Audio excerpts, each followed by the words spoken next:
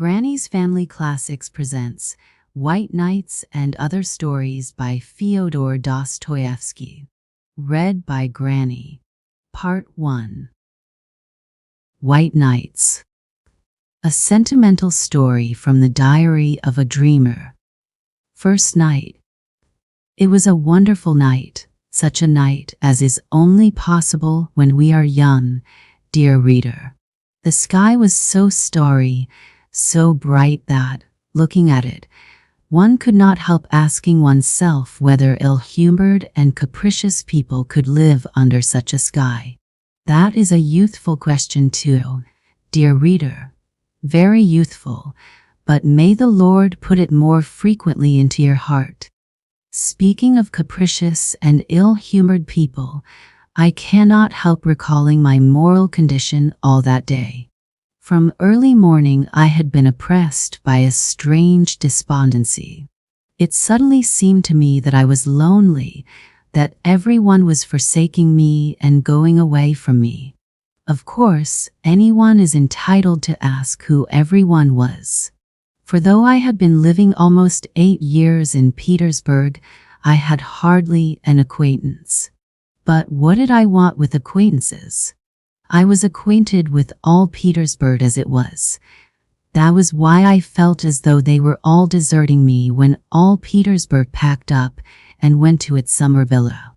I felt afraid of being left alone, and for 3 whole days I wandered about the town in profound dejection, not knowing what to do with myself.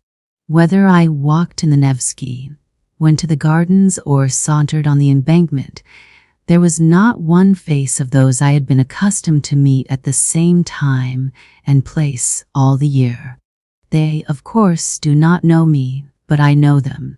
I know them intimately. I have almost made a study of their faces, and am delighted when they are gay, and downcast when they are under a cloud.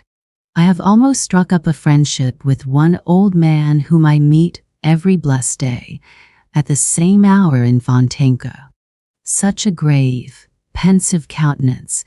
He is always whispering to himself and brandishing his left arm, while in his right hand he holds a long gnarled stick with a gold knob. He even notices me and takes a warm interest in me. If I happen not to be at a certain time in the same spot in Fontainebleau, I am certain he feels disappointed. That is how it is that we almost bow to each other, especially when we are both in good humor. The other day, when we had not seen each other for 2 days and met on the 3rd, we were actually touching our hats, but, realizing in time, dropped our hands and passed each other with a look of interest. I know the houses too. As I walk along, they seem to run forward in the streets to look out at me from every window, and almost to say, "Good morning. How do you do? I am quite well, thank God, and I am to have a new story in May." Or, "How are you? I am being redecorated tomorrow." Or, "I was almost burnt down and had such a fright," and so on. I have my favorites among them. Some are dear friends. One of them intends to be treated by the architect this summer. I shall go every day on purpose to see that the operation is not a failure. God forbid. But I shall never forget an incident with a very pretty little house of a light pink color. It was such a charming little brick house. It looked so hospitably at me, and so proudly at its ungainly neighbors, that my heart rejoiced whenever I happened to pass it. Suddenly last week I walked along the street, and when I looked at my friend I heard a plaintive, "They are painting me yellow. The villains, the barbarians." They had spared nothing, neither columns nor cornices, and my poor little friend was as yellow as a canary. It almost made me bilious. And to this day I have not had the courage to visit my poor disfigured friend, painted the color of the celestial empire. So now you understand, reader, in what sense I am acquainted with all Petersburg. I have mentioned already that I had felt worried for 3 whole days before I guessed the cause of my uneasiness. And I felt ill at ease in the street. This one had gone, and now one had gone, and what had become of the other? And at home I did not feel like myself either. For 2 evenings I was puzzling my brains to think what was amiss in my corner, why I felt so uncomfortable in it. And in perplexity, I scanned my grimy green walls, my ceiling covered with a spider's web, the growth of which Matrona has so successfully encouraged. I looked over all my furniture, examined every chair, wondering whether the trouble lay there, for if one chair is not standing in the same position as it stood the day before, I am not myself. I looked at the window, but it was all in vain. I was not a bit the better for it. I even bethought me to send for Matrona, and was giving her some fatherly admonitions in regard to the spider's web and sluttishness in general, but she simply stared at me in amazement and went away without saying a word, so that the spider's web is comfortably hanging in its place to this day. I only at last this morning realized what was wrong. Why, they're giving me the slip and making off to their summer villas. Forgive the triviality of the expression, but I am in no mood for fine language, for everything that had been in Petersburg had gone or was going away for the holidays, for every respectable gentleman of dignified appearance who took a cab was at once transformed, in my eyes, into a respectable head of a household who, after his daily duties were over, was making his way to the bosom of his family, to the summer villa, for all the passers-by had now quite a peculiar air which seemed to say to everyone they met, "We are only here for the moment, gentlemen, and in another 2 hours we shall be going off to the summer villa."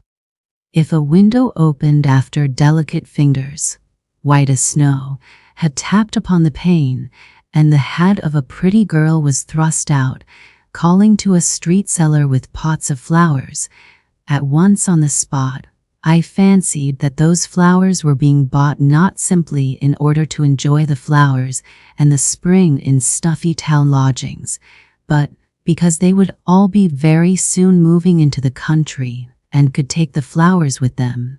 What is more, I made such progress in my new peculiar sort of investigation that I could distinguish correctly from the mere air of each in what summer villa he was living. The inhabitants of Kameny and Aptekarsky Islands or of the Peterhof Road were marked by the studied elegance of their manner, their fashionable summer suits, and the fine carriages in which they drove to town. Visitors to Partalovo and places further away impressed one at first sight by their reasonable and dignified air. The tripper to Krestovsky Island could be recognized by his look of irrepressible gaiety. If I chanced to meet a long procession of wagoners walking lazily with their reins in their hands beside wagons loaded with regular mountains of furniture, tables, chairs, ottomans and sofas and domestic utensils of all sorts, frequently with a decrepit cook sitting on the top of it all, guarding her master's property as though it were the apple of her eye. Or if I saw boats heavily loaded with household goods crawling along the Neva or Fontanka to the Black River or the islands, the wagons and the boats were multiplied tenfold, 100-fold in my eyes. I fancied that everything was astir and moving. Everything was going in regular caravans to the summer villas. It seemed as though Petersburg threatened to become a wilderness, so that at last I felt ashamed, mortified and sad that I had nowhere to go for the holidays and no reason to go away. I was ready to go away with every wagon, to drive off with every gentleman of respectable appearance who took a cab, but no one, absolutely no one, invited me. It seemed they had forgotten me, as though really I were a stranger to them. I took long walks, succeeding, as I usually did, in quite forgetting where I was, when I suddenly found myself at the city gates. Instantly, I felt light-hearted, and I passed the barrier and walked between cultivated fields and meadows, unconscious of fatigue, and feeling only all over as though a burden were falling off my soul. All the passers-by gave me such friendly looks that they seemed almost greeting me. They all seemed so pleased at something. They were all smoking cigars, every one of them, and I felt pleased as I never had before. It was as though I had suddenly found myself in Italy.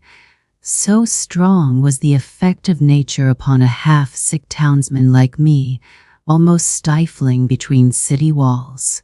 There is something inexpressibly touching in nature round Petersburg, when at the approach of spring she puts forth all her might, all the powers bestowed on her by heaven, when she breaks into leaf, decks herself out, and spangles herself with flowers.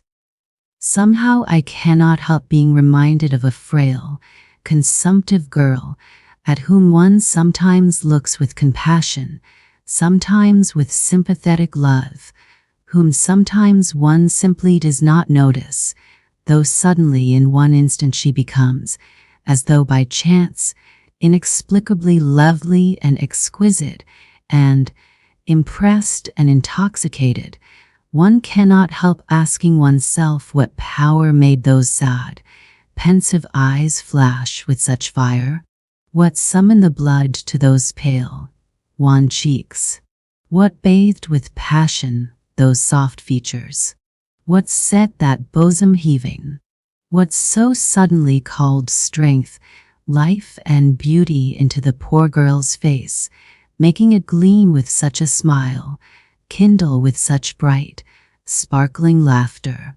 You look round, you seek for someone, you conjecture. But the moment passes, and next day you meet, maybe, the same pensive and preoccupied look as before, the same pale face, the same meek and timid movements, and even signs of remorse, traces of a mortal anguish and regret for the fleeting distraction.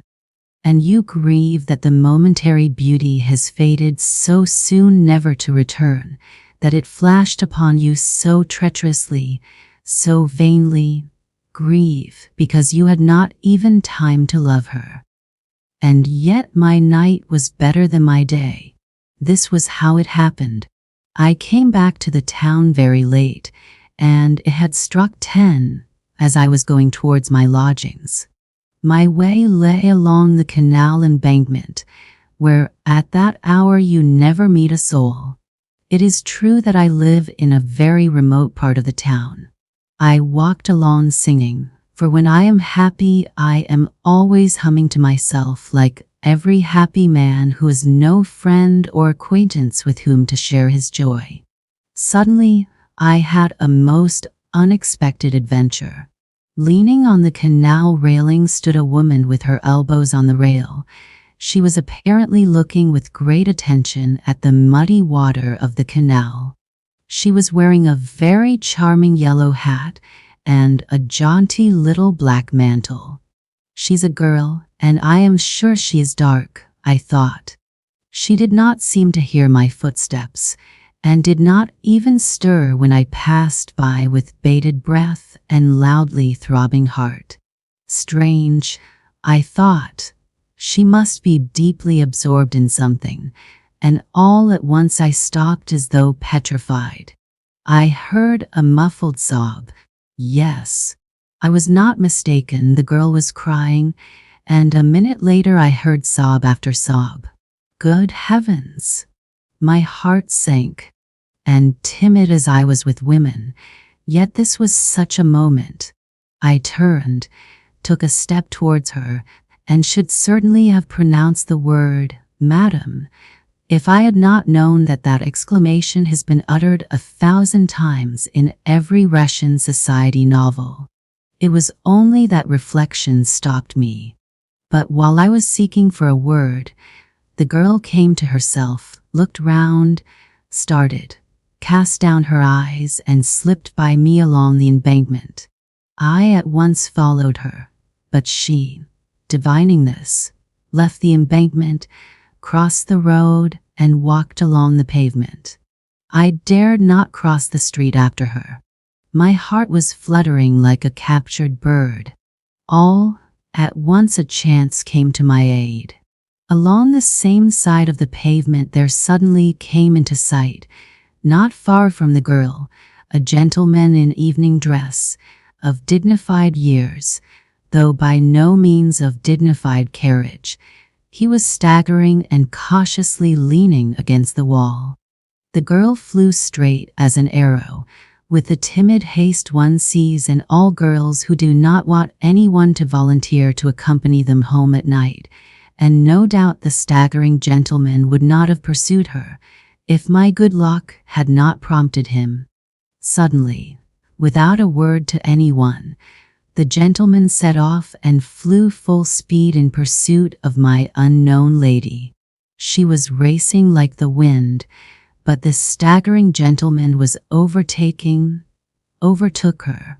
The girl uttered a shriek, and I bless my luck for the excellent knotted stick, which happened on that occasion to be in my right hand. In a flash I was on the other side of the street.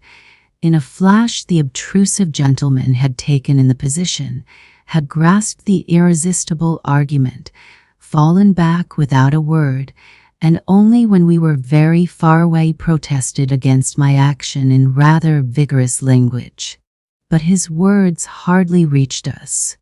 "Give me your arm," I said to the girl, "and he won't dare to annoy us further." She took my arm without a word, still trembling with excitement and terror. Oh, obtrusive gentleman, how I blessed you at that moment! I stole a glance at her. She was very charming and dark. I had guessed right. On her black eyelashes there still glistened a tear, from her recent terror or her former grief, I don't know. But there was already a gleam of a smile on her lips. She too stole a glance at me, faintly blushed and looked down. "There, you see. Why did you drive me away? If I had been here, nothing would have happened. But I did not know you. I thought that you too." "Why, do you know me now?" "A little. Here, for instance. Why are you trembling?" "Oh, you are right at the first guess," I answered, delighted that my girl had intelligence that is never out of place in company with beauty. "Yes, from the first glance, you have guessed the sort of man you have to do with." "Precisely. I am shy with women. I am agitated. I don't deny it, as much so as you were a minute ago when that gentleman alarmed you. I am in some alarm now. It's like a dream, and I never guessed even in my sleep that I should ever talk with any woman." "What, really?" "Yes, if my arm trembles, it is because it has never been held by a pretty little hand like yours. I am a complete stranger to women. That is, I have never been used to them. You see, I am alone. I don't even know how to talk to them. Here, I don't know now whether I have not said something silly to you. Tell me frankly. I assure you beforehand that I am not quick to take offense." "No, nothing, quite the contrary.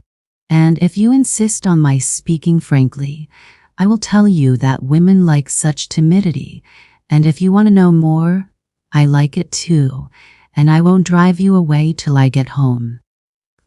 "You will make me," I said, breathless with delight, "lose my timidity, and then farewell to all my chances."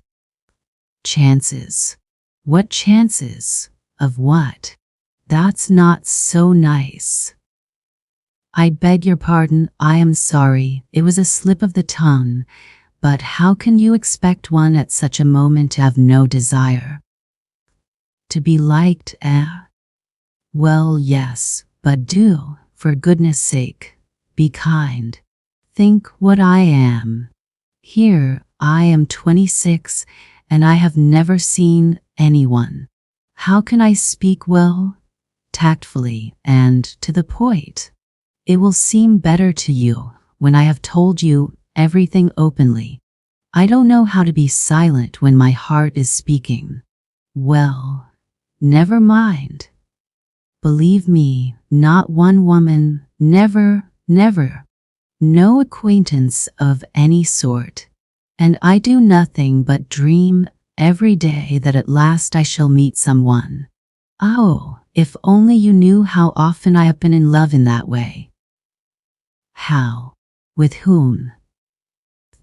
Why, with no one, with an ideal, with the one I dream of in my sleep. I make up regular romances in my dreams. Ah, you don't know me. It's true, of course, I have met 2 or 3 women, but what sort of women were they? They were all landladies, that.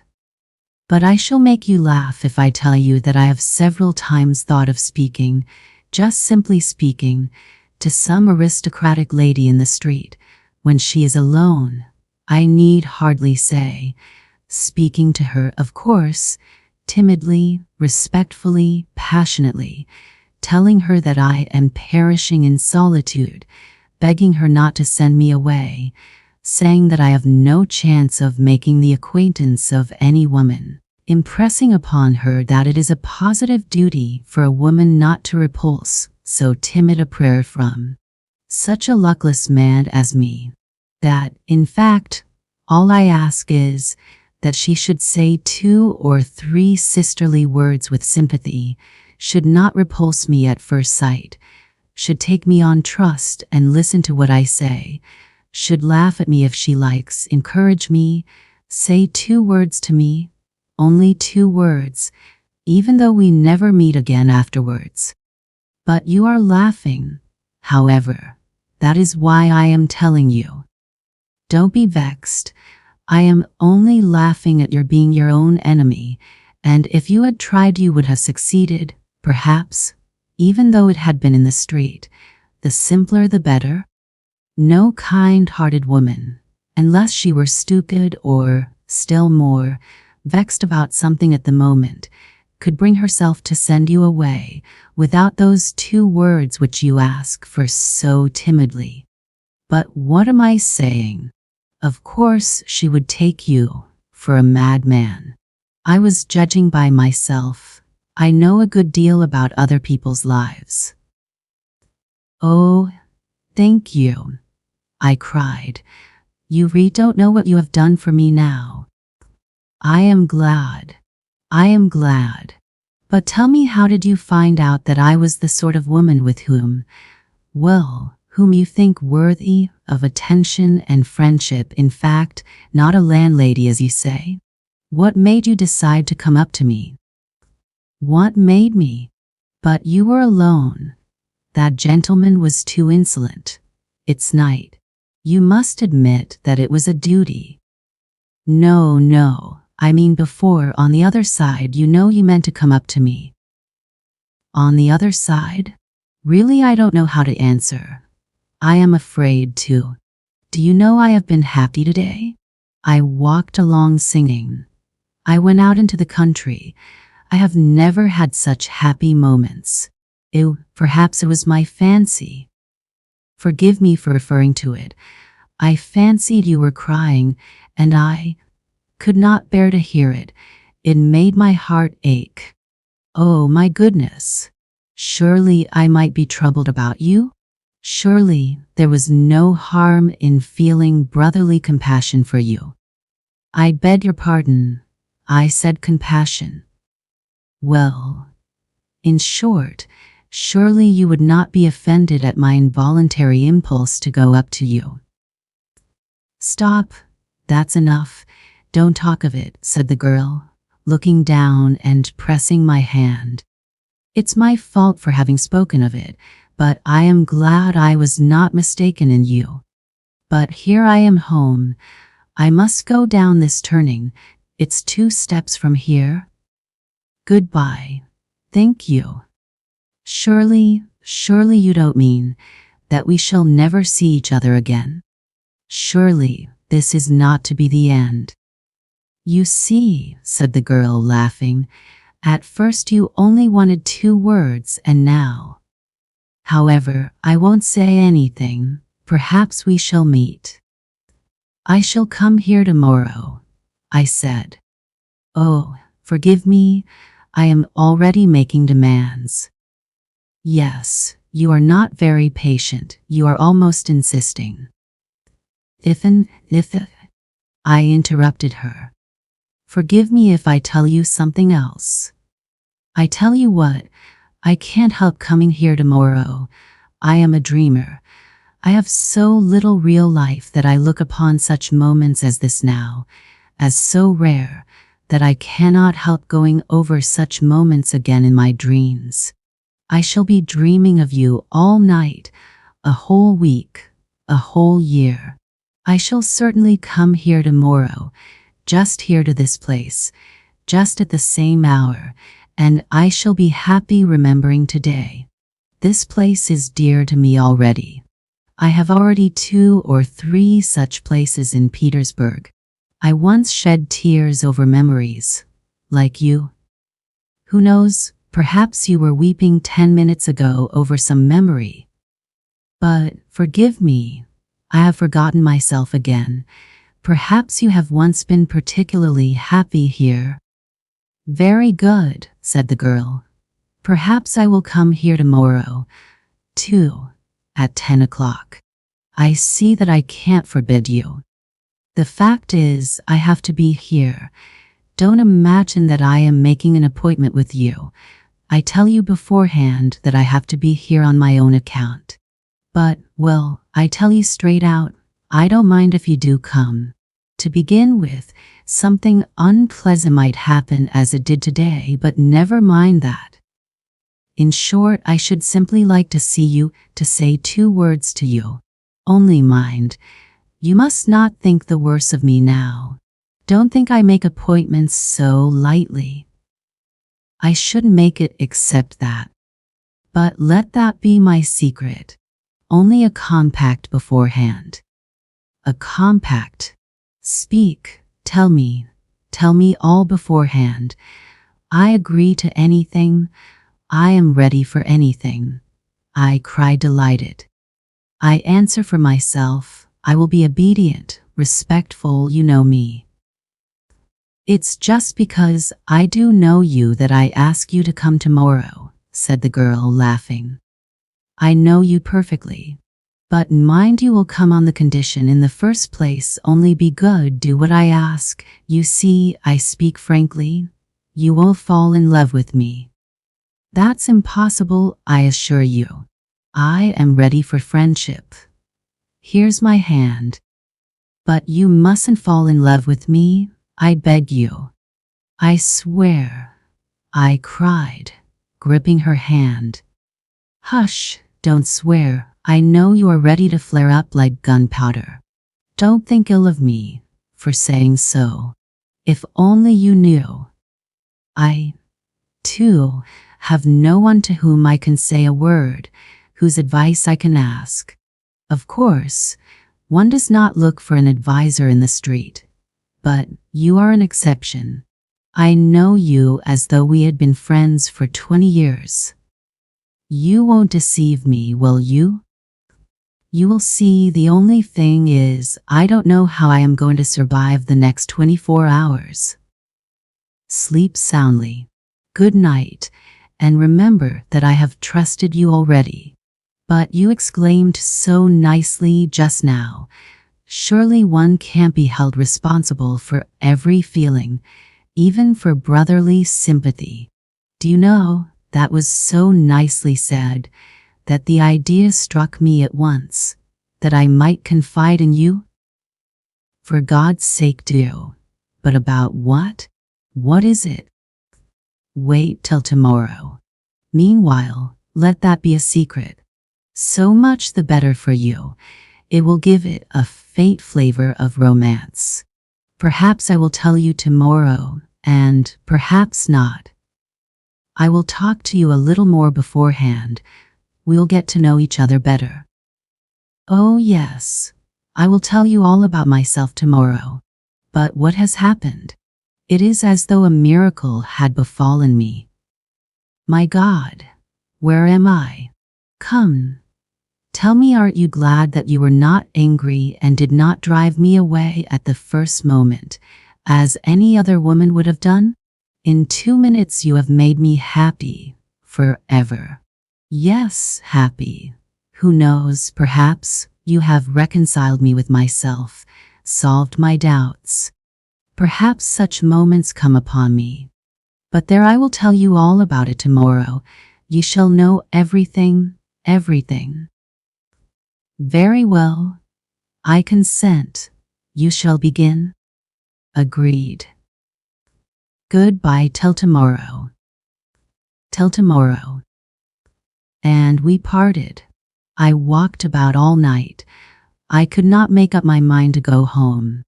I was so happy. Tomorrow. Second night. Well, so you have survived, she said, pressing both my hands. I've been here for the last 2 hours. You don't know what a state I have been in all day. I know, but to business.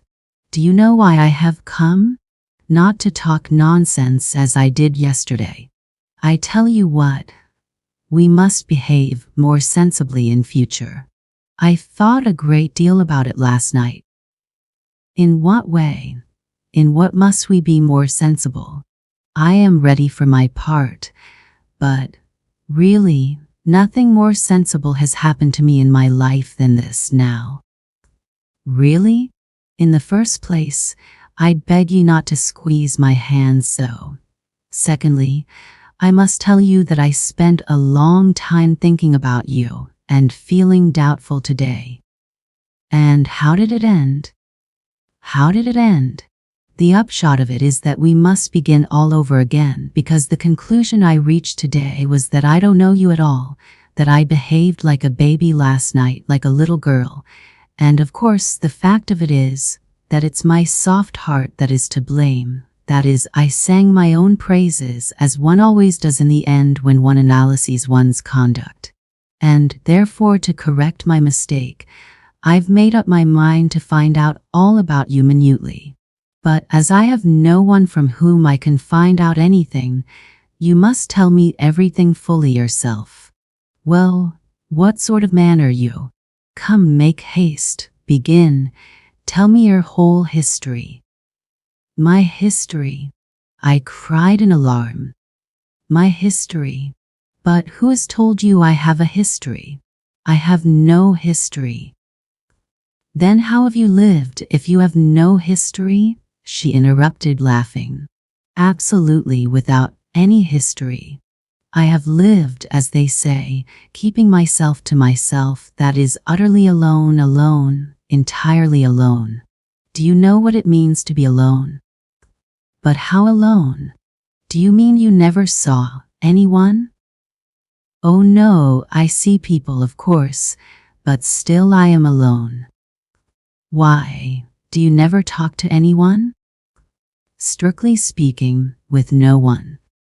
Who are you then? Explain yourself. Stay, I guess. Most likely, like me, you have a grandmother. She is blind and will never let me go anywhere, so that I have almost forgotten how to talk. And when I played some pranks 2 years ago, and she saw there was no holding me in, she called me up and pinned my dress to hers, and ever since we sit like that for days together. She knits a stocking, though she's blind, and I sit beside her, sew or read aloud to her. It's such a queer habit. Here for 2 years I'd been pinned to her. Good heavens! What misery! But no, I haven't a grandmother like that. Well, if you haven't, why do you sit at home? Listen, do you want to know the sort of man I am? Yes. In the strict sense of the word? In the very strictest sense of the word. Very well, I am a type. Type. What sort of type? Cried the girl, laughing, as though she had not had a chance of laughing for a whole year. Yes, it's very amusing talking to you. Look, here's a seat, let us sit down. No one is passing here, no one will hear us, and begin your history. For it's no good your telling me, I know you have a history. Only you are concealing it. To begin with, what is a type? A type? A type is an original. It's an absurd person, I said, infected by her childish laughter. It's a character. Listen, do you know what is meant by a dreamer? A dreamer. Indeed, I should think I do know. I am a dreamer myself. Sometimes, as I sit by grandmother, all sorts of things come into my head. Why, when one begins dreaming, one lets one's fancy run away with one. Why, I marry a Chinese prince. Though sometimes it is a good thing to dream. But, goodness knows, especially when one has something to think of apart from dreams, added the girl, this time rather seriously. Excellent. If you have been married to a Chinese emperor, you will quite understand me. Come, listen. But 1 minute, I don't know your name yet. At last. You have been in no hurry to think of it. Oh, my goodness. It never entered my head. I felt quite happy as it was. My name is Nastenka. Nastenka. And nothing else? Nothing else. Why, is not that enough for you, you insatiable person? Not enough. On the contrary, it's a great deal, a very great deal. Nastenka, you kind girl, if you were Nastenka for me from the first. Quite so. Well, listen, Nastenka, now for this absurd history. I sat down beside her, assumed a pedantically serious attitude, and began as though reading from a manuscript. There are, Nastenka, though you may not know it, strange nooks in Petersburg. It seems as though the same sun as shines for all Petersburg people does not peep into those spots, but some other different new one, the spoken expressly for those nooks, and it throws a different light on everything. In these corners, dear Nastenka, quite a different life is lived, quite unlike the life that is surging round us, but such as perhaps exists in some unknown realm, not among us in our serious, over-serious time. Well, that life is a mixture of something purely fantastic, fervently ideal, with something, alas, Nastenka, dingily prosaic and ordinary, not to say incredibly vulgar. Fool. Good heavens! What a preface! What do I hear? Listen, Nastenka. It seems to me I shall never be tired of calling you Nastenka. Let me tell you that in these corners live strange people, dreamers. The dreamer, if you want exact definition, is not a human being but a creature of an intermediate sort. For the most part he settles in some inaccessible corner, as though hiding from the light of day. Once he slips into his corner, he grows to it like a snail, or, anyway, he is in that respect very much like that remarkable creature, which is an animal and a house both at once, and is called a tortoise. Why do you suppose he is so fond of his four walls, which are invariably painted green, grimy, dismal, and reeking unpardonably of tobacco smoke? Why is it that when this absurd gentleman is visited by one of his few acquaintances, and he ends by getting rid of all his friends, Why does this absurd person meet him with such embarrassment, changing countenance, and overcome with confusion, as though he had only just committed some crime within his four walls, as though he had been forging counterfeit notes, or as though he were writing verses to be sent to a journal with an anonymous letter in which he states that the real poet is dead, and that his friend thinks it his sacred duty to publish his things? Why, tell me, Nastenka, why is a conversation is not easy between the two friends? Why is there no laughter? Why does no lively word fly from the tongue of the perplexed newcomer, who at other times may be very fond of laughter, lively words, conversation about the fair sex, and other cheerful subjects?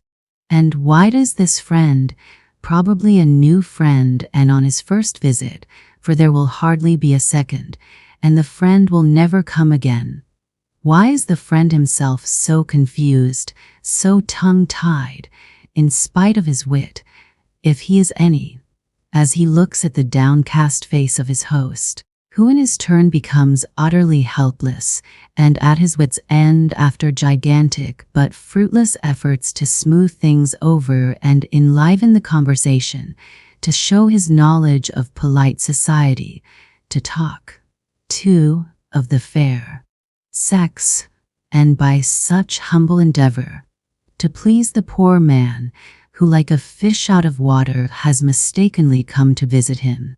Why does the gentleman, all at once remembering some very necessary business which never existed, suddenly seize his hat and hurriedly make off, snatching away his hand from the warm grip of his host, who is trying his utmost to show his regret and retrieve the lost position?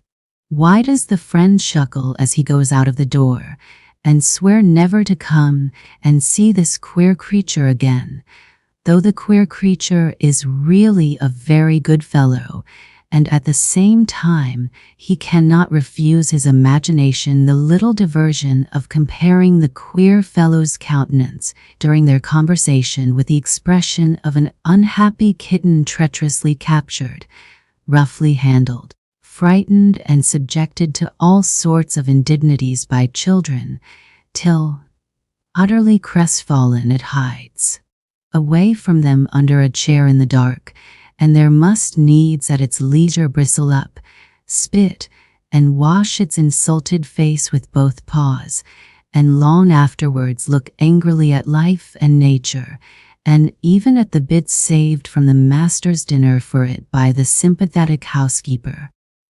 Listen, interrupted Nastenka, who had listened to me all the time in amazement, opening her eyes and her little mouth. Listen, I don't know in the least why it happened and why you ask me such absurd questions. All I know is that this adventure must have happened word for word to you. Doubtless, I answered, with the gravest face. Well, since there is no doubt about it, go on, said Nastenka, because I want very much to know how it will end. You want to know, Nastenka, what our hero, that is I, for the hero of the whole business was my humble self, did in his corner? You want to know why I lost my head and was upset for the whole day by the unexpected visit of a friend? You want to know why I was so startled, why I blushed when the door of my room was opened, why I was not able to entertain my visitor, and why I was crushed under the weight of my own hospitality? Why, yes, answered Nastenka. That's the point. Listen, you describe it all splendidly, but couldn't you perhaps describe it a little less splendidly? You talk as though you were reading it out of a book. Nastenka, I answered in a stern and dignified voice, hardly able to keep from laughing. Dear Nastenka, I know I described splendidly, but excuse me, I don't know how else to do it. At this moment, dear Nastenka, at this moment I am like the spirit of King Solomon when, After lying 1,000 years under 7 seals in a urn, those 7 seals were at last taken off.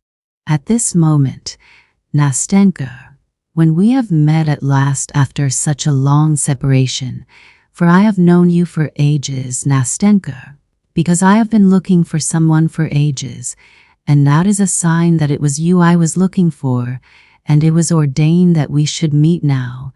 At this moment 1,000 vowels have opened in my head, and I must let myself flow in a river of words, or I shall choke.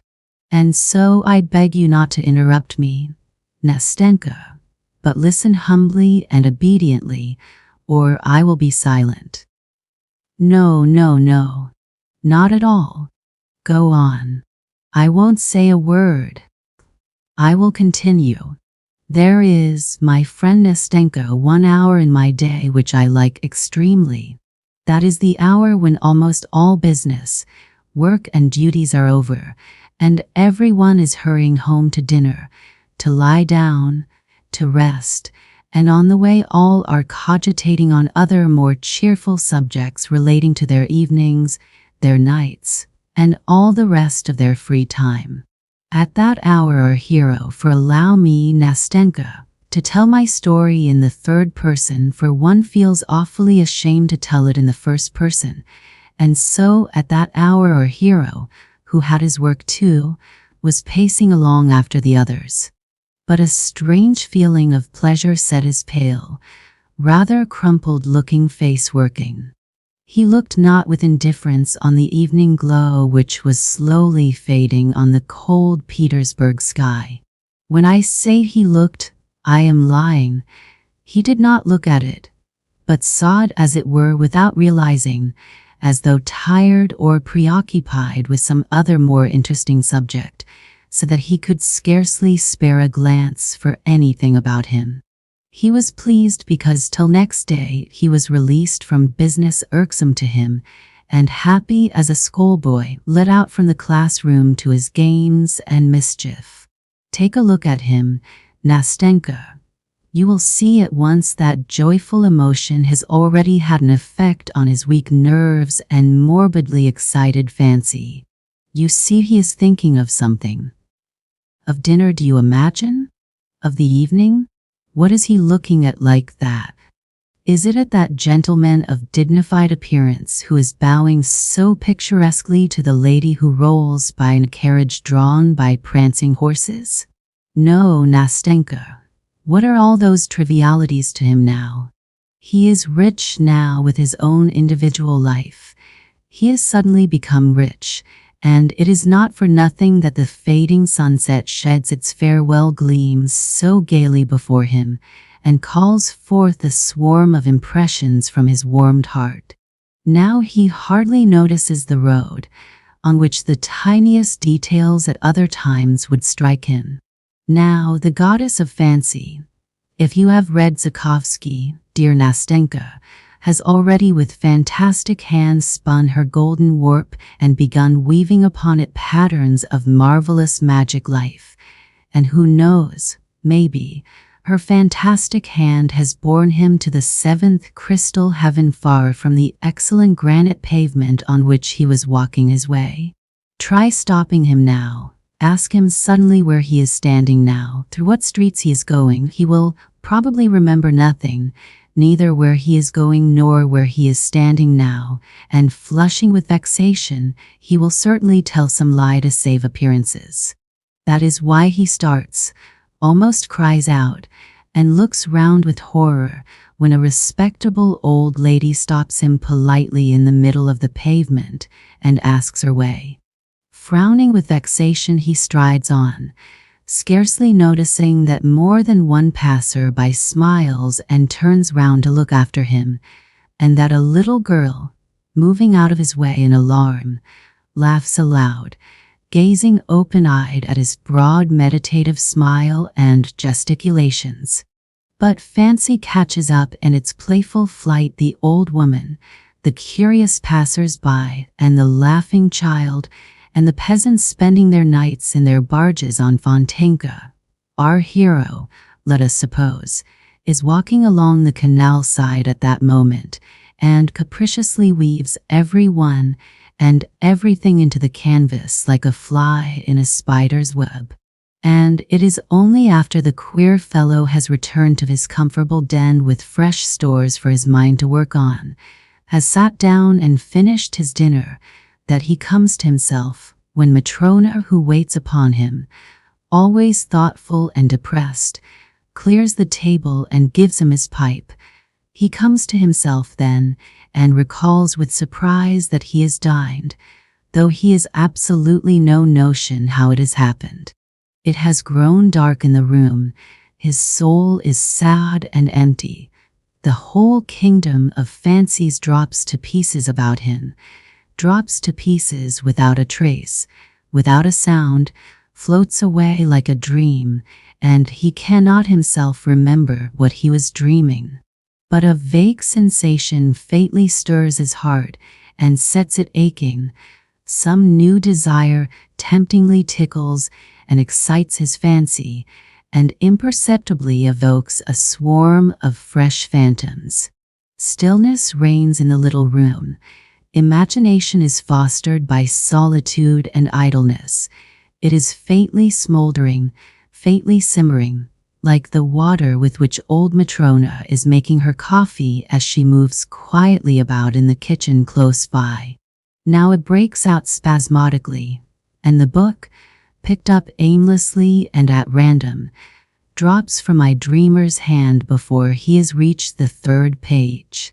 His imagination is again stirred and at work, and again a new world, a new fascinating life opens vistas before him. A fresh dream, fresh happiness, a fresh rush of delicate, voluptuous poison. What is real life to him?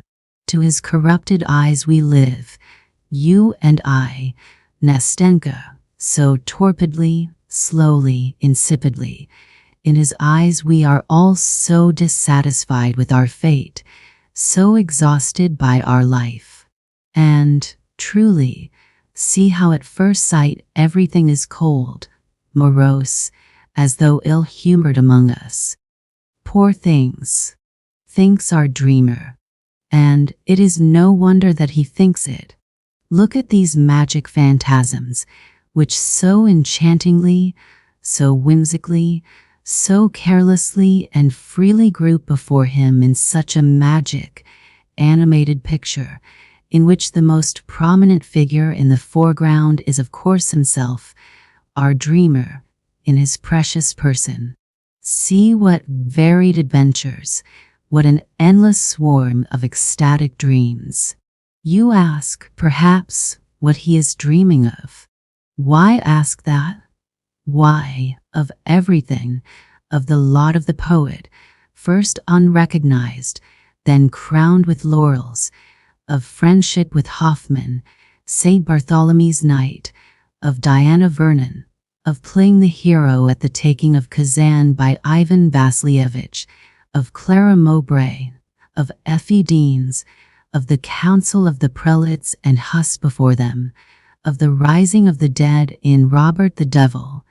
Do you remember the music? It smells of the churchyard, of Minna and Brenda, of the Battle of Berezina, of the reading of a poem at Countess V.D.S., of Danton, of Cleopatra Yai Swoyamani, of a little house in Kolomna, of a little home of one's own, and beside one a dear creature who listens to one on a winter's evening, opening her little mouth and eyes as you are listening to me now, my angel.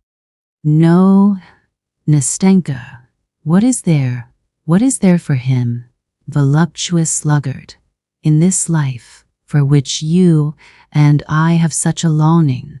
He thinks that this is a poor, pitiful life, not foreseeing that for him too, maybe, sometime the mournful hour may strike, when for one day of that pitiful life he would give all his years of fantasy, and would give them not only for joy and for happiness, but, without caring to make distinctions in that hour of sadness, remorse, and unchecked grief.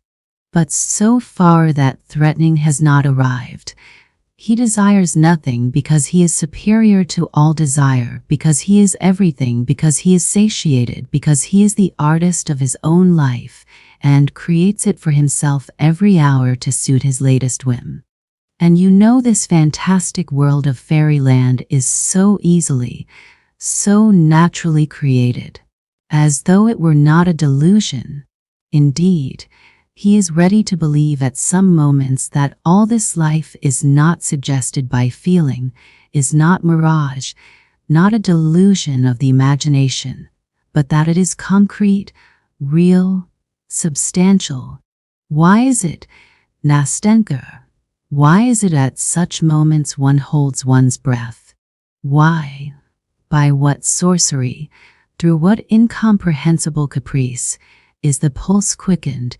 Does a tear start from the dreamer's eye, while his pale, moist cheeks glow, while his whole being is suffused with an inexpressible sense of consolation? Why is it that whole sleepless nights pass like a flash in inexhaustible gladness and happiness, and when the dawn gleams rosy at the window and daybreak floods the gloomy room with uncertain, fantastic light, as in Petersburg, our dreamer, worn out and exhausted, flings himself on his bed and drops asleep with thrills of delight in his morbidly overwrought spirit and with a weary sweet ache in his heart. Yes, Nastenka, one deceives oneself and unconsciously believes that real true passion is stirring one's soul. One unconsciously believes that there is something living, tangible in one's immaterial dreams. And is a delusion? Here love, for instance, is bound up with all its fathomless joy, all its torturing agonies in his bosom. Only look at him, and you will be convinced. Would you believe, looking at him, dear Nastenka, that he has never known her whom he loves in his ecstatic dreams? Can it be that he has only seen her in seductive visions, and that this passion has been nothing but a dream? Surely they must have spent years hand in hand together, alone the two of them, casting off all the world and each uniting his or her life with the other's. Surely when the hour of parting came, she must have lain sobbing and grieving on his bosom, heedless of the tempest raging under the sullen sky, heedless of the wind which snatches and bears away the tears from her black eyelashes. Can all of that have been a dream? And that garden, dejected, forsaken, run wild, with its little moss-grown paths, solitary, gloomy, where they used to walk so happily together, where they hoped, grieved, loved each other so long and so fondly? And that queer ancestral house where she spent so many years lonely and sad with her morose old husband, always silent and splenetic, who frightened them, while timid as children they hid their love from each other. What torments they suffered, what agonies of terror, how innocent, how pure was their love, and how, I need hardly say, Nastenka, malicious people were. And, good heavens, surely he met her afterwards, far from their native shores, under alien skies, in the hot south, in the divinely eternal city, in the dazzling splendor of the ball to the crash of music, in a palazzo, it must be in a palazzo, drowned in a sea of lights, on the balcony, wreathed in myrtle and roses, where, recognizing him, she hurriedly removes her mask and, whispering, "I am free," flings herself trembling into his arms, and with a cry of rapture, clinging to one another, in one instant they forget their sorrow and their parting and all their agonies, and the gloomy house and the old man and the dismal garden in that distant land, and the seat on which, with a last passionate kiss, she tore herself away from his arms numb with anguish and despair. Oh, Nastenka, you must admit that one would start, betray confusion, and blush like a schoolboy who has just stuffed in his pocket an apple stolen from a neighbor's garden when your uninvited visitor, some stalwart, lanky fellow, a festive soul fond of a joke, opened your door and shouts out as though nothing were happening. My dear boy, I have this minute come from Pavlovsk. My goodness, the old count is dead, unutterable happiness is close at hand, and people arrive from Pavlovsk. Finishing my pathetic appeal, I paused pathetically. I remembered that I had an intense desire to force myself to laugh, for I was already feeling that a malignant demon was stirring within me, that there was a lump in my throat, that my chin was beginning to twitch, and that my eyes were growing more and more moist. I expected Nastenka, who listened to me opening her clever eyes, would break into her childish, irrepressible laugh, and I was already regretting that I had gone so far, that I had unnecessarily described what had long been simmering in my heart, about which I could speak as though from a written account of it, because I had long ago passed judgment on myself, and now could not resist reading it, making my confession, without expecting to be understood. But to my surprise she was silent, waiting. A little. Then she faintly pressed my hand, and with timid sympathy asked, "Surely you haven't lived like that all your life?" "All my life, Nastenka," I answered. "All my life, and it seems to me I shall go on so to the end." "No, that won't do," she said uneasily. "That must not be. And so, maybe, I shall spend all my life beside grandmother. Do you know, it is not at all good to live like that." "I know, Nastenka, I know," I cried, unable to restrain my feelings longer. "And I realize now more than ever that I have lost all my best years. And now I know it and feel it more painfully from recognizing that God has set me you, my good angel, to tell me that and show it. Now that I sit beside you and talk to you, it is strange for me to think of the future, for in the future, there is loneliness again this musty, useless life, and what shall I have to dream of when I have been so happy in reality, beside you? Oh, may you be blessed, dear girl, for not having repulsed me at first, for enabling me to say that for 2 evenings at least, I have lived." "Oh, no, no," cried Nastenka, and tears glistened in her eyes. "No, it mustn't be so any more. We must not part like that. What are 2 evenings? Oh, Nastenka, Nastenka, do you know how far you have reconciled me to myself? Do you know now that I shall not think so ill of myself as I have at some moments? Do you know that, maybe, I shall leave off grieving over the crime and sin of my life? For such a life is a crime and a sin.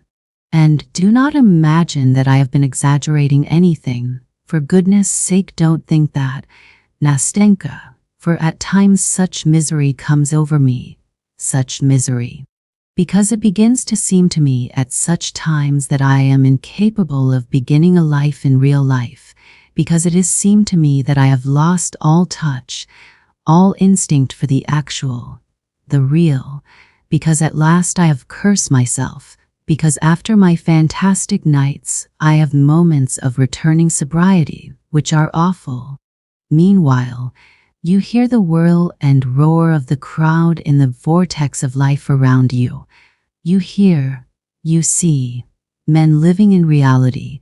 You see that life for them is not forbidden, that their life does not float away like a dream, like a vision, that their life is being eternally renewed, eternally youthful, and not 1 hour of it is the same as another, while fancy is so spiritless, monotonous to vulgarity and easily scared, the slave of shadows, of the idea, the slave of the first cloud that shrouds the sun, and overcasts with depression the true Petersburg heart so devoted to the sun.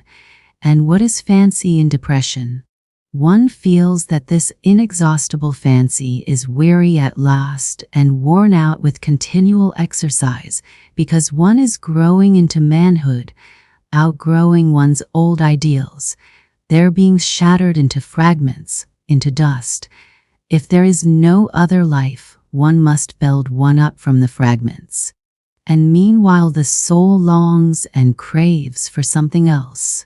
And in vain the dreamer rakes over his old dreams, as though seeking a spark among the embers, to fan them into flame, to warm his chilled heart by the rekindled fire, and to rouse up in it again all that was so sweet, that touched his heart, that set his blood boiling, drew tears from his eyes, and so luxuriously deceived him. Do you know, Nastenka, the point I have reached? Do you know that I am forced now to celebrate the anniversary of my own sensations, the anniversary of that which was once so sweet, which never existed in reality? For this anniversary is kept in memory of those same foolish, shadowy dreams. And to do this because those foolish dreams are no more, because I have nothing to earn them with. You know, even dreams do not come for nothing.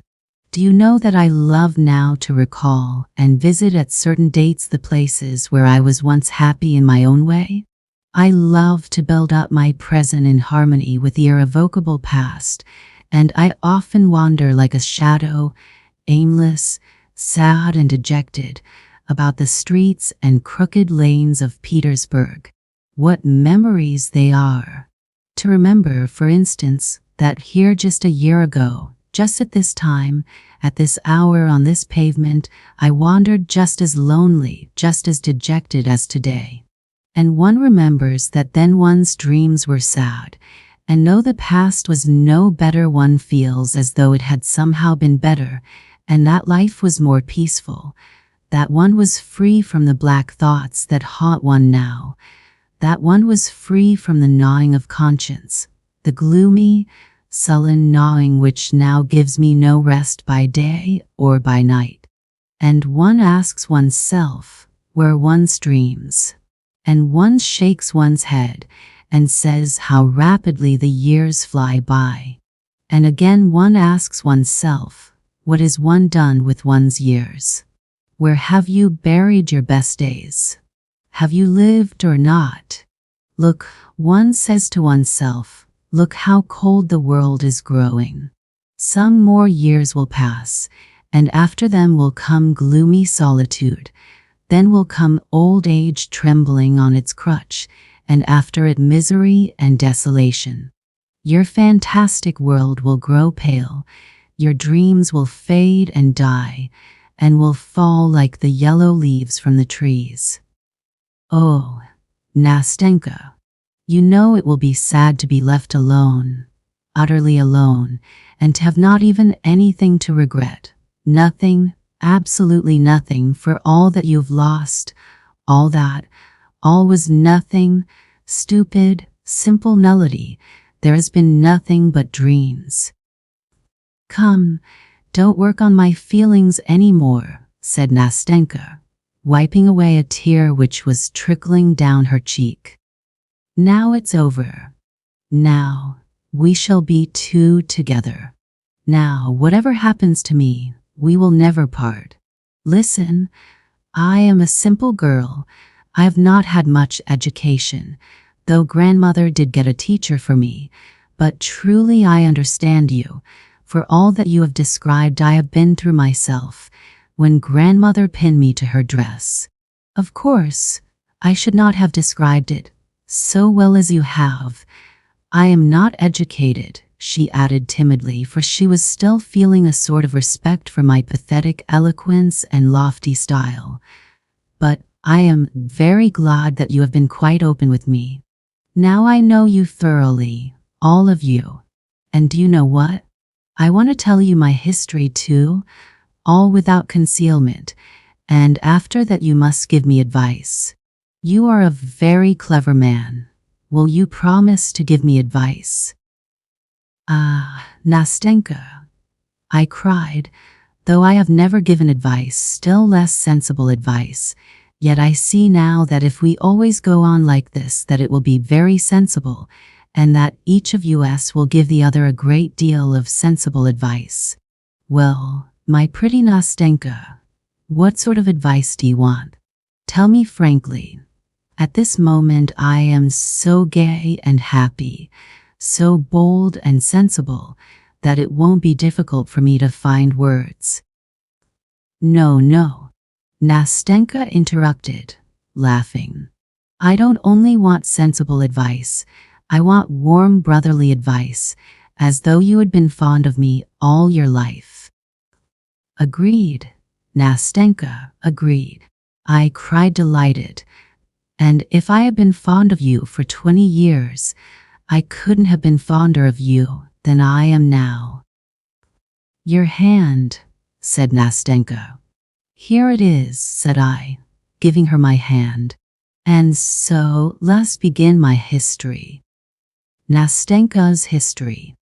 Half my story you know already, that is, you know that I have an old grandmother.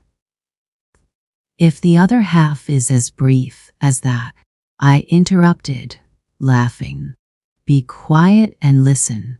First of all, you must agree not to interrupt me, or else perhaps I shall get in a muddle. Come, listen quietly. I have an old grandmother. I came into her hands when I was quite a little girl, for my father and mother are dead. It must be supposed that grandmother was once richer, for now she recalls better days. She taught me French and then got a teacher for me. When I was 15 and now I am 17, we gave up having lessons. It was at that time that I got into mischief. What I did I won't tell you. It's enough to say that it wasn't very important. But grandmother called me to her one morning and said that as she was blind, she could not look after me. She took a pin and pinned my dress to hers and said that we should sit like that for the rest of our lives if, of course, I did not become a better girl. In fact, at first it was impossible to get away from her. I had to work, to read, and to study all beside grandmother. I tried to deceive her once, and persuaded Fekla to sit in my place. Fekla is our charwoman. She is deaf. Fekla sat there instead of me. Grandmother was asleep in her armchair at the time, and I went off to see a friend close by. Well, it ended in trouble. Grandmother woke up while I was out and asked some questions. She thought I was still sitting quietly in my place. Fekla saw that grandmother was asking her something, but could not tell what it was. She wondered what to do, and did the pin and ran away. At this point Nastenka stopped and began laughing. I laughed with her. She left off at once. I tell you what, don't you laugh at grandmother. I laugh because it's funny. What can I do, since grandmother is like that? But yet I am fond of her in a way. Oh, well, I did catch it that time. I had to sit down in my place at once, and after that I was not allowed to stir. Oh, I forgot to tell you that our house belongs to us, that is to grandmother. It is a little wooden house with 3 windows as old as grandmother herself, with a little upper story. Well, they're moved into our upper story and new lodger. Then you had an old lodger, I observed casually. Yes, of course, answered Nastenka, and one who knew how to hold his tongue better than you do. In fact, he hardly ever used his tongue at all. He was a dumb, blind, lame, dried-up little old man, so that at last he could not go on living. He died. So then we had to find a new lodger, for we could not live without a lodger. The rent, together with grandmother's pension, is almost all we have. But the new lodger, as luck would have it, was a young man, a stranger not of these parts. As he did not haggle over the rent, grandmother accepted him, and only afterwards she asked me, "Tell me, Nastenka, what is our lodger like? Is he young or old?" I did not want to lie, so I told grandmother that he wasn't exactly young, and that he wasn't old. "And is he pleasant looking?" asked grandmother. Again, I did not want to tell a lie. "Yes, he is pleasant looking, grandmother," I said. And grandmother said, "Oh, what a nuisance, what a nuisance. I tell you this, grandchild, that you may not be looking after him. What times these are! Why a paltry lodger like this? And he must be pleasant looking too. It was very different in the old days." Grandmother was always regretting the old days. She was younger in old days, and the sun was warmer in old days, and cream did not turn so sour in old days. It was always the old days. I would sit still and hold my tongue and think to myself, why did grandmother suggest it to me? Why did she ask whether the lodger was young and good-looking? But that was all. I just thought it, began counting my stitches again, went on knitting my stocking, and forgot all about it. Well, one morning the lodger came in to see us. He asked about a promise to paper his rooms. One thing led to another. Grandmother was talkative, and she said, "Go, Nastenka, into my bedroom and bring me my reckoner." I jumped up at once. I blushed all over, I don't know why, and forgot I was sitting pinned to grandmother, instead of quietly undoing the pen so that the lodger should not see. I jumped so that grandmother's chair moved. When I saw that the lodger knew all about me now, I blushed, stood still as though I had been shot, and suddenly began to cry. I felt so ashamed and miserable at that minute that I didn't know where to look. Grandmother called out, "What are you waiting for?" And I went on worse than ever. When the lodger saw that I was ashamed on his account, he bowed and went away at once. After that I felt ready to die at the least sound in the passage. It's the lodger, I kept thinking. I stealthily undid the pen in case. But it always turned out not to be. He never came. A fortnight passed. The lodger sent word through Fyodor that he had a great number of French books, and that they were all good books that I might read. So would not grandmother like me to read them, that I might not be dull? Grandmother agreed with gratitude, but kept asking if they were moral books, for if the books were immoral it would be out of the question. One would learn evil from them. And what should I learn, grandmother? What is there written in them? "Ah," she said, "what's described in them is how young men seduce virtuous girls. How, on the excuse that they want to marry them, they carry them off from their parents' houses. How afterwards they leave these unhappy girls to their fate, and they perish in the most pitiful way." "I read a great many books," said grandmother, "and it is all so well described that one sits up all night and reads them on the sly. So mind you don't read them, Nastenka," said she. "What books has he sent?" "They are all Walter Scott's novels, grandmother." Walter Scott's novels. But stay, isn't there some trick about it? Look, hasn't he stuck a love letter among them? "No, grandmother," I said, "there isn't a love letter." "But look under the binding, they sometimes stuff it under the bindings, the rascals." "No, grandmother, There is nothing under the binding. Well, that's all right.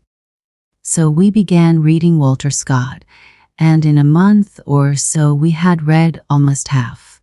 Then he sent us more and more. He sent us Pushkin, too, so that at last I could not get on without a book and left off dreaming of how fine it would be to marry a Chinese prince. That's how things were when I chanced one day to meet our lodger on the stairs. Grandmother had set me to fetch something. He stopped. I blushed and he blushed. He laughed, though, said good morning to me, asked after grandmother, and said, "Well, have you read the books?" I answered that I had. "Which did you like best?" he asked. I said, "Ivanhoe and Pushkin best of all," and so our talk ended for that time. A week later I met him again on the stairs. That time grandmother had not sent me. I wanted to get something for myself. It was past 2, and the lodger used to come home at that time. "Good afternoon," said he. I said good afternoon too. "Aren't you dull?" he said, "sitting all day with your grandmother?" When he asked that, I blushed. I don't know why. I felt ashamed, and again I felt offended. I suppose because other people had begun to ask me about that. I wanted to go away without answering, but I hadn't the strength. "Listen," he said. "You're a good girl. Excuse my speaking to you like that, but I assure you that I wish for your welfare quite as much as your grandmother. Have you no friends that you could go and visit?" I told him I hadn't any, that I had had no friend but Mishenka, and she had gone away to Pskov. "Listen," he said. "Would you like to go to the theater with me?" "To the theater? What about grandmother?" "But you must go without your grandmother's knowing it," he said. "No," I said. "I don't want to deceive grandmother. Goodbye." "Well, goodbye," he answered, and said nothing more. Only after dinner he came to see us, sat a long time talking to grandmother, asked her whether she ever went out anywhere, whether she had acquaintances, and suddenly said, "I have taken a box at the opera for this evening. They are giving The Barber of Seville. My friends meant to go, but afterwards refused, so the ticket is left on my hands." "The Barber of Seville," cried grandmother. "Why, the same they used to act in old days?" "Yes, it's the same barber," he said, and glanced at me. I saw what it meant and turned crimson, and my heart began throbbing with suspense. "To be sure I know it," said grandmother.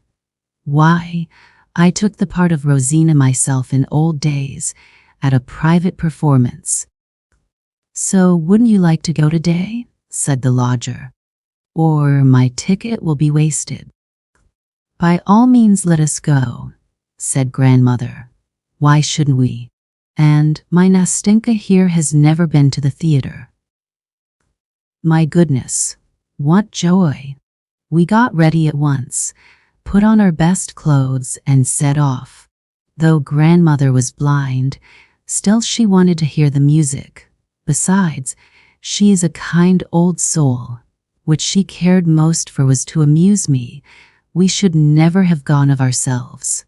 Well, my impressions of The Barber of Seville were I won't tell you, but all that evening our lodger looked at me so nicely, talked so nicely, that I saw at once that he had meant to test me in the morning when he proposed that I should go with him alone. Well, it was joy.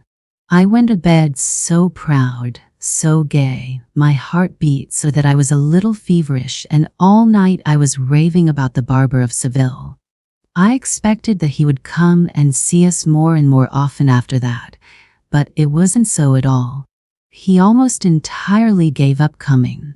He would just come in about once a month, and then only to invite us to the theater. We went twice again. Only I wasn't at all pleased with that. I saw that he was simply sorry for me because I was so hardly treated by grandmother, and that was all. As time went on, I grew more and more restless. I couldn't sit still. I couldn't read. I couldn't work.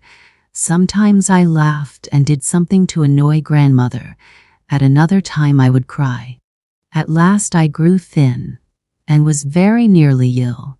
The opera season was over, and our lodger had quite given up coming to see us. Whenever we met, always on the same staircase, of course, he would bow so silently, so gravely, as though he did not want to speak, and go down to the front door, while I went on standing in the middle of the stairs, as red as a cherry, for all the blood rushed to my head at the sight of him. Now the end is near. Just a year ago, in May, the lodger came to us and said to grandmother that he had finished his business here and that he must go back to Moscow for a year. When I heard that, I sank into a chair half dead. Grandmother did not notice anything, and having informed us that he should be leaving us, he bowed and went away. What was I to do? I thought and fretted, and at last I made up my mind. Next day he was to go away, and I made up my mind to end it all that evening when grandmother went to bed. And so it happened. I made up all my clothes in a parcel, all the linen I needed, and with the parcel in my hand, more dead than alive, went upstairs to our lodger. I believe I must have stayed an hour on the staircase. When I opened his door, he cried out as he looked at me. He thought I was a ghost and rushed to give me some water, for I could hardly stand up. My heart beat so violently that my head ached, and I did not know what I was doing.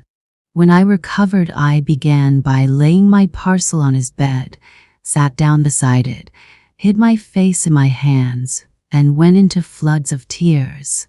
I think he understood it all at once, and looked at me so sadly that my heart was torn. "Listen," he began. "Listen, Nastenka. I can't do anything. I am a poor man, for I have nothing, not even a decent birth. How could we live if I were to marry you?" We talked a long time, but at last I got quite frantic. I said I could not go on living with grandmother, that I should run away from her, that I did not want to be pinned to her, and that I would go to Moscow if he liked, because I could not live without him. Shame and pride and love were all clamoring in me at once, and I fell on the bed almost in convulsions. I was so afraid of a refusal. He sat for some minutes in silence, then got up, came up to me, and took me by the hand. "Listen, my dear good Nastenka, listen. I swear to you that if I am ever in a position to marry, you shall make my happiness. I assure you that now you are the only one who could make me happy. Listen, I am going to Moscow and shall be there just a year. I hope to establish my position. When I come back, if you still love me, I swear that we will be happy. Now it is impossible. I am not able. I have not the right to promise anything.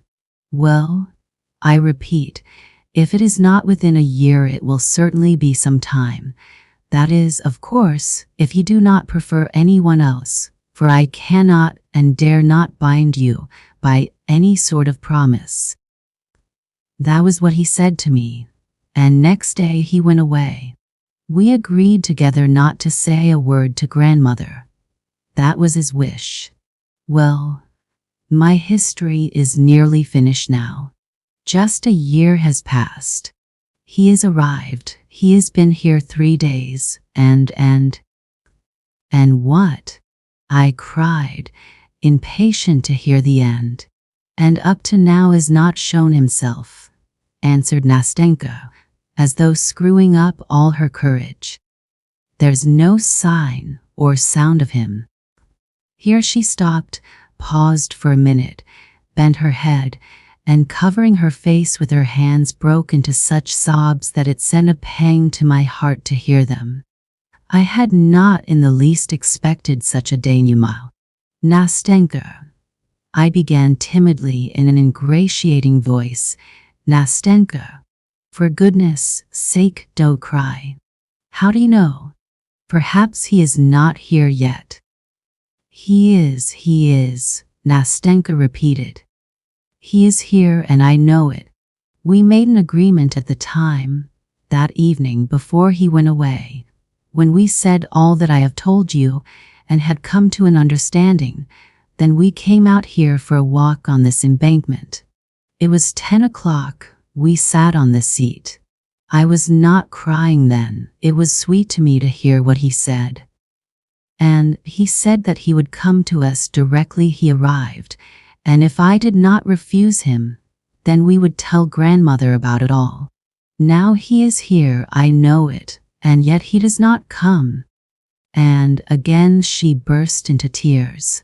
Good God, can I do nothing to help you in your sorrow? I cried, jumping up from the seat in utter despair. Tell me, Nastenka, wouldn't it be possible for me to go to him? Would that be possible? She asked suddenly, raising her head. No, of course not, I said, pulling myself up. But I tell you what, write a letter. No, that's impossible. I can't do that, she answered with decision, bending her head and not looking at me.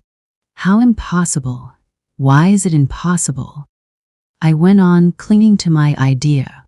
But, Nastenka, it depends what sort of letter. There are letters and letters and… Nastenka, I am right. Trust me, trust to me. I will not give you bad advice. It can all be arranged. You took the first step. Why not now? I can't. It would seem as though I were forcing myself on him. My good little Nastenka, I said, hardly able to conceal a smile. No, you have a right to. In fact, because he made you a promise.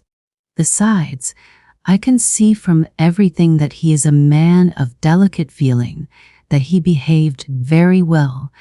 I went on, more and more carried away by the logic of my own arguments and convictions. How did he behave? He bound himself by a promise. He said that if he married at all, he would marry no one but you. He gave you full liberty to refuse him at once. Under such circumstances, you may take the first step. You have the right. You are in the privileged position. If, for instance, you wanted to free him from his promise. Listen. How would you write? Write what? This letter. I tell you how I would write. Dear Sir. Must I really begin like that? Dear Sir? You certainly must. Though, after all, I don't know, I imagine. Well, what next? Dear Sir, I must apologize for. But, no, there's no need to apologize. The fact itself justifies everything. Write simply. I am writing to you. Forgive me my impatience, but I have been happy for a whole year in hope. Am I to blame for being unable to endure a day of doubt now? Now that you have come, perhaps you have changed your mind. If so, this letter is to tell you that I do not repine, nor blame you. I do not blame you because I have no power over your heart, such is my fate. You are an honorable man. You will not smile or be vexed at these impatient lines. Remember, they are written by a poor girl, that she is alone, that she has no one to direct her, no one to advise her, and that she herself could never control her heart. But forgive me that a doubt has stolen, if only for one instant, into my heart.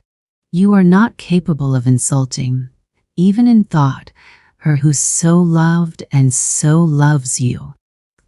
Yes, yes, that's exactly what I was thinking, cried Nastenka, and her eyes beamed with delight.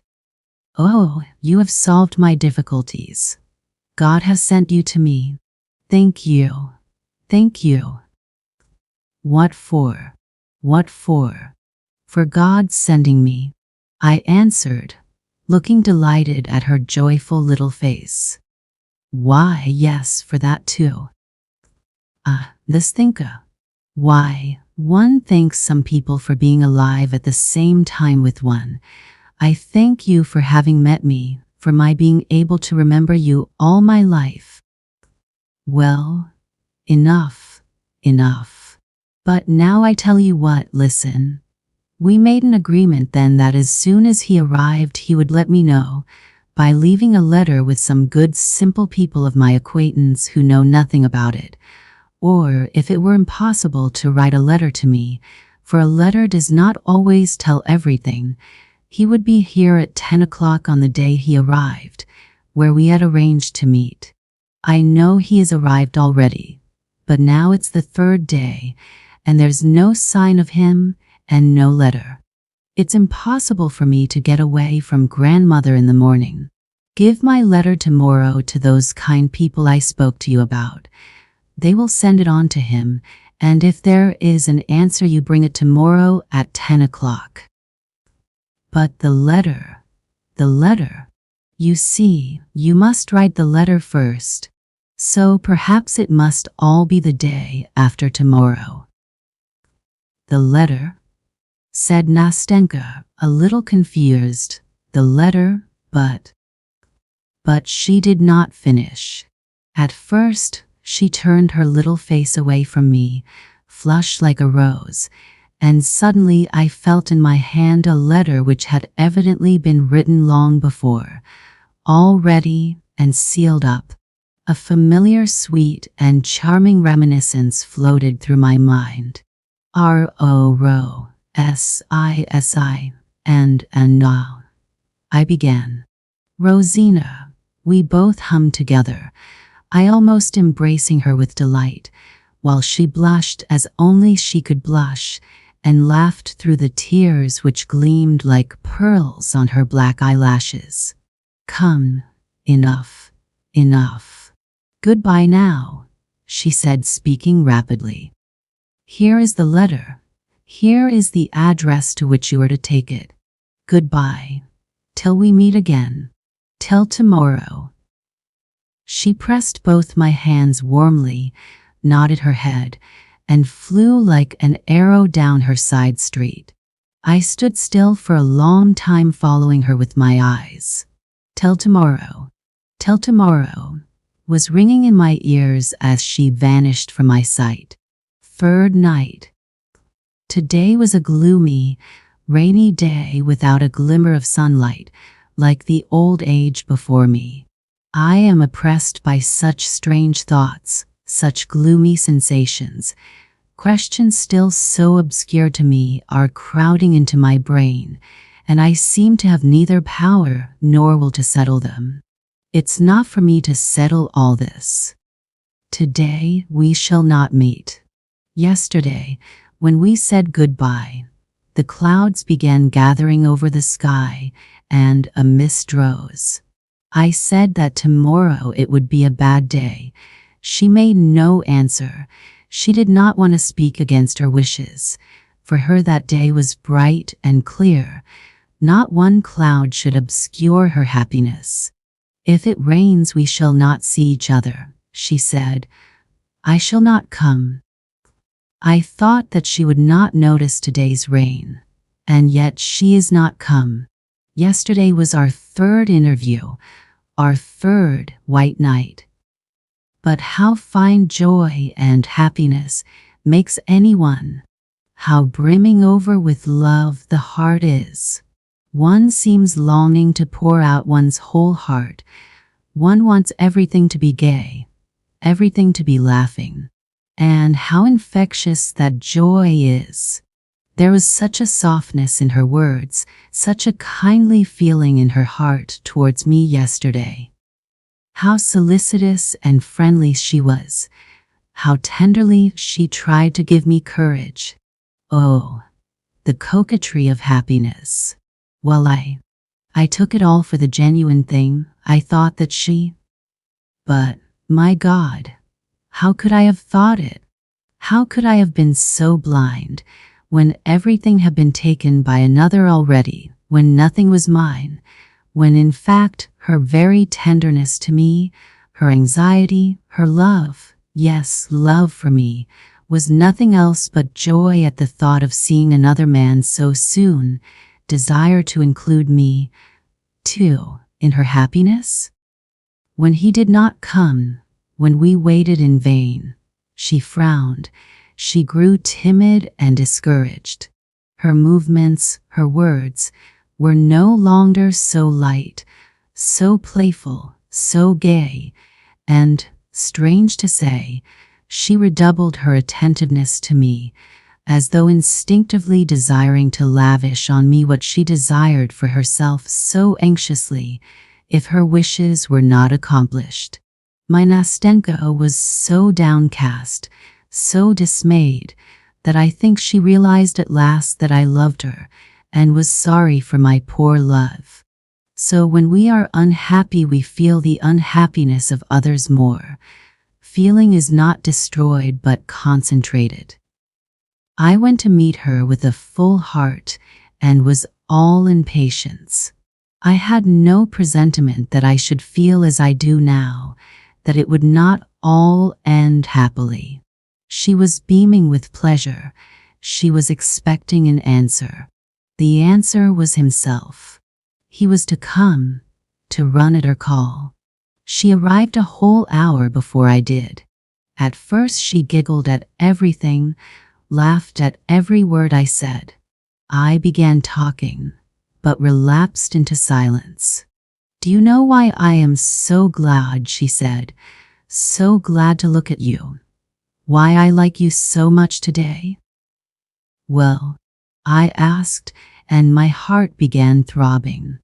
"I like you because you have not fallen in love with me. You know that some men in your place would have been pestering and worrying me, would have been sighing and miserable, while you are so nice." Then she wrung my hand so hard that I almost cried out. She laughed. "Goodness, what a friend you are," she began gravely a minute later. "God sent you to me. What would have happened to me if you had not been with me now? How disinterested you are. How truly you care for me. When I am married, we will be great friends, more than brother and sister. I shall care almost as I do for him." I felt horribly sad at that moment, yet something like laughter was stirring in my soul. "You are very much upset," I said. "You are frightened. You think he won't come." "Oh dear," she answered. "If I were less happy, I believe I should cry at your lack of faith, at your reproaches. However, you have made me think and have given me a lot to think about, but I shall think later, and now I will own that you are right. Yes, I am somehow not myself. I am all suspense, and feel everything as it were too lightly. But hush, that's enough about feelings." At that moment we heard footsteps, and in the darkness we saw a figure coming towards us. We both started. She almost cried out. I dropped her hand and made a movement as though to walk away. But we were mistaken. It was not he. "What are you afraid of? Why did you let go of my hand?" she said, giving it to me again. "Come, what is it? We will meet him together. I want him to see how fond we are of each other." "How fond we are of each other," I cried. "Oh, Nastenka, Nastenka, I thought, how much you have told me in that saying. Such fondness at certain moments makes the heart cold and the soul heavy. Your hand is cold, mine burns like fire. How blind you are, Nastenka. Oh, how unbearable a happy person is sometimes. But I could not be angry with you. At last my heart was too full. Listen, Nastenka, I cried. Do you know how it has been with me all day? Why, how? Tell me quickly. Why have you said nothing all this time? To begin with, Nastenka, when I had carried out all your commissions, given a letter, gone to see your good friends, then I went home and went to bed. Is that all? She interrupted, laughing. Yes, almost all, I answered, restraining myself, for foolish tears were already starting into my eyes. I woke an hour before our appointment, and yet, as it were, I had not been asleep. I don't know what happened to me. I came to tell you all about it, feeling as though time were standing still, feeling as though one sensation, one feeling must remain with me from that time forever, feeling as though 1 minute must go on for all eternity, and as though all life had come to a standstill for me. When I woke up, it seemed as though some musical motive long familiar, heard somewhere in the past, forgotten and voluptuously sweet, had come back to me now. It seemed to me that it had been clamoring at my heart all my life, and only now. Oh my goodness, Nastenka interrupted. What does all that mean? I don't understand a word. Nastenka, I wanted somehow to convey to you that strange impression. I began in a plaintive voice, in which there still lay hid a hope, though a very faint one. Leave off. Hush, she said, and in one instant the sly puss had guessed. Suddenly she became extraordinarily talkative, gay, mischievous. She took my arm, laughed, wanted me to laugh too, and every confused word I uttered evoked from her prolonged ringing laughter. I began to feel angry. She had suddenly begun flirting. Do you know, she began, I feel a little vexed that you are not in love with me. There's no understanding human nature. But all the same, Mr. Unapproachable, you cannot blame me for being so simple. I tell you everything, whatever foolish thought comes into my head. Listen, that's 11, I believe, I said as the slow chime of a bell rang out from a distant tower. She suddenly stopped, left off laughing, and began to count. Yes, it's 11, she said at last in a timid, uncertain voice. I regretted at once that I had frightened her, making her count the strokes, and I cursed myself for my spiteful impulse.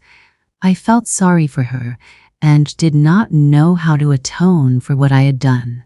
I began comforting her, seeking for reasons for his not coming, advancing various arguments, proofs. No one could have been easier to deceive than she was at that moment, and indeed, anyone at such a moment listens gladly to any consolation, whatever it may be, and is overjoyed if a shadow of excuse can be found. And indeed it's an absurd thing. I began, warming to my task and admiring the extraordinary clearness of my argument. Why, he could not have come. You have muddled and confused me, Nastenka, so that I too have lost count of the time. Only think, he can scarcely have received the letter. Suppose he is not able to come. Suppose he is going to answer the letter, could not come before tomorrow. I will go for it as soon as it's light tomorrow, and let you know at once. Consider, there are thousands of possibilities. Perhaps he was not at home when the letter came, and may not have read it even now. Anything may happen, you know. Yes, said Nastenka. I did not think of that. Of course anything may happen, she went on in a tone that offered no opposition, though some other faraway thought could be heard like a vexatious discord in it. I tell you what you must do, she said. You go as early as possible tomorrow morning, and if you get anything, let me know at once. You know where I live, don't you? And she began repeating her address to me. Then she suddenly became so tender, so solicitous with me. She seemed to listen attentively to what I told her, but when I asked her some questions, she was silent, was confused, and turned her head away. I looked into her eyes. Yes, she was crying. How can you? How can you? Oh, what a baby you are. What childishness. Come. She tried to smile, to calm herself, but her chin was quivering and her bosom was still heaving. I was thinking about you, she said after a minute's silence. You are so kind that I should be a stone if I did not feel it. Do you know what has occurred to me now? I was comparing you to. Why isn't he you? Why isn't he like you? He is not as good as you, though I love him more than you. I made no answer. She seemed to expect me to say something. Of course, it may be that I don't understand him fully yet. You know, I was always, as it were, afraid of him. He was always so grave, as it were so proud. Of course I know it's only that he seems like that. I know there is more tenderness in his heart than in mine. I remember how he looked at me when I went into him. Do you remember? With my bundle, but yet I respect him too much, and doesn't that show that we are not equals? No, Nastenka, no. I answered. It shows that you love him more than anything in the world, and far more than yourself. Yes, supposing that is so, answered Nastenka naively. But do you know it strikes me now? Only I am not talking about him now, but speaking generally. All this came into my mind some time ago. Tell me, how is it that we can't all be like brothers together? Why is it that even the best of men always seem to hide something from other people and to keep something back? Why not say straight out what is in one's heart, when one knows that one is not speaking idly? As it is, everyone seems harsher than he really is, as though all were afraid of doing injustice to their feelings by being too quick to express them. Oh, Nastenka, what you say is true, but there are many reasons for that. I broke in suppressing my own feelings at that moment more than ever. No, she answered with deep feeling. Here you, for instance, are not like other people. I really don't know how to tell you what I feel, but it seems to me that you, for instance, at the present moment, it seems to me that you are sacrificing something for me, she added timidly with a fleeting glance at me. Forgive me for saying so. I am a simple girl, you know. I have seen very little of life, and I really sometimes don't know how to say things, she added in a voice that quivered with some hidden feeling, while she tried to smile. But I only want to tell you that I am grateful, that I feel it all too. Oh, may God give you happiness for it. What you told me about your dreamer is quite untrue now. That is, it's not true of you. You are recovering. You are quite a different man from what you described. If you ever fall in love with someone, God give you happiness with her. I won't wish anything for her, for she will be happy with you. I know. I am a woman myself, so you must believe me when I tell you so. She ceased speaking and pressed my hand warmly. I, too, could not speak without emotion. Some minutes passed. Yes, it's clear he won't come tonight, she said at last, raising her head. It's late. He will come tomorrow, I said in the most firm and convincing tone. Yes, she added with no sign of her former depression. I see for myself now that he could not come till tomorrow. Well, goodbye, till tomorrow. If it rains, perhaps I shall not come. But the day after tomorrow, I shall come. I shall come for certain. Whatever happens, be sure to be here. I want to see you. I will tell you everything. And then when we parted, she gave me her hand and said, looking at me candidly, "We shall always be together, shan't we?" Oh, Nastinka, Nastinka. If only you knew how lonely I am now. As soon as it struck 9 o'clock, I could not stay indoors, but put on my things and went out in spite of the weather. I was there sitting on our seat. I went our street, but I felt ashamed and turned back without looking at their windows. When I was 2 steps from her door, I went home more depressed than I had ever been before. What a damp, dreary day. If it had been fine, I should have walked about all night. But tomorrow, tomorrow she will tell me everything. The letter has not come today, however, but that was to be expected. They are together by now. 4th night. My God, how it has all ended. What it has all ended in. I arrived at 9 o'clock. She was already there. I noticed her a good way off. She was standing as she had been that first time, with her elbows on the railing, and she did not hear me coming up to her. Nastenka. I called to her, suppressing my agitation with an effort. She turned to me quickly. "Well," she said. "Well, make haste." I looked at her in perplexity. "Well, where is the letter? Have you brought the letter?" She repeated, clutching at the railing. "No, there is no letter," I said at last. "Hasn't he been to you yet?" She turned fearfully pale and looked at me for a long time without moving. I had shattered her last hope. "Well, God be with him," she said at last in a breaking voice. "God be with him if he leaves me like that." She dropped her eyes, then tried to look at me and could not. For several minutes she was struggling with her emotion.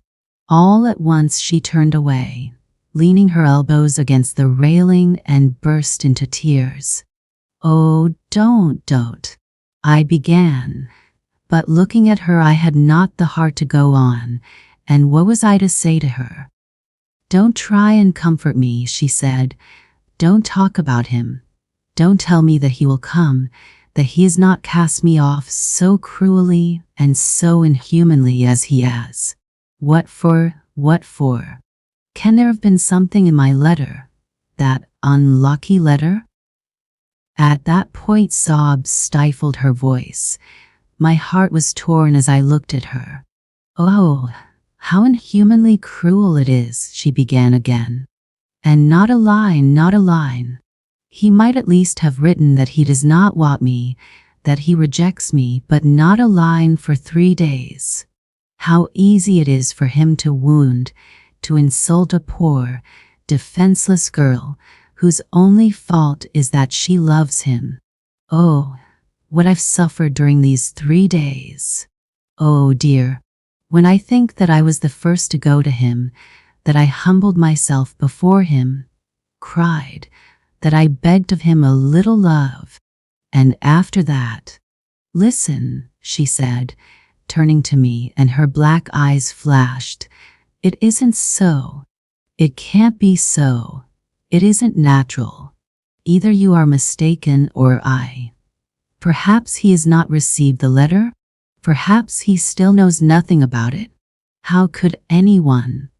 Judge for yourself. Tell me. For goodness' sake, explain it to me. I can't understand it. How could anyone behave with such barbarous coarseness as he has behaved to me? Not one word. Why, the lowest creature on earth is treated more compassionately. Perhaps he has heard something, Perhaps someone has told him something about me, she cried, turning to me inquiringly. What do you think? Listen, Nastenka, I shall go to him tomorrow in your name. Yes? I will question him about everything. I will tell him everything. Yes, yes. You write a letter. Don't say no, Nastenka. Don't say no. I will make him respect your action. He shall hear all about it, and if... No, my friend, no, she interrupted. Enough. Not another word, not another line from me. Enough. I don't know him. I don't love him anymore.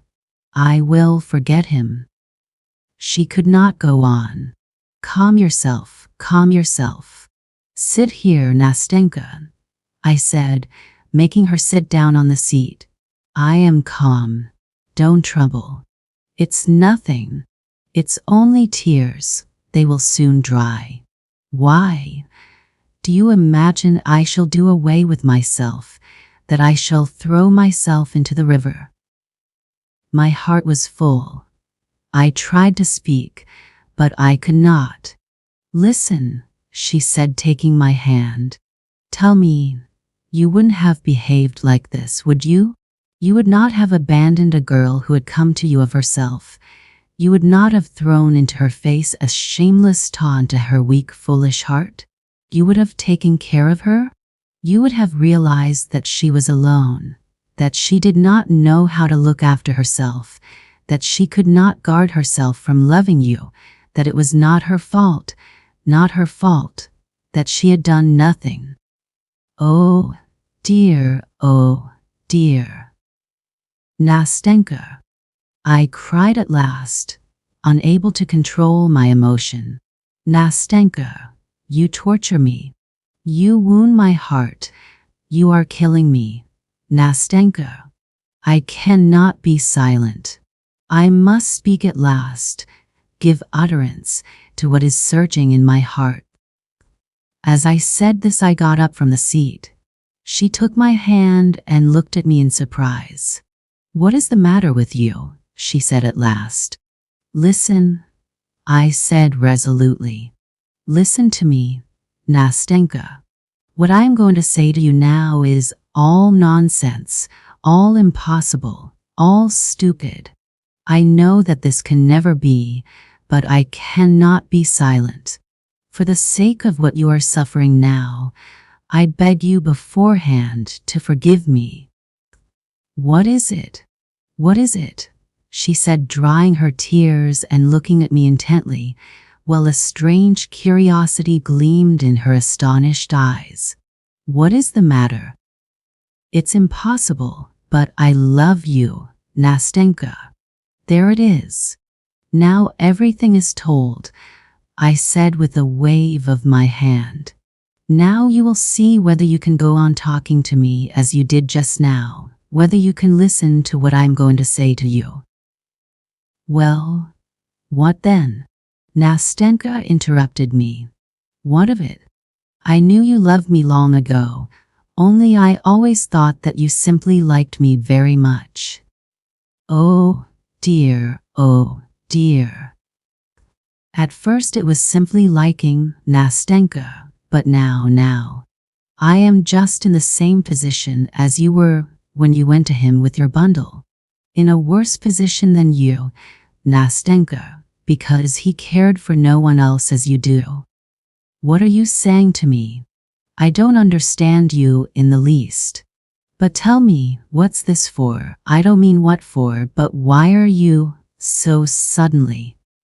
Oh dear, I am talking nonsense. But you. And Nastenka broke off in confusion. Her cheeks flamed. She dropped her eyes. What's to be done, Nastenka? What am I to do? I am to blame. I have abused you.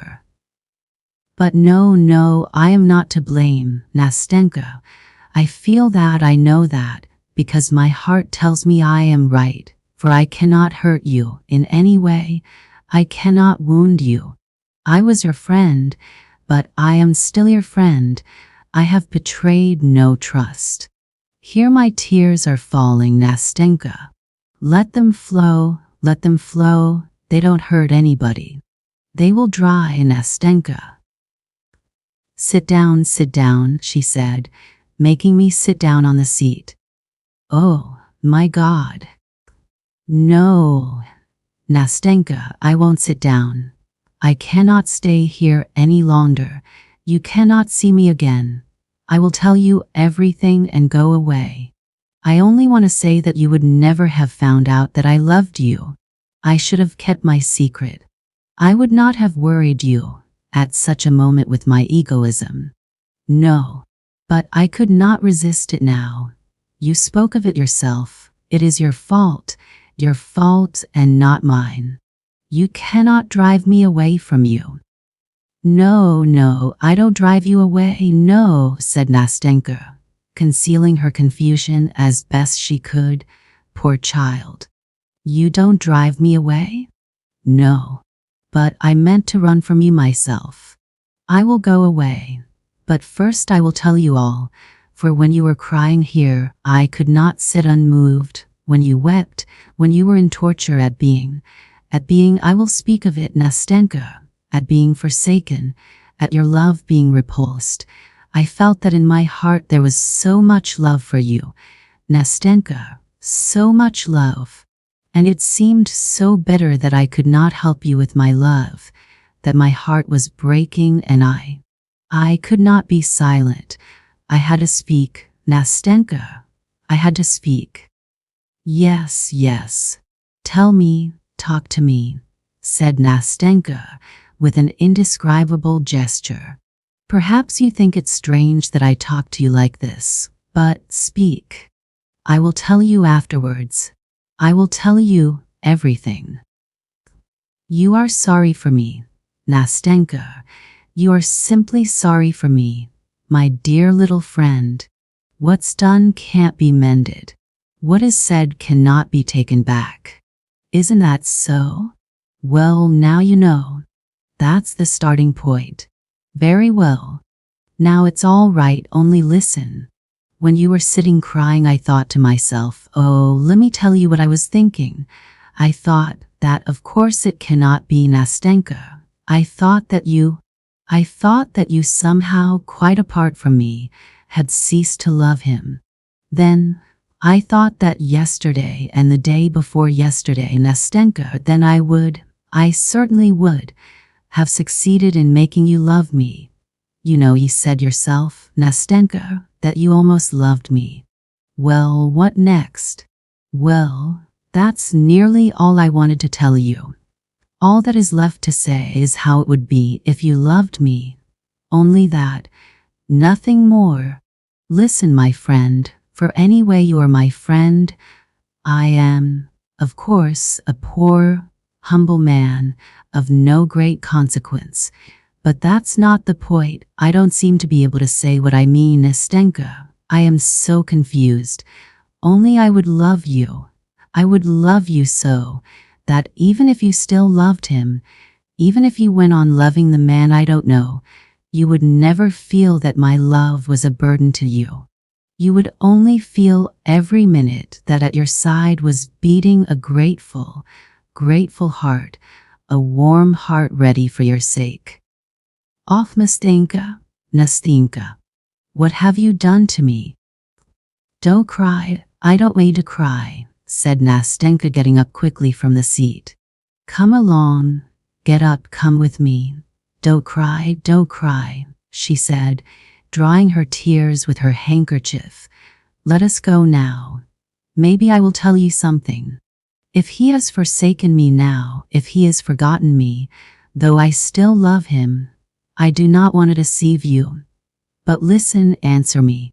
If I were to love you, for instance, that is, if I only... Oh, my friend, to think how I wounded you, when I laughed at your love, when I praised you for not falling in love with me. Oh, dear. How was it I did not foresee this? How is it I did not foresee this? How could I have been so stupid? But, well, I have made up my mind. I will tell you. Look here, Nastenka, do you know what? I'll go away. That's what I'll do. I am simply tormenting you. Here you are remorseful for having laughed at me, and I won't have you, in addition to your sorrow. Of course it is my fault, Nastenka, but goodbye. Stay, listen to me. Can you wait? What for? How? I love him, but I shall get over it. I must get over it. I cannot fail to get over it. I am getting over it. I feel that. Who knows? Perhaps it will all end today, for I hate him, for he has been laughing at me, while you have been weeping here with me, for you have not repulsed me as he has, for you love me while he has never loved me, for in fact, I love you myself. Yes, I love you. I love you as you love me. I have told you so before. You heard it yourself. I love you because you are better than he is, because you are nobler than he is, because he... The poor girl's emotion was so violent that she could not say more. She laid her head upon my shoulder, then upon my bosom, and wept bitterly. I comforted her. I persuaded her, but she could not stop crying. She kept pressing my hand and sang between her sobs, "Wait, wait, it will be over in a minute. I want to tell you, you mustn't think that these tears, it's nothing, it's weakness. Wait till it's over."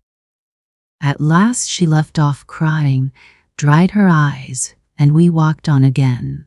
I wanted to speak, but she still begged me to wait. We were silent. At last she plucked up courage and began to speak. "It's like this," she began in a weak and quivering voice, in which, however, there was a note that pierced my heart with a sweet pang. "Don't think that I am so light and inconstant. Don't think that I can forget and change so quickly. I have loved him for a whole year, and I swear by God that I have never, even in thought, been unfaithful to him. He has despised me. He has been laughing at me. God forgive him. But he has insulted me and wounded my heart. I do not love him, for I can only love what is magnanimous, what understands me, what is generous, for I am like that myself, and he is not worthy of me. Well, that's enough of him. He has done better than if he had deceived my expectations later and show me later what he was. Well, it's over. But who knows, my dear friend," she went on, pressing my hand, "who knows, perhaps my whole love was a mistaken feeling, a delusion. Perhaps it began in mischief, in nonsense, because I was kept so strictly by grandmother. Perhaps I ought to love another man, not him, a different man, who would have pity on me and But don't let us say any more about that." Nastenka broke off, breathless with emotion. "I only wanted to tell you. I wanted to tell you that if, although I love him, did love him, if, in spite of this, you still say, if you feel that your love is so great that it may at last drive from my heart my old feeling, if you will have pity on me, if you do not want to leave me alone to my fate, without hope, without consolation, if you are ready to love me always as you do now, I swear to you that gratitude, that my love will be at last worthy of your love. Will you take my hand?" "Nastenka," I cried, breathless with sobs. "Nastenka, oh Nastenka." "Enough, enough. Well, now it's quite enough," she said, hardly able to control herself. "Well, now all has been said, hasn't it? Hasn't it? You are happy, I am happy too. Not another word about it. Wait, spare me, talk of something else for God's sake. Yes, Nastenka, yes.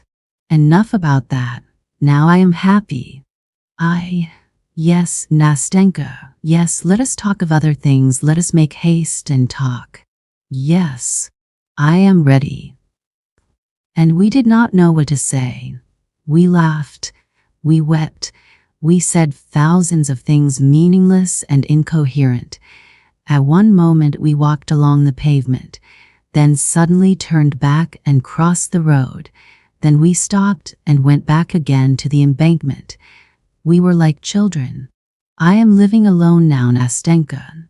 I began. But tomorrow, of course you know, Nastenka, I am poor. I have only got 1,200 rubles, but that doesn't matter. Of course not, and Granny has her pension, so she'll be no burden. We must take Granny. Of course we must take Granny. But there's Matrona. Yes, and we got Fyodor too. Matrona is a good woman, but she has one fault. She has no imagination, Nastenka. Absolutely none, but that doesn't matter. That's all right. They can live together. Only you must move to us tomorrow. To you? How so? All right, I am ready. Yes, hire a room from us. We have a top floor, it's empty. We had an old lady lodging there, but she's gone away, and I know Granny would like to have a young man. I said to her, why a young man?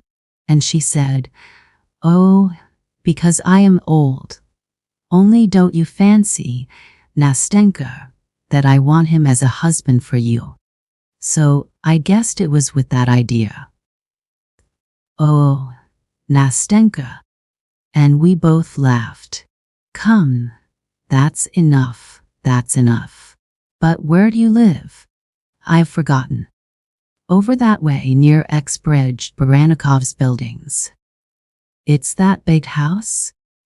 Yes, that big house. Oh, I know, a nice house. Only you know you had better give it up and come to us as soon as possible.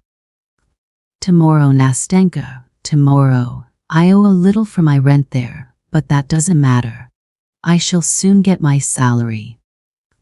And, do you know, I will perhaps give lessons. I will learn something myself and then give lessons. Capital. And I shall soon get a bonus. So, by tomorrow you will be my lodger. And we will go to the barber of Seville, for they are soon going to give it again. Yes, we'll go, said Nastenka, but better see something else, and not the barber of Seville. Very well, something else. Of course that will be better. I did not think. As we talked like this, we walked along in a sort of delirium, a sort of intoxication, as though we did not know what was happening to us. At one moment we stopped and talked for a long time at the same place. Then we went on again, and goodness knows where we went. And again tears, and again laughter. All of a sudden Nastenka would want to go home, and I would not dare to detain her, but would want to see her to the house. We set off, and in a quarter of an hour found ourselves at the embankment by our seat. Then she would sigh, and tears would come into her eyes again. I would turn chill with dismay. But she would press my hand and force me to walk, to talk, to chatter as before. It's time I was home at last. I think it must be very late, Nastenka said at last. We must give over being childish. Yes, Nastenka, only I shan't sleep tonight. I am not going home. I don't think I shall sleep either. Only see me home. I should think so. Only this time we really must get to the house. We must. Honor bright, for you know one must go home sometime. Honor bright, I answered laughing. Well, come along. Come along. Look at the sky, Nastenka. Look. Tomorrow it will be a lovely day. What a blue sky. What a moon. Look, that yellow cloud is covering it now. Look, look. No, it is passed by. Look, look. But Nastenka did not look at the cloud. She stood mute as though turned to stone. A minute later she huddled timidly close up to me. Her hand trembled in my hand. I looked at her. She pressed still more closely to me.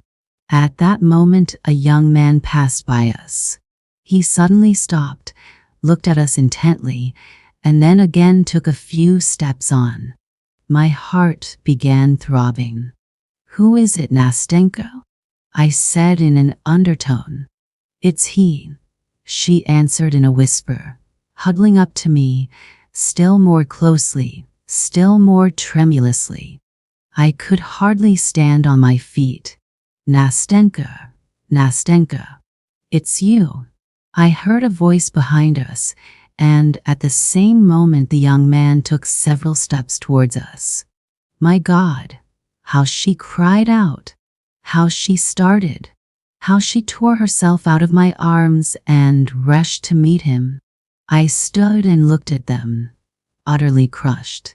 But she had hardly given him her hand, had hardly flung herself into his arms, when she turned to me again, was beside me again in a flash, and before I knew where I was she threw both arms round my neck and gave me a warm, tender kiss. Then, without saying a word to me, she rushed back to him again, took his hand, and drew him after her. I stood a long time looking after them. At last the two vanished from my sight. Morning. My night ended with the morning. It was a wet day. The rain was falling and beating disconsolately upon my window pane. It was dark in the room and gray outside. My head ached, and I was giddy. Fever was stealing over my limbs. There's a letter for you, sir. The postman brought it. Matrona said, stooping over me. A letter? From whom? I cried, jumping up from my chair. I don't know, sir. Better look. Maybe it is written there whom it is from. I broke the seal. It was from her. Asterisk, asterisk, asterisk, asterisk, asterisk. Oh, forgive me. Forgive me. I beg you on my knees to forgive me. I deceived you and myself. It was a dream, a mirage. My heart aches for you today. Forgive me, forgive me. Don't blame me, for I have not changed to you in the least. I told you that I would love you. I love you now. I more than love you. Oh, my God. If only I could love you both at once. Oh, if only you were he. Oh, if only he were you, echoed in my mind. I remembered your words, Nastenka. God knows what I would do for you now. I know that you are sad and dreary. I have wounded you, but you know when one loves a wrong is soon forgotten. And you love me. Thank you, yes, thank you for that love. For it will live in my memory like a sweet dream which lingers long after awakening. For I shall remember forever that instant when you opened your heart to me like a brother and so generously accepted the gift of my shattered heart to care for it, nurse it, and heal it. If you forgive me, the memory of you will be exalted by a feeling of everlasting gratitude which will never be effaced from my soul. I will treasure that memory. I will be true to it. I will not betray it. I will not betray my heart. It is too constant. It returned so quickly yesterday to him to whom it has always belonged. We shall meet. You will come to us. You will not leave us. You will be forever friend, a brother to me. And when you see me, You will give me your hand, yes? You will give it to me. You have forgiven me, haven't you? You love me as before?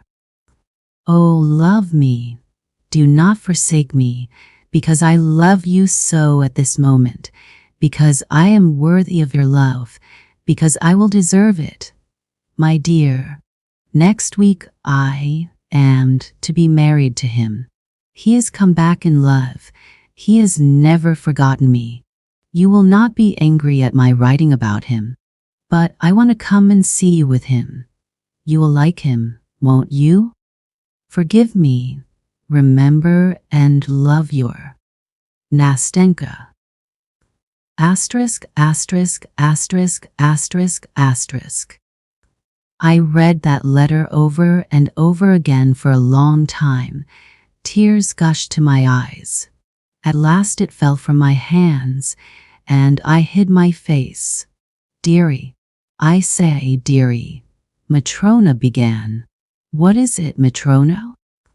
I have taken all the cobwebs off the ceiling. You can have a wedding or give a party. I looked at Matrona. She was still a hearty, youngish old woman, but I don't know why all at once I suddenly pictured her with lusterless eyes, a wrinkled face, bent, decrepit.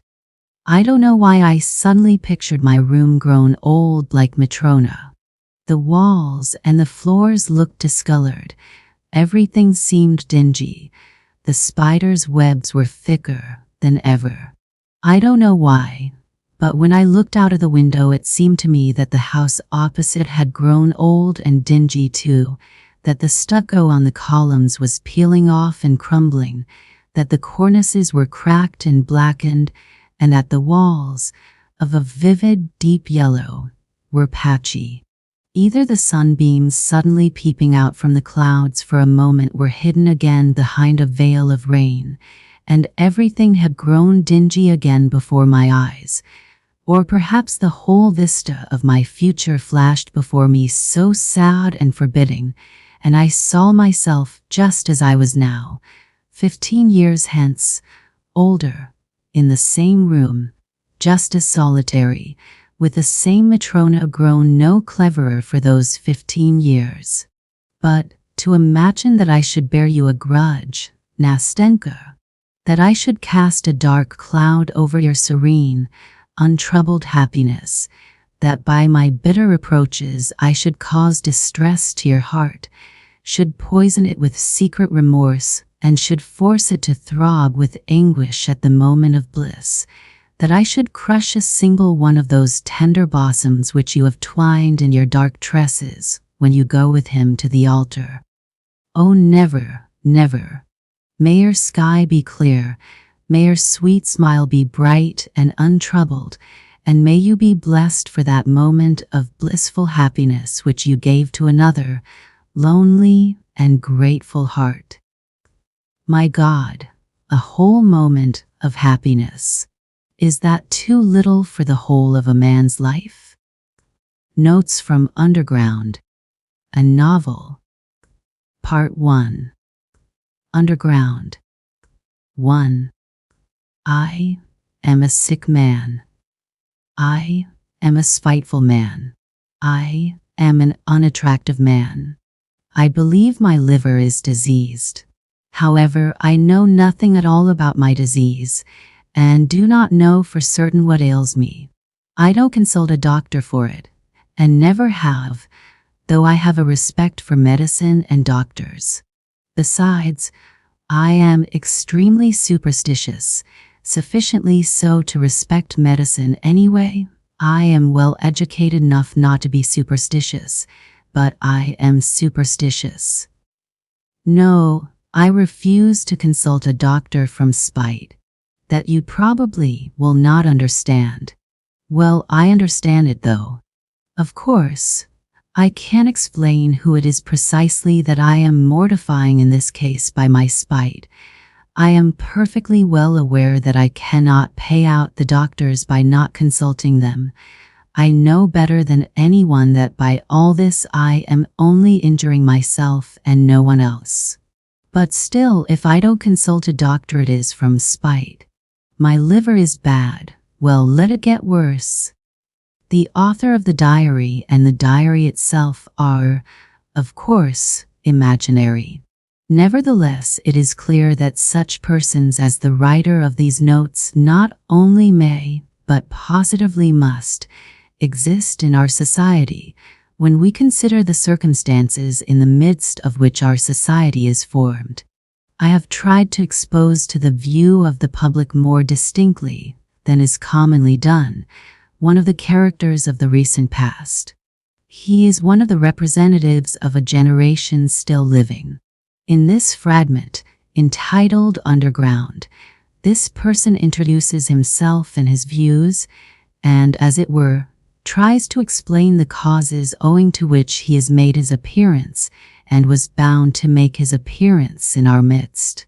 In the second fragment, there are added the actual notes of this person concerning certain events in his life. Author's note: I have been going on like that for a long time, 20 years. Now I am 40. I used to be in the government service, but am no longer. I was a spiteful official. I was rude and took pleasure in being so. I did not take bribes, you see, so I was bound to find a recompense in that, at least. A poor jest, but I will not scratch it out. I wrote it thinking it would sound very witty, but now that I have seen myself that I only wanted to show off in a despicable way, I will not scratch it out on purpose. When petitioners used to come for information to the table at which I sat, I used to grind my teeth at them and felt intense enjoyment when I succeeded in making anybody unhappy. I almost always did succeed. For the most part, they were all timid people. Of course, they were petitioners. But of the uppish ones, there was one officer in particular I could not endure. He simply would not be humble and clanked his sword in a disgusting way. I carried on a feud with him for 18 months over that sword. At last I got the better of him. He left off clanking it. That happened in my youth, though. But do you know, gentlemen, what was the chief point about my spite? Why, the whole point, the real sting of it lay in the fact that continually, even in the moment of the acutest spleen, I was inwardly conscious with shame that I was not only not a spiteful but not even an embittered man, that I was simply scaring sparrows at random and amusing myself by it. I might foam at the mouth, but bring me a doll to play with, give me a cup of tea with sugar in it, and maybe I should be appeased. I might even be genuinely touched, though probably I should grind my teeth at myself afterwards and lie awake at night with shame for months after. That was my way. I was lying when I said just now that I was a spiteful official. I was lying from spite. I was simply amusing myself with the petitioners and with the officer, and in reality, I never could become spiteful. I was conscious every moment in myself of many, very many elements absolutely opposite to that. I felt them positively swarming in me, these opposite elements. I knew that they had been swarming in me all my life and craving some outlet from me, but I would not let them, purposely would not let them come out. They tormented me till I was ashamed. They drove me to convulsions and sickened me. At last, how they sicken me. Now, are not you fancying, gentlemen, that I am expressing remorse for something now, that I am asking your forgiveness for something? I am sure you are fancying that. However, I assure you I do not care if you are. It was not only that I could not become spiteful, I did not know how to become anything, neither spiteful nor kind, neither a rascal nor an honest man, neither a hero nor an insect. Now, I am living out my life in my corner, taunting myself with the spiteful and useless consolation that an intelligent man cannot become anything seriously, and it is only the fool who becomes anything. Yes, a man in the 19th century must and morally ought to be preeminently a characterless creature, a man of character. An active man is preeminently a limited creature. That is my conviction of 40 years. I am 40 years old now, and 40 years is a whole lifetime. It is extreme old age. To live longer than 40 years is bad manners, is vulgar, immoral. Who does live beyond 40? Answer that sincerely and honestly. I will tell you who do. Fools and worthless fellows. I tell all old men that to their face, all these venerable old men, all these silver-haired and reverend seniors. I tell the whole world that to its face. I have a right to say so, for I shall go on living to 60 myself, to 70, to 80. Stay, let me take breath. You imagine, no doubt, gentlemen, that I want to amuse you. You are mistaken in that, too. I am by no means such a mirthful person as you imagine, or as you may imagine.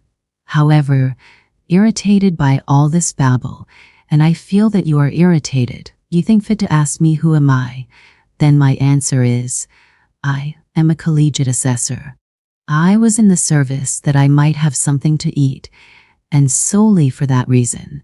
And when last year a distant relation left me 6,000 rubles in his will, I immediately retired from the service and settled down in my corner.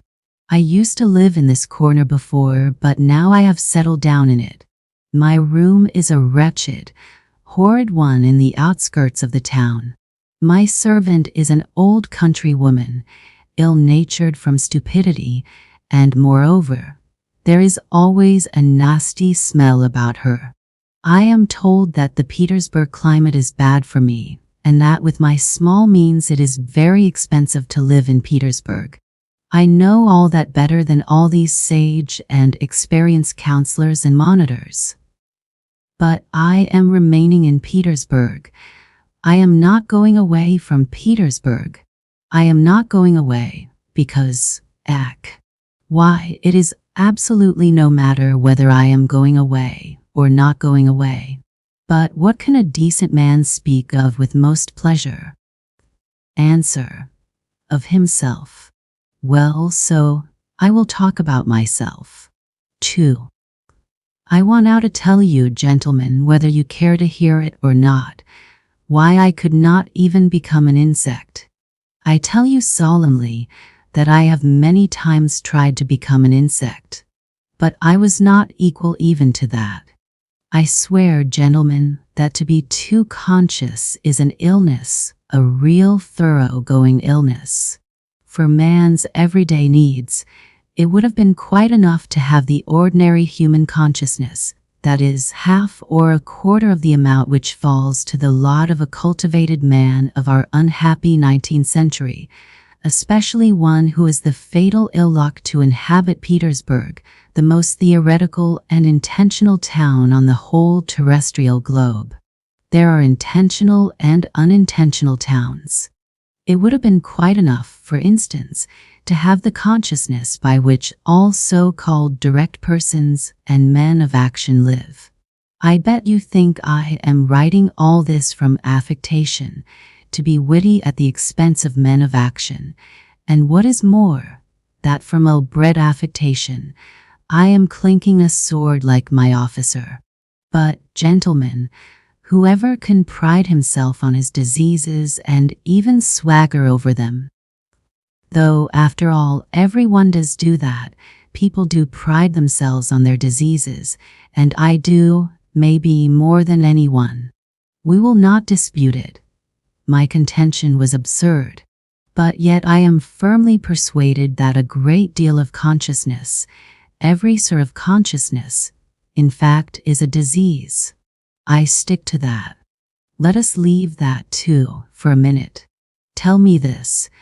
Why does it happen that at the very moments when I am most capable of feeling every refinement of all that is good and beautiful, as they used to say at one time, it would, as though of design, happen to me not only to feel but to do such ugly things such that, well, in short, actions that all perhaps commit, but which, as though purposely, occur to me at the very time when I was most conscious that they ought not to be committed. The more conscious I was of goodness and of all that was good and beautiful, the more deeply I sink into my mire, and the more ready I was to sink in it altogether.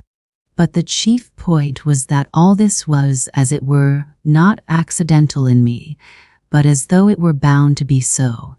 It was as though it were my most normal condition, and not in the least disease or depravity, so that at last all desire in me to struggle against this depravity passed.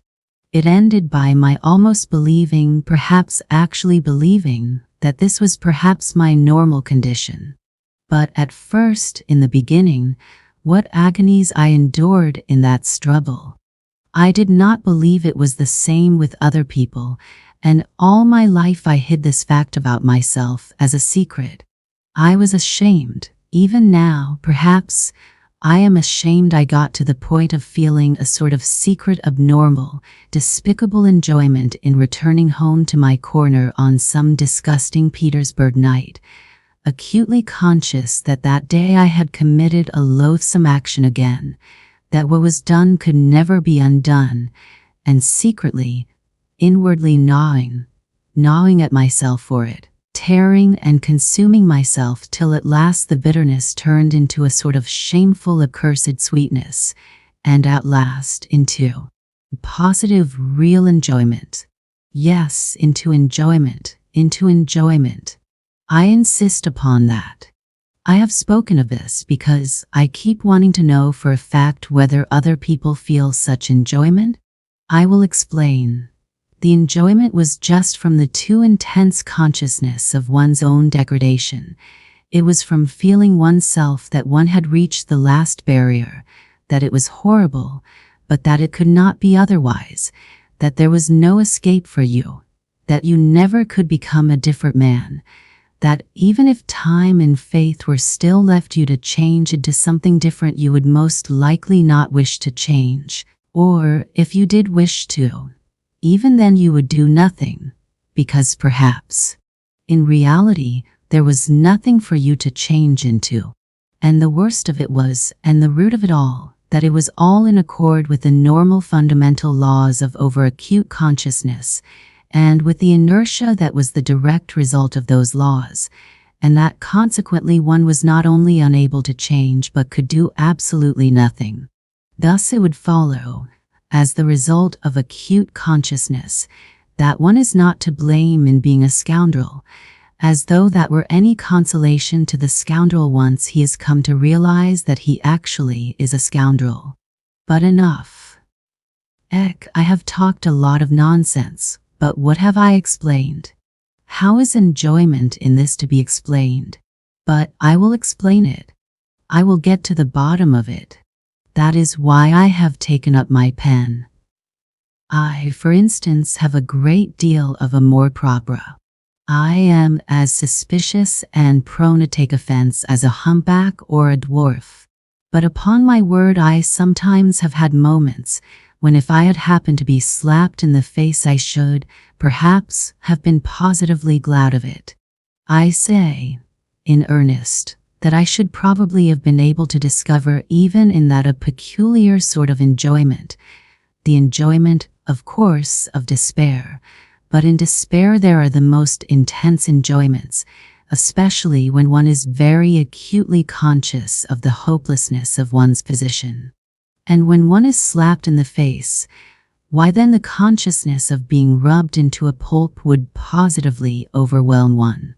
The worst of it is, look at it which way one will, it still turns out that I was always the most to blame in everything.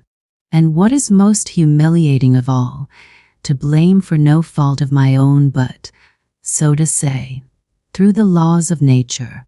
In the first place, to blame because I am cleverer than any of the people surrounding me. I have always considered myself cleverer than any of the people surrounding me, and sometimes, would you believe it, have been positively ashamed of it. At any rate, I have all my life, as it were, turned my eyes away and never could look people straight in the face. To blame, finally, because even if I had had magnanimity, I should only have had more suffering from the sense of its uselessness.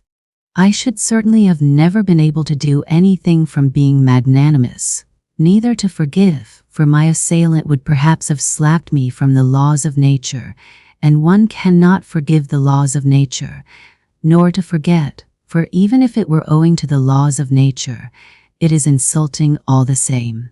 Finally, even if I had wanted to be anything but magnanimous, had desired on the contrary to revenge myself on my assailant, I could not have revenged myself on anyone for anything, because I should certainly never have made up my mind to do anything, even if I had been able to. Why should I not have made up my mind? About that, in particular, I want to say a few words. 3. With people who know how to revenge themselves and to stand up for themselves in general, how is it done? Why, when they are possessed, let us suppose, by the feeling of revenge, then for the time there is nothing else but that feeling left in their whole being. Such a gentleman simply dashes straight for his object like an infuriated bull with its horns down, and nothing but a wall will stop him. By the way, facing the wall, such gentlemen, that is, the direct persons and men of action, are genuinely nonplussed. For them a wall is not an evasion, as for us people who think and consequently do nothing, it is not an excuse for turning aside, an excuse for which we are always very glad, though we scarcely believe in it ourselves as a rule. No, they are nonplussed in all sincerity. The wall has for them something tranquilizing, morally soothing, final, maybe even something mysterious, but of the wall later. Well, such a direct person I regard as the real normal man, as his tender mother nature wished to see him when she graciously brought him into being on the earth. I envy such a man till I am green in the face. He is stupid. I am not disputing that, but perhaps the normal man should be stupid. How do you know? Perhaps it is very beautiful, in fact. And I am the more persuaded of that suspicion, if one can call it so, by the fact that if you take, for instance, the antithesis of the normal man, that is, the man of acute consciousness, who has come, of course, not out of the lap of nature but out of a retort. This is almost mysticism, gentlemen, but I suspect this, too. This retort-made man is sometimes so nonplussed in the presence of his antithesis that with all his exaggerated consciousness, he genuinely thinks of himself as a mouse and not a man. It may be an acutely conscious mouse, yet it is a mouse, while the other is a man, and therefore, et cetera, et cetera.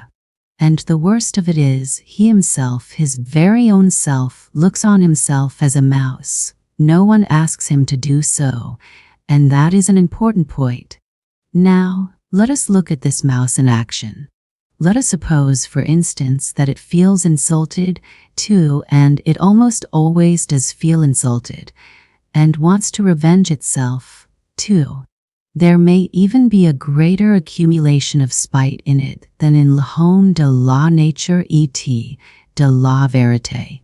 The base and nasty desire to vent that spite on its assailant rankles perhaps even more nastily in it than in l'homme de la nature et de la vérité. For through his innate stupidity the latter looks upon his revenge as justice pure and simple, while in consequence of his acute consciousness the mouse does not believe in the justice of it. To come at last to the deed itself, to the very act of revenge.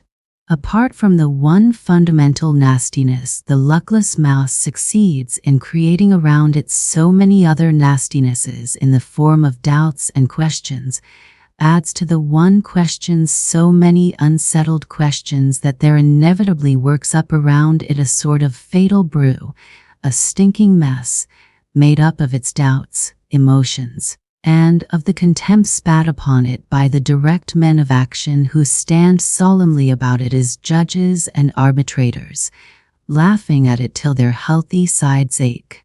Of course, the only thing left for it is to dismiss all that with a wave of its paw, and, with a smile of assumed contempt in which it does not even itself believe, creep ignominiously into its mouse hole.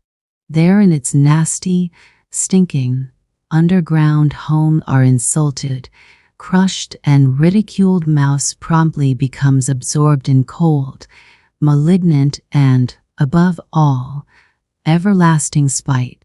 For 40 years together it will remember its injury down to the smallest, most ignominious details, and every time will add, of itself, details still more ignominious, spitefully teasing and tormenting itself with its own imagination. It will itself be ashamed of its imaginings, but yet it will recall it all. It will go over and over every detail. It will invent unheard of things against itself, pretending that those things might happen, and will forgive nothing.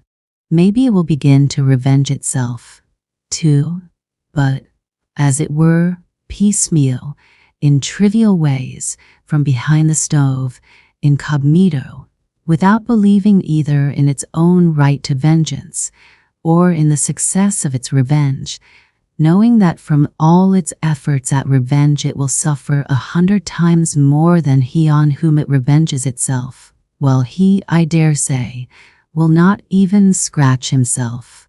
On its deathbed it will recall it all over again, with interest accumulated over all the years but it is just in that cold, abominable half-despair, half-belief, in that conscious burying oneself alive for grief in the underworld for 40 years, in that acutely recognized and yet partly doubtful hopelessness of one's position, in that hell of unsatisfied desires turned inward, in that fever of oscillations, of resolutions determined forever and repented of again a minute later, that the savor of that strange enjoyment of which I have spoken lies.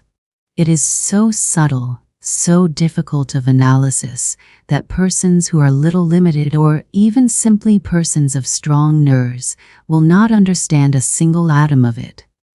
Possibly, you will add on your own account with a grin, people will not understand it either who have never received a slap in the face, and in that way you will politely hint to me that I, too, perhaps, have had the experience of a slap in the face in my life, and so I speak as one who knows.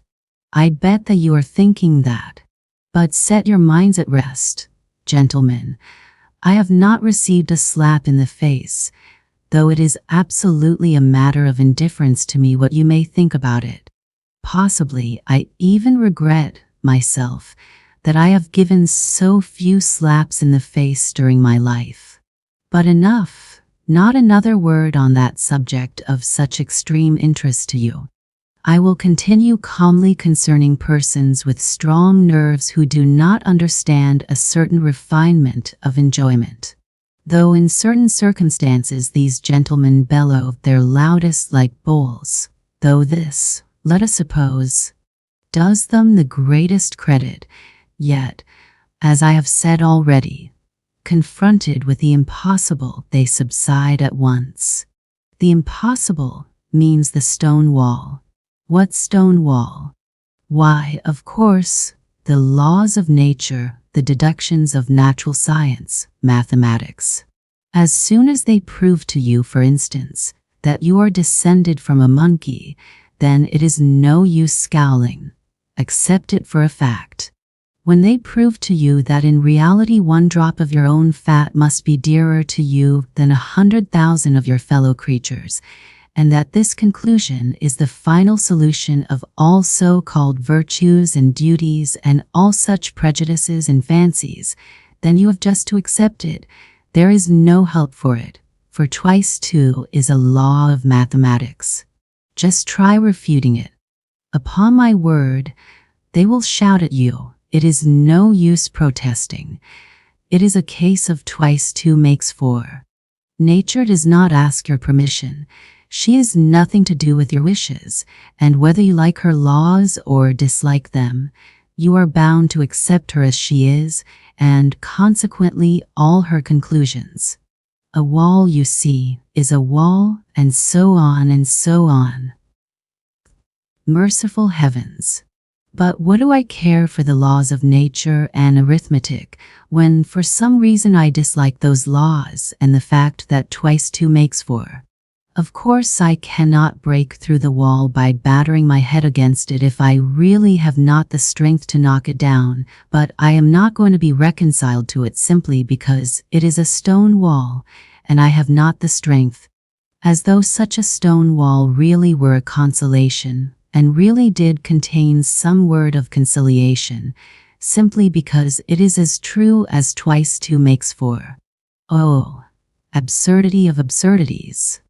How much better it is to understand it all, to recognize it all the impossibilities and the stone wall, not to be reconciled to one of those impossibilities and stone walls if it disgusts you to be reconciled to it, by the way of the most inevitable, logical combinations to reach the most revolting conclusions on the everlasting theme, that even for the stone wall you are yourself somehow to blame, though again it is as clear as day you are not to blame in the least, and therefore grinding your teeth in silent impotence to sink into luxurious inertia, brooding on the fact that there is no one even for you to feel vindictive against, that you have not, and perhaps never will have, an object for your spite, that it is a sleight of hand, a bit of juggling, a card sharper's trick, that it is simply a mess, no knowing what and no knowing who, but in spite of all these uncertainties and jugglings, still there is an ache in you, and the more you do not know, the worse the ache. 4. Ha ha ha. You will be finding enjoyment in toothache next, you cry with a laugh. Well, even in toothache there is enjoyment, I answer. I had toothache for a whole month, and I know there is. In that case, of course, people are not spiteful in silence, but moan, but they're not candid moans, they are malignant moans, and the malignancy is the whole point. The enjoyment of the sufferer finds expression in those moans. If he did not feel enjoyment in them, he would not moan. It is a good example, gentlemen, and I will develop it. Those moans express in the first place all the aimlessness of your pain, which is so humiliating to your consciousness, the whole legal system of nature on which you spit disdainfully, of course, but from which you suffer all the same, while she does not. They express the consciousness that you have no enemy to punish, but that you have pain, the consciousness that in spite of all possible Wagenheims you are in complete slavery to your teeth, that if someone wishes it, your teeth will leave off aching, and if he does not, they will go on aching another 3 months, and that finally, if you are still contumacious and still protest, all that is left you for your own gratification is to thrash yourself or beat your wall with your fist as hard as you can, and absolutely nothing more. Well, these mortal insults, these jeers on the part of someone unknown, and at last in an enjoyment which sometimes reaches the highest degree of voluptuousness. I ask you, gentlemen, listen sometimes to the moans of an educated man of the 19th century suffering from toothache, on the 2nd or 3rd day of the attack, when he is beginning to moan, not as he moaned on the first day, that is, not simply because he is toothache, not just as any coarse peasant, but as a man affected by progress and European civilization, a man who is divorced from the soil and the national elements, as they express it nowadays. His moans become nasty, disgustingly malignant, and go on for whole days and nights. And of course he knows himself that he is doing himself no sort of good with his moans. He knows better than anyone that he is only lacerating and harassing himself and others for nothing. He knows that even the audience before whom he is making his efforts and his whole family listen to him with loathing, do not put a ha'porth of faith in him, and inwardly understand that he might moan differently, more simply, without trills and flourishes, and that he is only amusing himself like that. From ill humor, from malignancy.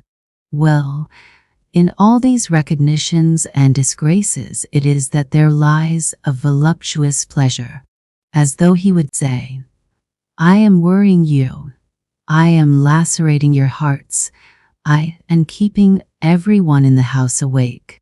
Well, stay awake then, you too feel every minute that I have toothache. I am not a hero to you now, as I tried to seem before, but simply a nasty person, an impostor.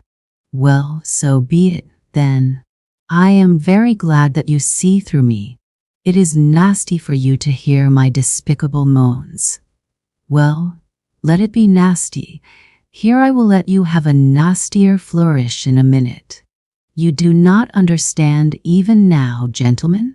No, it seems our development and our consciousness must go further to understand all the intricacies of this pleasure. You laugh, delighted. My jests, gentlemen, are of course in bad taste, jerky, involved, lacking self-confidence. But of course that is because I do not respect myself. Can a man of perception respect himself at all? 5. Come, can a man who attempts to find enjoyment in the very feeling of his own degradation possibly have a spark of respect for himself? I am not saying this now from any mawkish kind of remorse.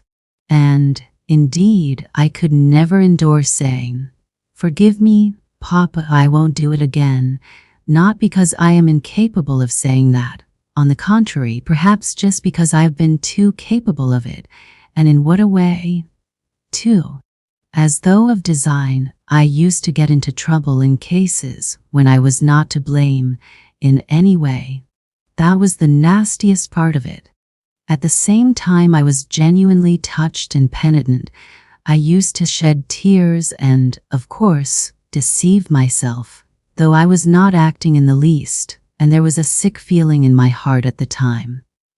For that one could not blame even the laws of nature, though the laws of nature have continually all my life offended me more than anything. It is loathsome to remember it all, but it was loathsome even then. Of course, a minute or so later I would realize wrathfully that it was all a lie, a revolting lie, an affected lie. That is all this penitence, this emotion, these vows of reform. You will ask, why did I worry myself with such antics? Answer, because it was very dull to sit with one's hands folded, and so one began cutting capers. That is really it. Observe yourselves more carefully, gentlemen, then you will understand that it is so. I invented adventures for myself, and made up a life, so as at least to live in some way. How many times it has happened to me? Well, for instance, to take offense simply on purpose for nothing, and one knows oneself, of course, that one is offended at nothing, that one is putting it on, but yet one brings oneself at last to the point of being really offended. All my life I have had an impulse to play such pranks, so that in the end I could not control it in myself. Another time, twice in fact, I tried hard to be in love. I suffered, too, gentlemen, I assure you. In the depth of my heart there is no faith in my suffering, only a faint stir of mockery, but yet I did suffer, and in the real, orthodox way. I was jealous, beside myself, and it was all for ennui. Gentlemen, all for ennui. Inertia overcame me. You know, the direct, legitimate fruit of consciousness is inertia, that is, conscious sitting with the hands folded. I have referred to this already. I repeat with emphasis. All direct persons and men of action are active just because they are stupid and limited. How explain that? I will tell you. In consequence of their limitation, they take immediate and secondary causes for primary ones, and in that way persuade themselves more quickly and easily than other people do that they have found an infallible foundation for their activity, and their minds are at ease, and you know that is the chief thing. To begin to act, you must first have your mind completely at ease and no trace of doubt left in it. Why? How am I, for example, to set my mind at rest? Where are the primary causes on which I am to build? Where are my foundations? Where am I to get them from? I exercise myself in reflection, and consequently with me every primary cause at once draws after itself another still more primary, and so on to infinity. That is just the essence of every sort of consciousness and reflection. It must be a case of the laws of nature again. What is the result of it in the end? Why, just the same.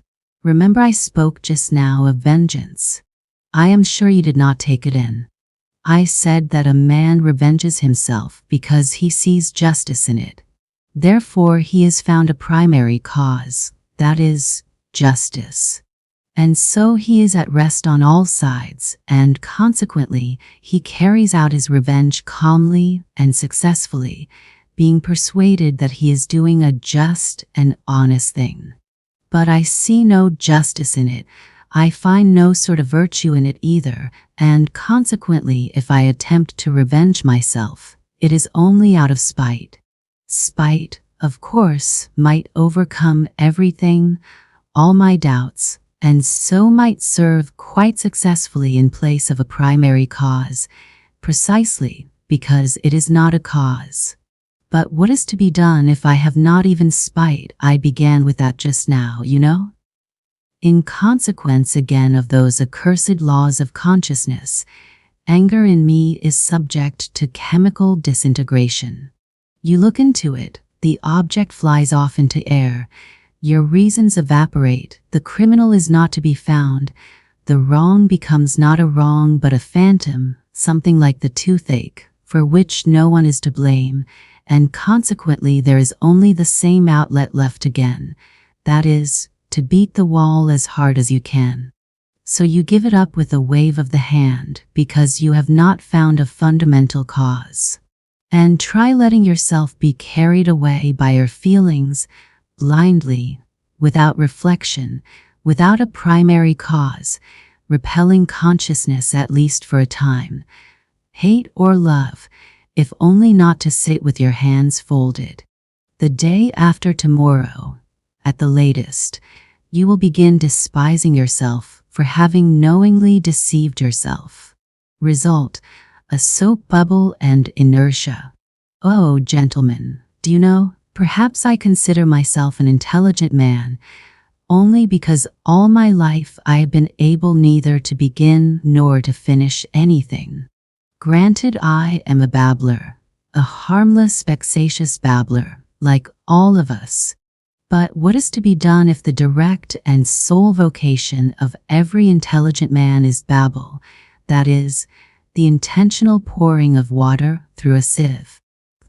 6. Oh, if I had done nothing simply from laziness. Heavens, how I should have respected myself, then. I should have respected myself because I should at least have been capable of being lazy. There would at least have been one quality, as it were, positive in me, in which I could have believed myself. Question: what is he? Answer: a sluggard. How very pleasant it would have been to hear that of oneself. It would mean that I was positively defined. It would mean that there was something to say about me. Sluggard. Why, it is a calling and vocation, it is a career. Do not jest, it is so. I should then be a member of the best club by right, and should find my occupation in continually respecting myself. I knew a gentleman who prided himself all his life on being a connoisseur of Lafitte. He considered this as his positive virtue and never doubted himself. He died, not simply with a tranquil, but with a triumphant conscience, and he was quite right, too. Then I should have chosen a career for myself. I should have been a sluggard and a glutton, not a simple one, but, for instance, one with sympathies for everything good and beautiful. How do you like that? I have long had visions of it. That good and beautiful weighs heavily on my mind at 40. But that is at 40. Then it would have been different. I should have found for myself a form of activity in keeping with it, to be precise, drinking to the health of everything good and beautiful. I should have snatched at every opportunity to drop a tear into my glass and then to drain it to all that is good and beautiful. I should then have turned everything into the good and the beautiful. In the nastiest, unquestionable trash, I should have sought out the good and the beautiful. I should have exuded tears like a wet sponge. An artist, for instance, paints a picture worthy of Gay. At once I drink to the health of the artist who painted the picture worthy of Gay, because I love all that is good and beautiful. An author has written as you will. At once I drink to the health of anyone you will, because I love all that is good and beautiful. I should claim respect for doing so. I should persecute anyone who would not show me respect. I should live at ease. I should die with dignity. Why, it is charming, perfectly charming. And what a good round belly I should have grown. What a treble chin I should have established. What a ruby nose I should have colored for myself, so that everyone would have said, looking at me, "Here is an asset. Here is something real and solid." And, say what you like, it is very agreeable to hear such remarks about oneself in this negative age. 7. But these are all golden dreams. Oh, tell me, who was it first announced, who was it first proclaimed, that man only does nasty things because he does not know his own interests, and that if he were enlightened, if his eyes were open to his real normal interests, man would at once cease to do nasty things, would at once become good and noble because, being enlightened and understanding his real advantage, he would see his own advantage in the good and nothing else. And we all know that not one man can consciously act against his own interests. Consequently, so to say, through necessity, he would begin doing good. Oh, the babe! Oh, the pure, innocent child! Why, in the first place, when in all these thousands of years has there been a time when man has acted only from his own interest? What is to be done with the millions of facts that bear witness that men, consciously, that is fully understanding their real interests, have left them in the background and have rushed headlong on another path to meet peril and danger, compelled to this course by nobody and by nothing, but, as it were, simply disliking the beaten track, and have obstinately, willfully, struck out another difficult, absurd way, seeking it almost in the darkness. So, I suppose, this obstinacy and perversity were pleasanter to them than any advantage. Advantage? What is advantage? And will you take it upon yourself to define with perfect accuracy in what the advantage of man consists? And what if it so happens that a man's advantage, sometimes, not only may, but even must, consist in his desiring in certain cases what is harmful to himself and not advantageous. And if so, if there can be such a case, the whole principle falls into dust. What do you think? Are there such cases? You laugh. Laugh away, gentlemen, but only answer me. Have man's advantages been reckoned up with perfect certainty? Are there not some which not only have not been included, but cannot possibly be included under any classification? You see, you gentlemen have, to the best of my knowledge, taken your whole register of human advantages from the averages of statistical figures and politico-economical formulas. Your advantages are prosperity, wealth, freedom, peace, and so on and so on. So that the man who should, for instance, go openly and knowingly in opposition to all that list would, to your thinking, and indeed mine, to, of course, be an obscurantist or an absolute madman. Would not he? But, this is what is surprising. Why does it so happen that all these statisticians, sages, and lovers of humanity, when they reckon up human advantages, invariably leave out one? They don't even take it into their reckoning in the form in which it should be taken, and the whole reckoning depends upon that. It would be no great matter. They would simply have to take it, this advantage, and add it to the list. But the trouble is that this strange advantage does not fall under any classification, and is not in place in any list. I have a friend, for instance. Gentlemen, but of course he is your friend, too. And indeed there is no one, to whom he is not a friend. When he prepares for any undertaking, this gentleman immediately explains to you, elegantly and clearly, exactly how he must act in accordance with the laws of reason and truth. What is more, he will talk to you with excitement and passion of the true normal interests of man. With irony, he will upbraid the short-sighted fools who do not understand their own interests, nor the true significance of virtue, and, within a quarter of an hour, without any sudden outside provocation, but simply through something inside him which is stronger than all his interests, he will go off on quite a different tack, that is, act in direct opposition to what he has just been saying about himself, in opposition to the laws of reason, in opposition to his own advantage, in fact in opposition to everything. I warn you that my friend is a compound personality, and therefore it is difficult to blame him as an individual.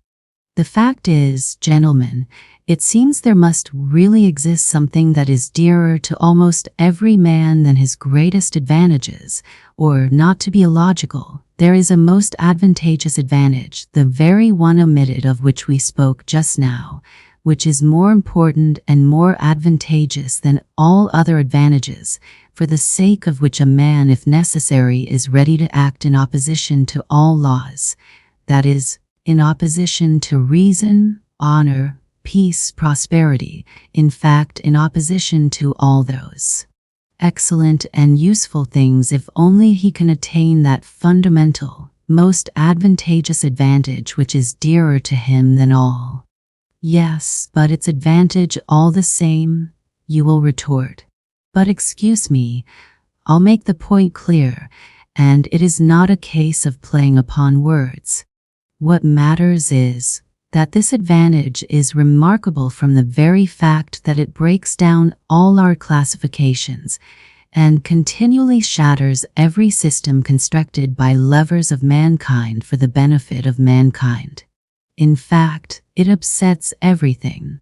But before I mention this advantage to you, I want to compromise myself personally, and therefore I boldly declare that all these fine systems, all these theories for explaining to mankind their real normal interests, in order that inevitably striving to pursue these interests they may at once become good and noble, are, in my opinion, so far, mere logical exercises.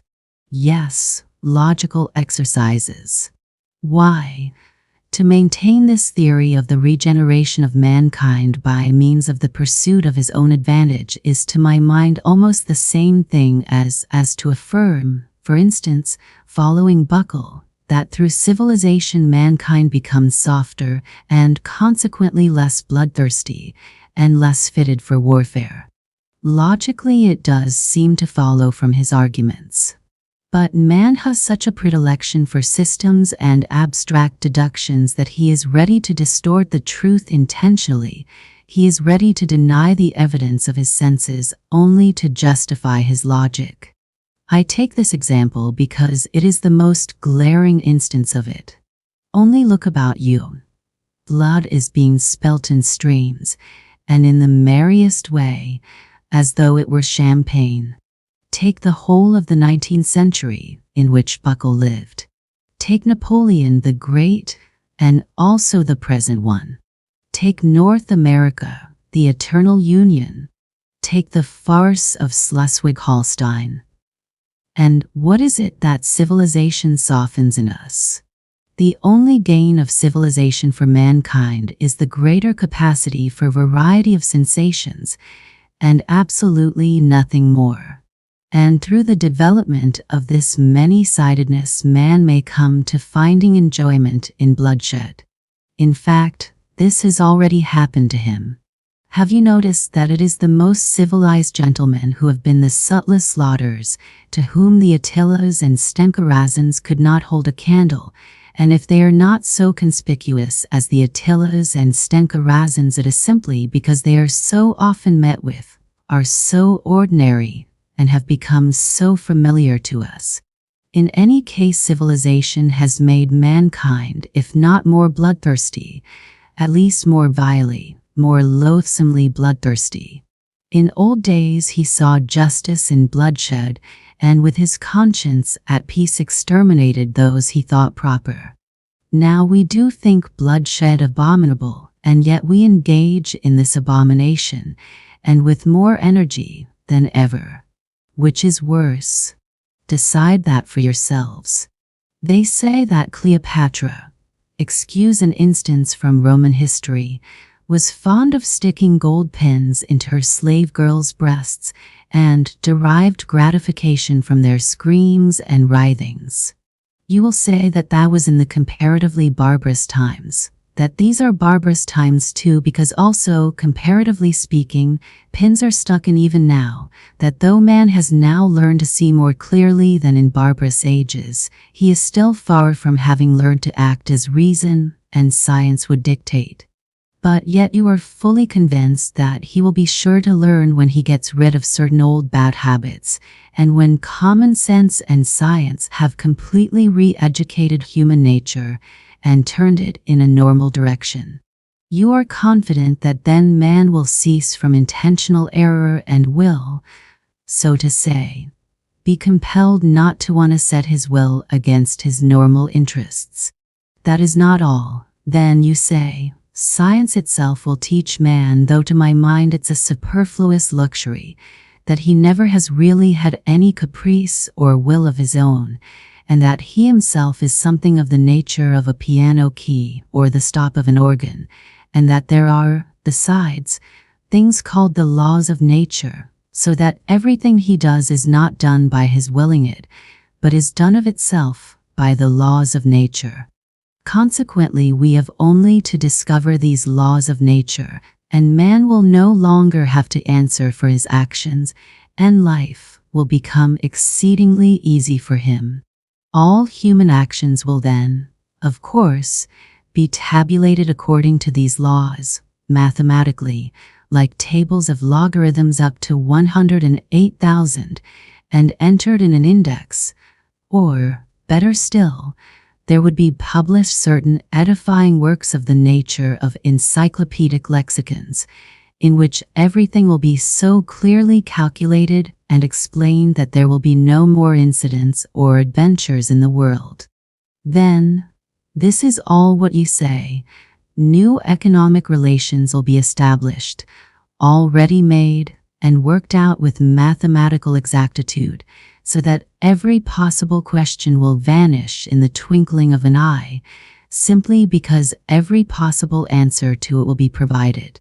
Then the palace of crystal will be built. Then, in fact, those will be halcyon days.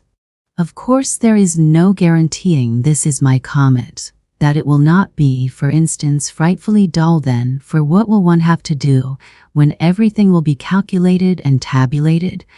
But on the other hand, everything will be extraordinarily rational. Of course, boredom may lead you to anything.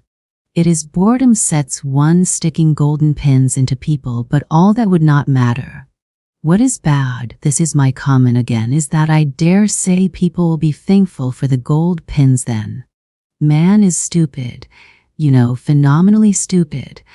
Or rather, he is not at all stupid, but he is so ungrateful that you could not find another like him in all creation. I, for instance, would not be in the least surprised if all of a sudden, apropos of nothing, in the midst of general prosperity, a gentleman with an ignoble, or rather with a reactionary and ironical, countenance were to arise and, putting his arms akimbo, say to us all, "I say, gentlemen, hadn't we better kick over the whole show and scatter rationalism to the winds, simply to send these logarithms to the devil, and to enable us to live once more at our own sweet foolish will?" That again would not matter, but what is annoying is that he would be sure to find followers. Such is the nature of man. And all that for the most foolish reason, which, one would think, was hardly worth mentioning, that is, that man everywhere and at all times, whoever he may be, has preferred to act as he chose and not in the least as his reason and advantage dictated. And one may choose what is contrary to one's own interests, and sometimes one positively ought. That is my idea.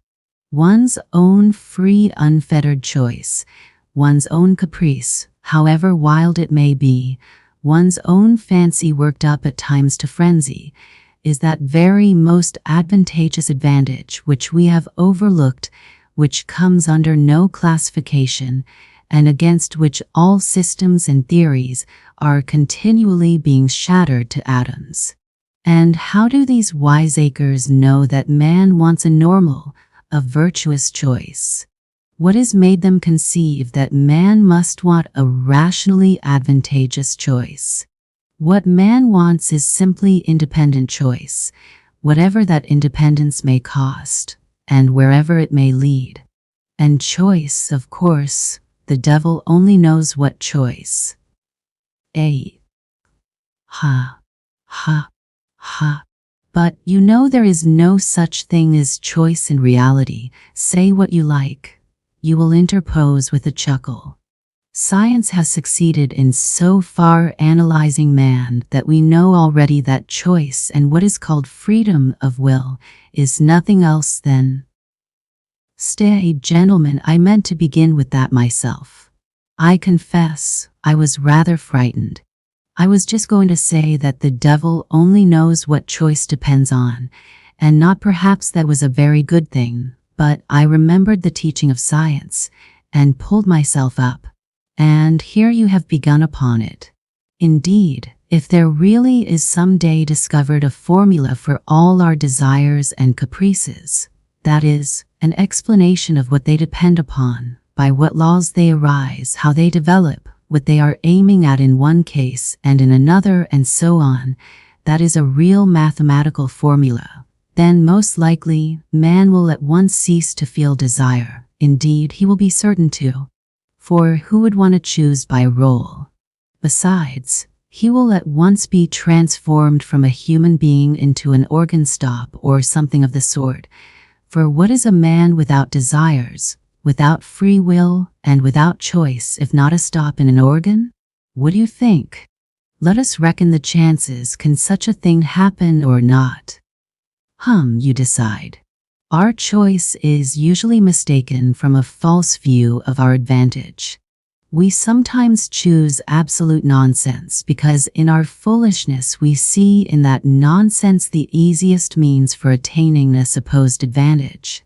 But when all that is explained and worked out on paper, which is perfectly possible, for it is contemptible and senseless to suppose that some laws of nature man will never understand, then certainly so-called desires will no longer exist.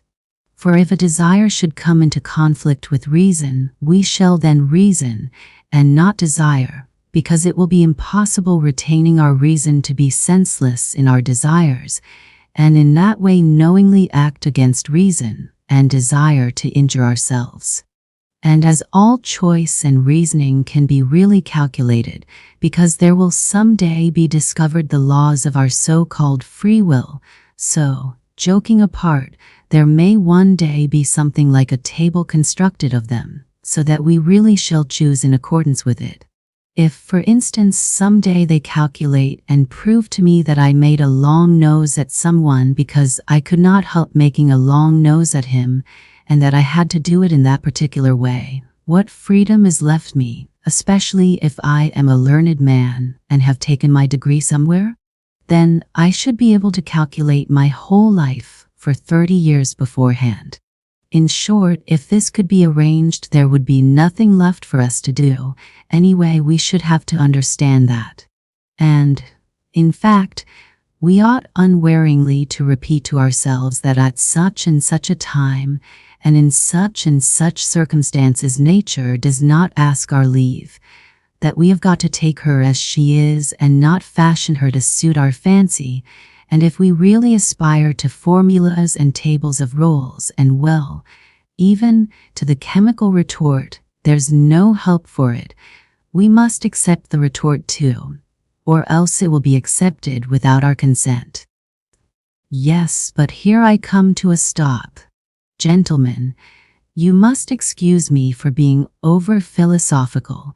It's the result of 40 years underground. Allow me to indulge my fancy.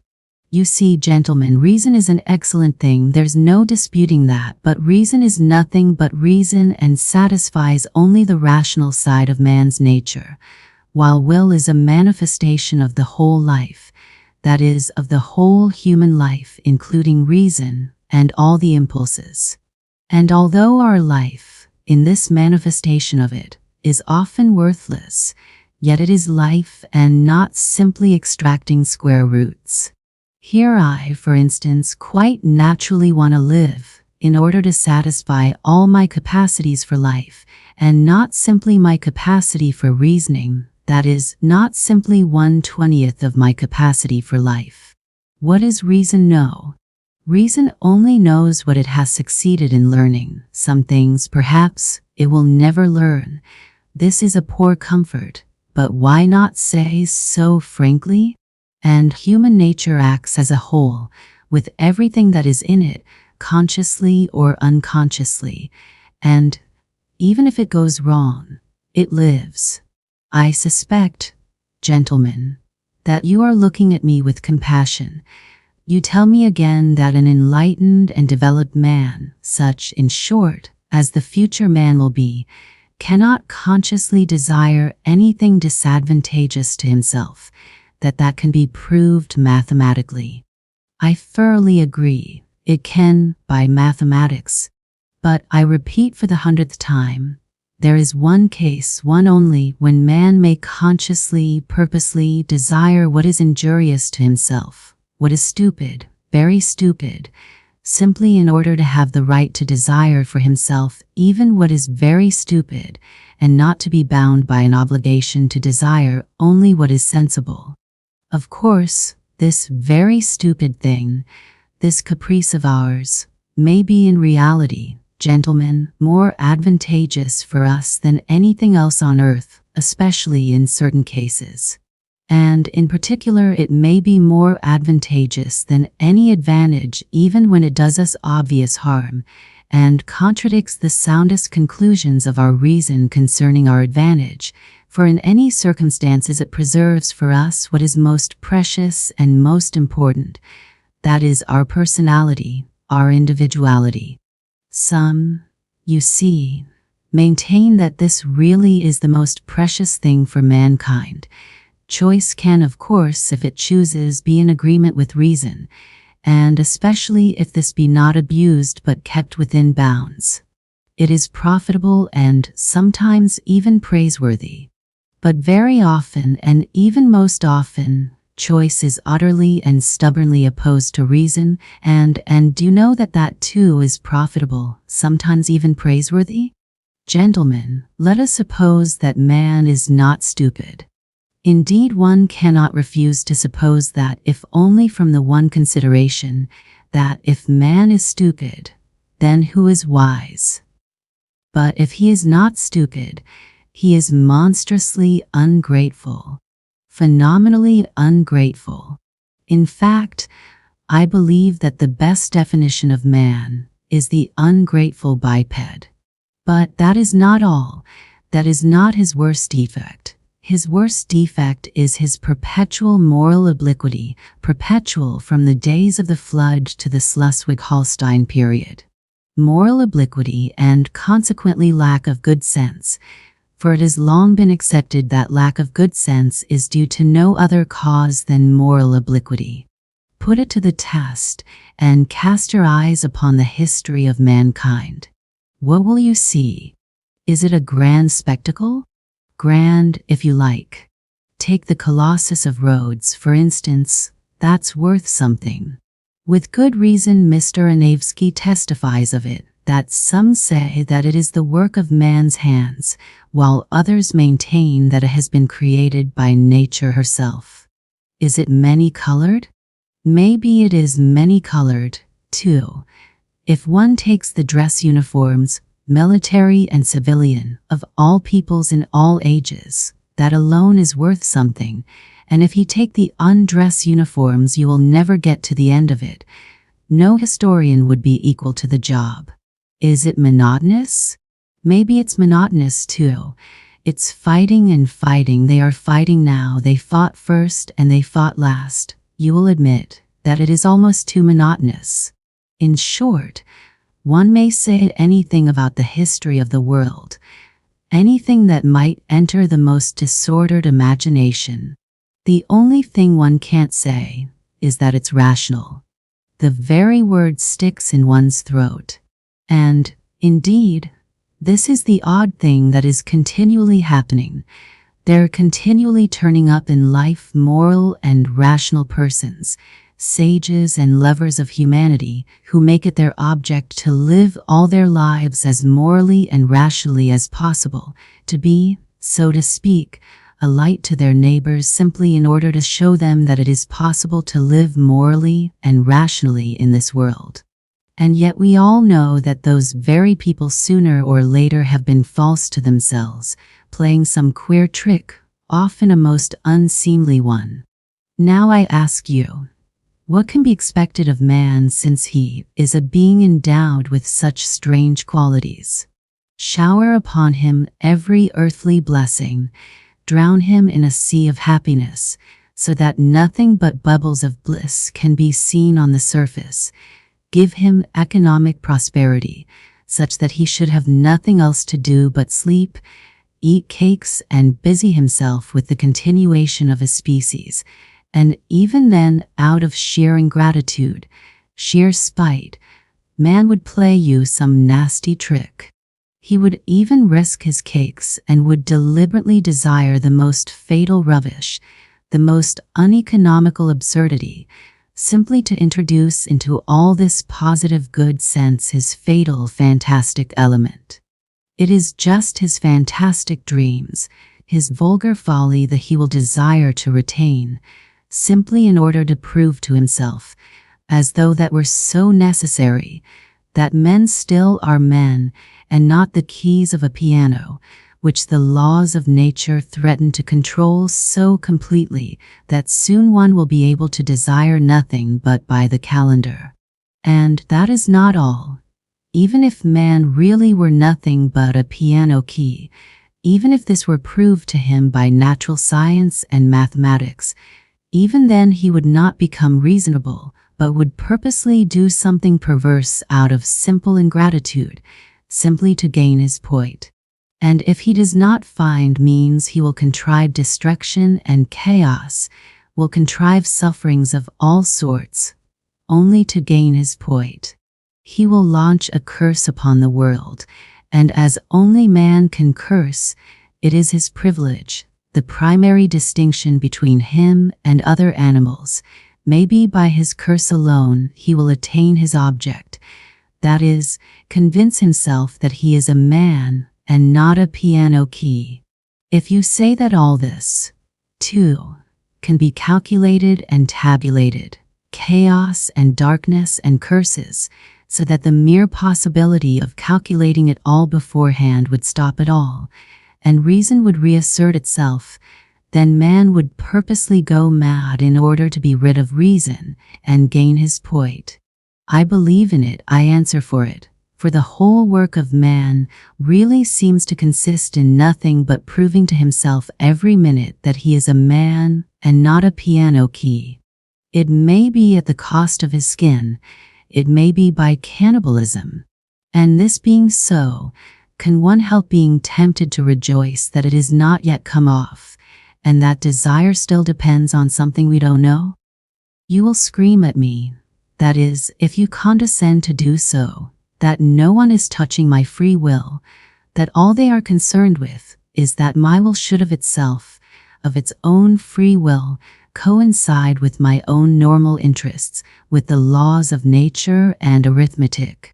Good heavens, gentlemen, what sort of free will is left when we come to tabulation and arithmetic, when it will all be a case of twice two make four?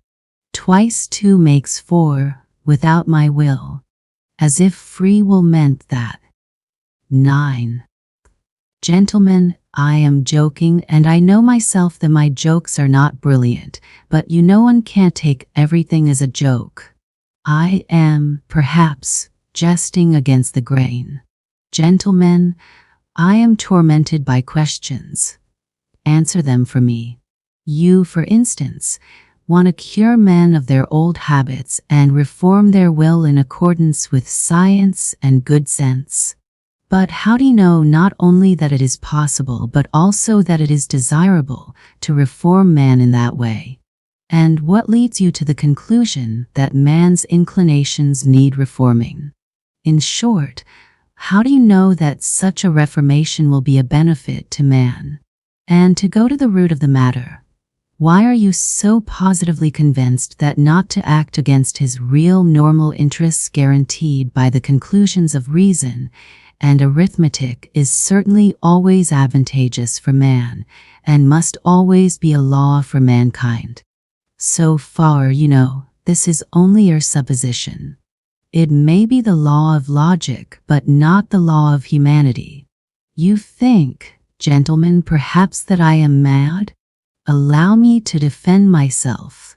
I agree that man is preeminently a creative animal, predestined to strive consciously for an object and to engage in engineering, that is, incessantly and eternally to make new roads, wherever they may lead.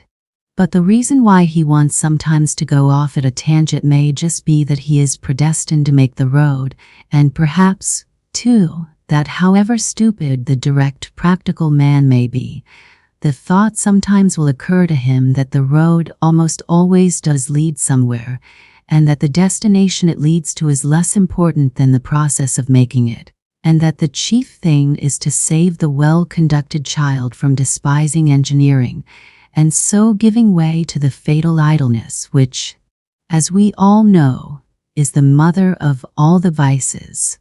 Man likes to make roads and to create, that is a fact beyond dispute. But why has he such a passionate love for destruction and chaos also? Tell me that. But on that point I want to say a couple of words myself. May it not be that he loves chaos and destruction. There can be no disputing that he does sometimes love it, because he is instinctively afraid of attaining his object and completing the edifice he is constructing? Who knows? Perhaps he only loves that edifice from a distance, and is by no means in love with it at close quarters. Perhaps he only loves building it and does not want to live in it, but will leave it, when completed, for the use of less animaux domestiques, such as the ants, the sheep, and so on. Now the ants have quite a different taste. They have a marvelous edifice of that pattern which endures forever, the ant heap. With the ant heap the respectable race of ants began, and with the ant heap they will probably end, which does the greatest credit to their perseverance and good sense.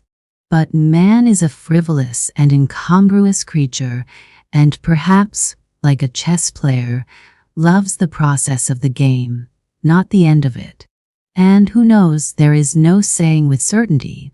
Perhaps the only goal on earth to which mankind is striving lies in this incessant process of attaining, in other words, in life itself, and not in the thing to be attained, which must always be expressed as a formula, as positive as twice two makes four, and such positiveness is not life, gentlemen, but is the beginning of death.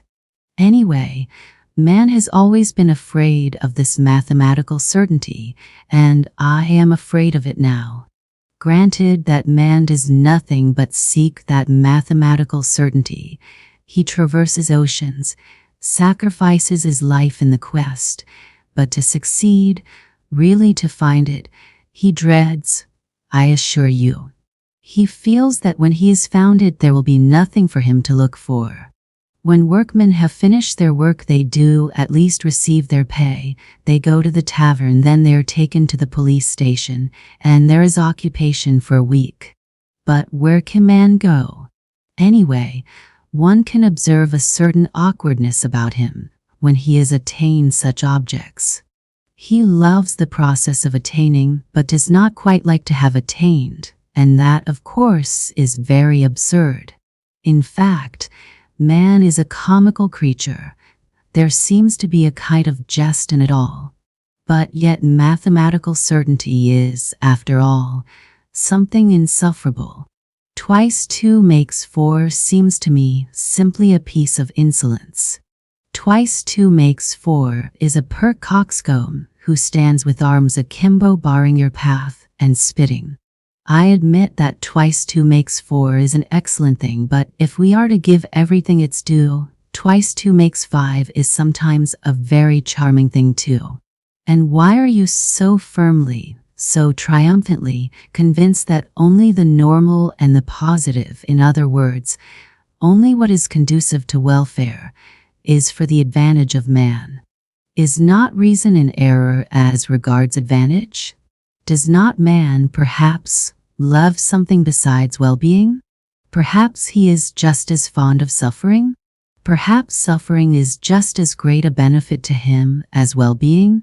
Man is sometimes extraordinarily, passionately, in love with suffering, and that is a fact. There is no need to appeal to universal history to prove that. Only ask yourself if you are a man and have lived it all. As far as my personal opinion is concerned, to care only for well-being seems to me positively ill-bred. Whether it's good or bad, it is sometimes very pleasant, too, to smash things. I hold no brief for suffering nor for well-being either. I am standing for my caprice and for its being guaranteed to me when necessary. Suffering would be out of place in vaudevilles, for instance, I know that. In the Palace of Crystal, it is unthinkable. Suffering means doubt, negation, and what would be the good of a palace of crystal if there could be any doubt about it? And yet, I think man will never renounce real suffering, that is, destruction and chaos. Why?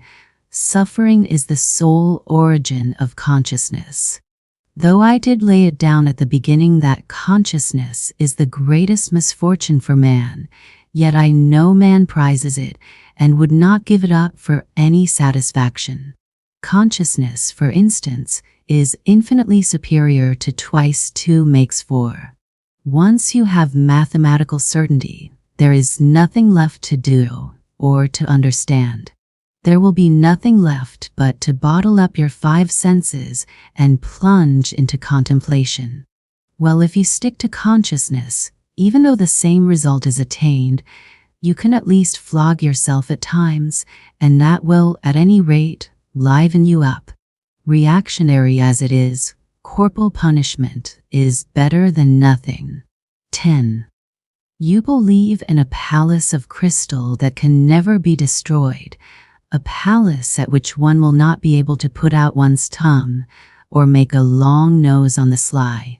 And perhaps that is just why I am afraid of this edifice, that it is of crystal and can never be destroyed, and that one cannot put one's tongue out at it even on the sly. You see, if it were not a palace, but a henhouse, I might creep into it to avoid getting wet, and yet I would not call the henhouse a palace out of gratitude to it for keeping me dry. You laugh and say that in such circumstances a henhouse is as good as a mansion. Yes, I answer, if one had to live simply to keep out of the rain. But what is to be done if I have taken it into my head that that is not the only object in life, and that if one must live one had better live in a mansion? That is my choice, my desire. You will only eradicate it when you have changed my preference. Well, do change it, allure me with something else, give me another ideal. But meanwhile, I will not take a henhouse for a mansion. The palace of crystal may be an idle dream. It may be that it is inconsistent with the laws of nature, and that I have invented it only through my own stupidity, through the old-fashioned irrational habits of my generation. But what does it matter to me that it is inconsistent? That makes no difference, since it exists in my desires, or rather exists as long as my desires exist. Perhaps you are laughing again? Laugh away. I will put up with any mockery rather than pretend that I am satisfied when I am hungry.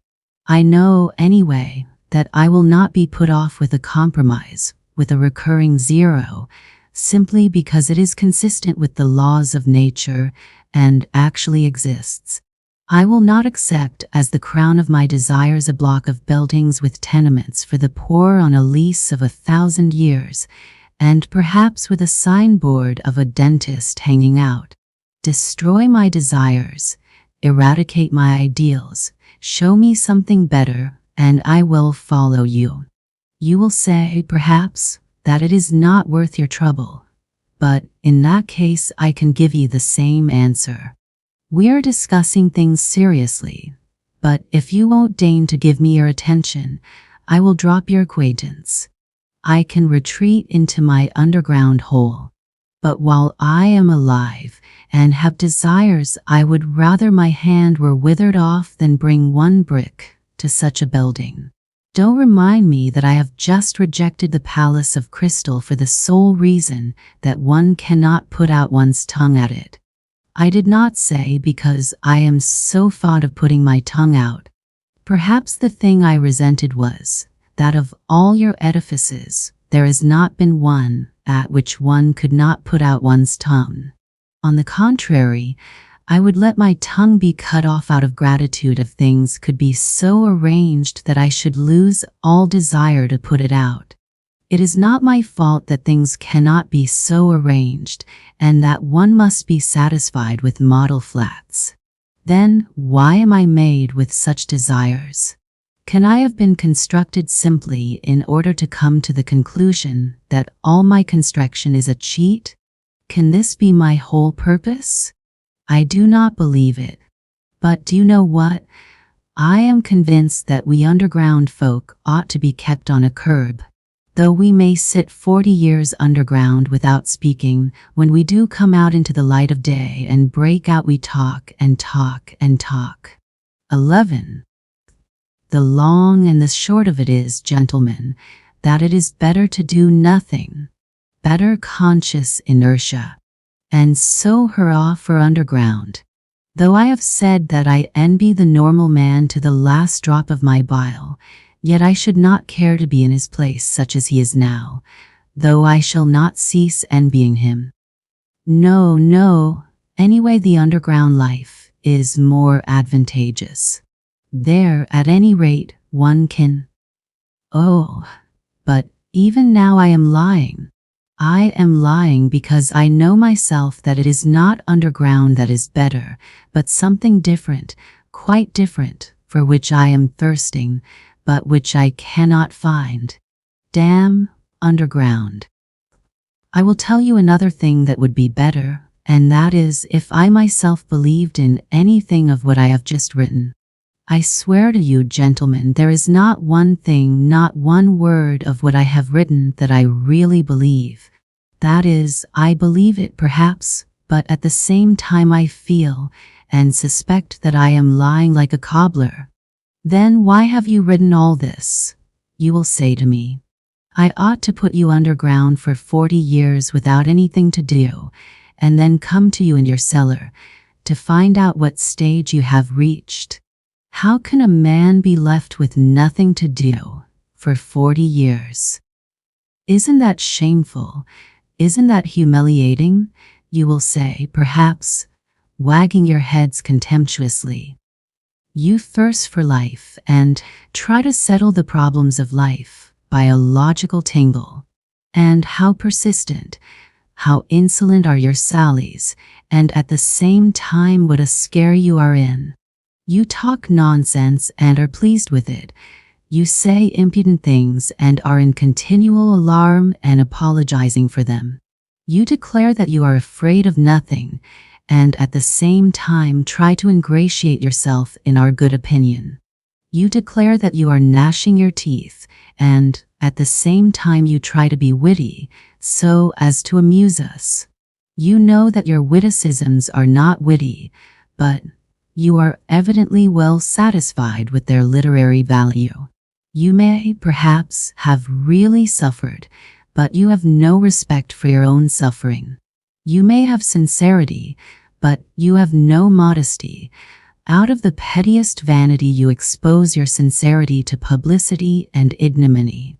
You doubtlessly mean to say something, but hide your last word through fear, because you have not the resolution to utter it, and only have a cowardly impudence.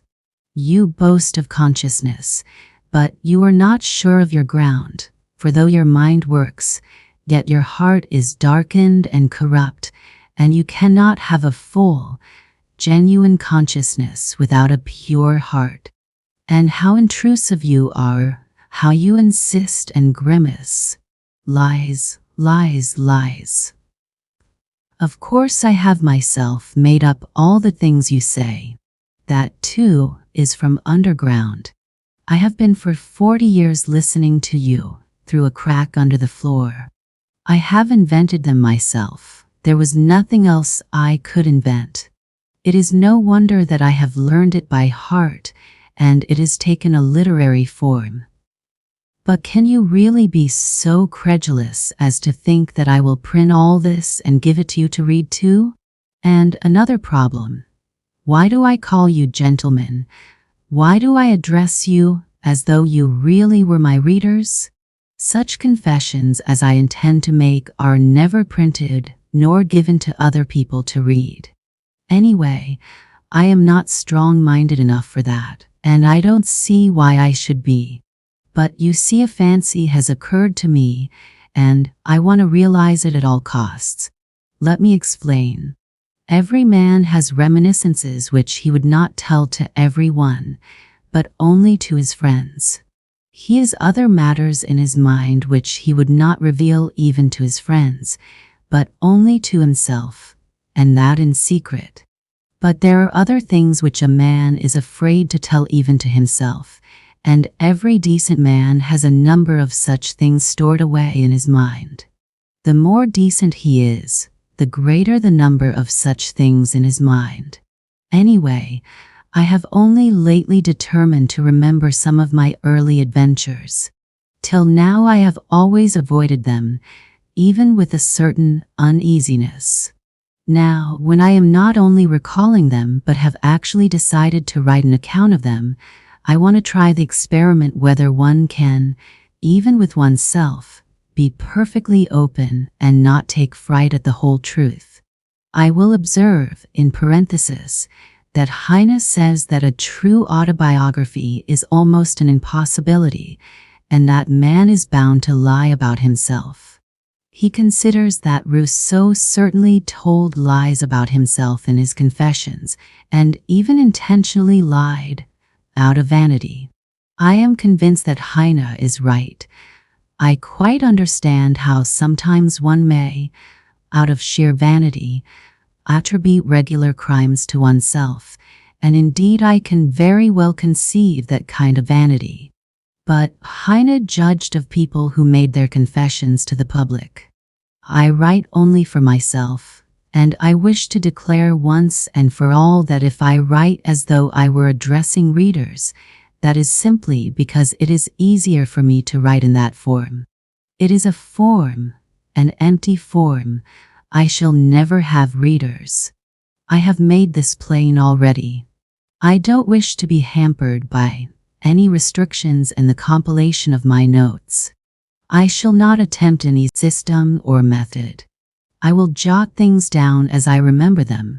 But here perhaps someone will catch at the word and ask me, if you really don't reckon on readers, why do you make such compacts with yourself? And on paper too, that is, that you won't attempt any system or method, that you jot things down as you remember them, and so on and so on? Why are you explaining? Why do you apologize? Well, there it is, I answer. There is a whole psychology in all this, though. Perhaps it is simply that I am a coward. And perhaps that I purposely imagine an audience before me in order that I may be more dignified while I write. There are perhaps thousands of reasons. Again, what is my object precisely in writing? If it is not for the benefit of the public, why should I not simply recall these incidents in my own mind without putting them on paper? Quite so, but yet it is more imposing on paper. There is something more impressive in it. I shall be better able to criticize myself and improve my style. Besides, I shall perhaps obtain actual relief from writing. Today, for instance, I am particularly oppressed by one memory of a distant past. It came back vividly to my mind a few days ago, and has remained haunting me like an annoying tune that one cannot get rid of. And yet I must get rid of it somehow. I have hundreds of such reminiscences, but at times someone stands out from the hundred and oppresses me. For some reason I believe that if I write it down I should get rid of it. Why not try? Besides, I am bored, and I never have anything to do. Writing will be a sort of work. They say work makes man kind-hearted and honest. Well, here is a chance for me anyway. Snow is falling today, yellow and dingy. It fell yesterday too, and a few days ago. I fancy it is the wet snow that has reminded me of that incident which I cannot shake off now. And so let it be a story à propos of the falling snow. Part 2. À propos of the wet snow. When from dark error's subjugation, my words of passionate exhortation had wrenched thy fainting spirit free, and writhing prone in thine affliction, thou didst recall with malediction the vice that had encompassed thee, and when thy slumbering conscience, fretting, by recollection's torturing flame, thou didst reveal the hideous setting of thy life's current ere I came, when suddenly I saw thee sicken, and weeping hide thine anguished face, revolted, maddened, horror-stricken, at memories of foul disgrace. Nekrasov, translated by Juliet Soskis. 1. At that time I was only 24. My life was even then gloomy, ill-regulated, and as solitary as that of a savage. I made friends with no one and positively avoided talking, and buried myself more and more in my hole. At work in the office, I never looked at anyone, and I was perfectly well aware that my companions looked upon me, not only as a queer fellow, but even looked upon me, I always fancied this, with a sort of loathing. I sometimes wondered why it was that nobody except me fancied that he was looked upon with aversion. One of the clerks had a most repulsive, pockmarked face, which looked positively villainous. I believe I should not have dared to look at anyone with such an unsightly countenance. Another had such a very dirty old uniform that there was an unpleasant odor in his proximity. Yet not one of these gentlemen showed the slightest self-consciousness, either about their clothes or their countenance or their character, in any way. Neither of them ever imagined that they were looked at with repulsion. If they had imagined it, they would not have minded, so long as their superiors did not look at them in that way.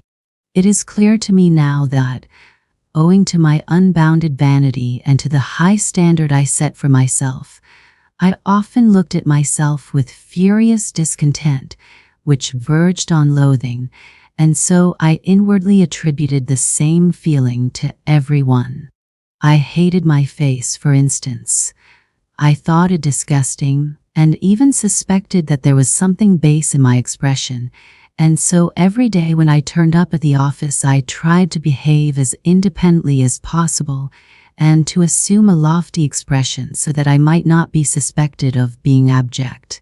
My face may be ugly, I thought, but let it be lofty, expressive, and above all, extremely intelligent.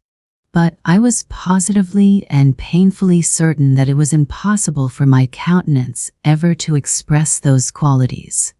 And, what was worst of all, I thought it actually stupid looking, and I would have been quite satisfied if I could have looked intelligent. In fact, I would even have put up with looking base if, at the same time, my face could have been thought strikingly intelligent. Of course, I hated my fellow clerks one and all, and I despised them all, yet at the same time I was, as it were, afraid of them. In fact, it happened at times that I thought more highly of them than of myself. It somehow happened quite suddenly that I alternated between despising them and thinking them superior to myself.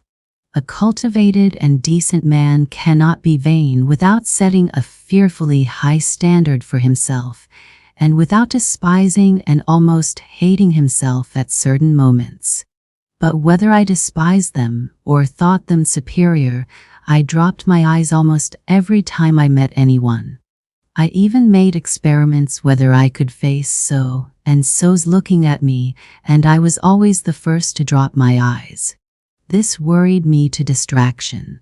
I had a sickly dread, too, of being ridiculous, and so had a slavish passion for the conventional in everything external.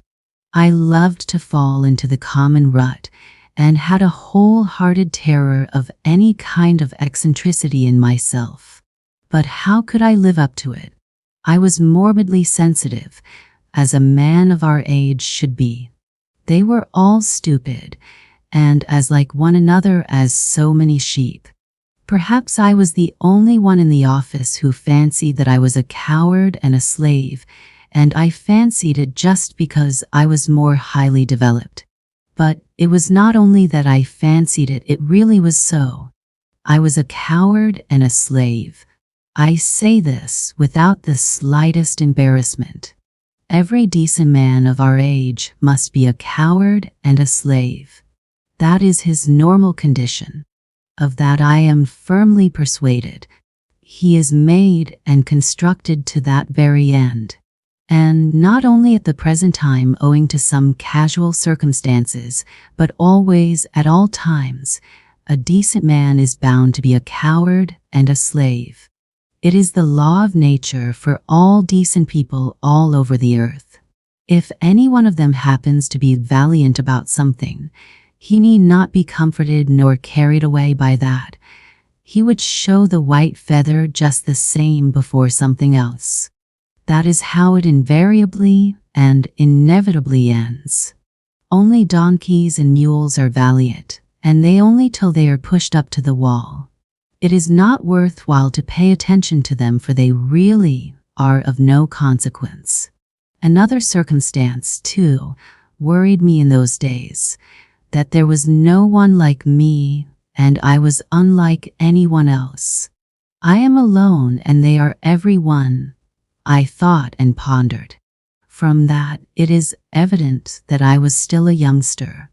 The very opposite sometimes happened. It was loathsome sometimes to go to the office. Things reached such a point that I often came home ill. But all at once, apropos of nothing, there would come a phase of skepticism and indifference. Everything happened in phases to me, and I would laugh myself at my intolerance and fastidiousness. I would reproach myself with being romantic.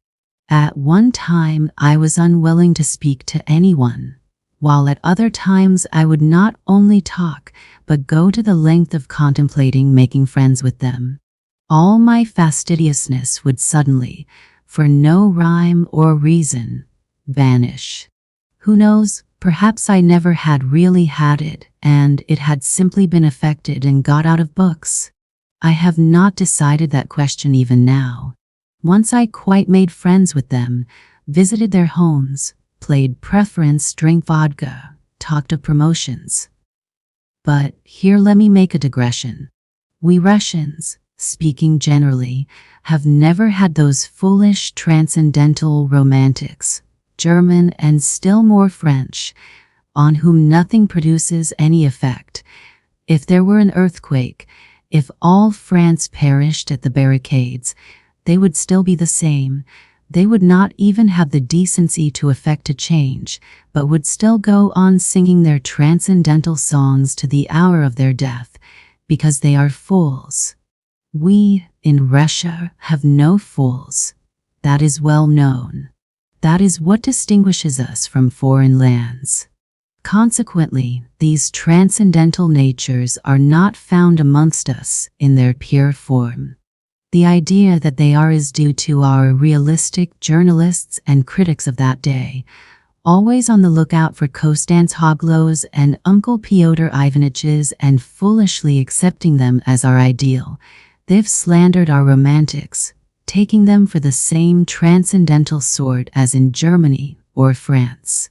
On the contrary, the characteristics of our romantics are absolutely and directly opposed to the transcendental European type, and no European standard can be applied to them. Allow me to make use of this word romantic, an old-fashioned and much respected word which has done good service and is familiar to all.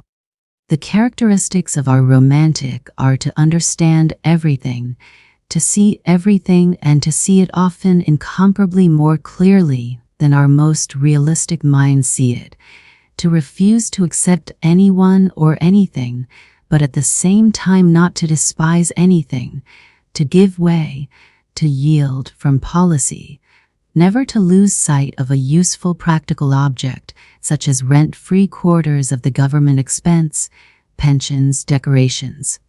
To keep their eye on that object through all the enthusiasms and volumes of lyrical poems, and at the same time to preserve the good and the beautiful, inviolate within them to the hour of their death, and to preserve themselves also, incidentally, like some precious jewel wrapped in cotton wool, if only for the benefit of the good and the beautiful.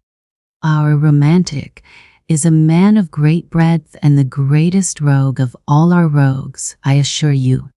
I can assure you from experience, indeed. Of course, that is, if he is intelligent. But what am I saying? The romantic is always intelligent, and I only meant to observe that although we have had foolish romantics, they don't count, and they were only so because in the flower of their youth they degenerated into Germans, and to preserve their precious jewel more comfortably, settled somewhere out there, by preference in Weimar or the Black Forest. I, for instance, genuinely despised my official work and did not openly abuse it simply because I was in it myself and got a salary for it. Anyway, take note, I did not openly abuse it. Our romantic would rather go out of his mind, a thing, however, which very rarely happens, than take to open abuse, unless he had some other career in view, and he is never kicked out. At most, they would take him to the lunatic asylum as the King of Spain, if he should go very mad. But it is only the thin, fair people who go out of their minds in Russia. Innumerable romantics attain later in life to considerable rank in the service. Their many-sidedness is remarkable, and what a faculty they have for the most contradictory sensations. I was comforted by this thought even in those days, and I am of the same opinion now. That is why there are so many broad natures among us who never lose their ideal even in the depths of degradation, and though they never stir a finger for their ideal, though they are errant thieves and knaves, yet they tearfully cherish their first ideal and are extraordinarily honest at heart. Yes, it is only among us that the most incorrigible rogue can be absolutely and loftily honest at heart without in the least ceasing to be a rogue. I repeat, our romantics frequently become such accomplished rascals, I use the term rascals affectionately, suddenly display such a sense of reality and practical knowledge that their bewildered superiors and the public generally can only ejaculate in amazement. Their many-sidedness is really amazing, and goodness knows what it may develop into later on, and what the future has in store for us. It is not a poor material. I do not say this from any foolish or boastful patriotism, but I feel sure that you are again imagining that I am joking.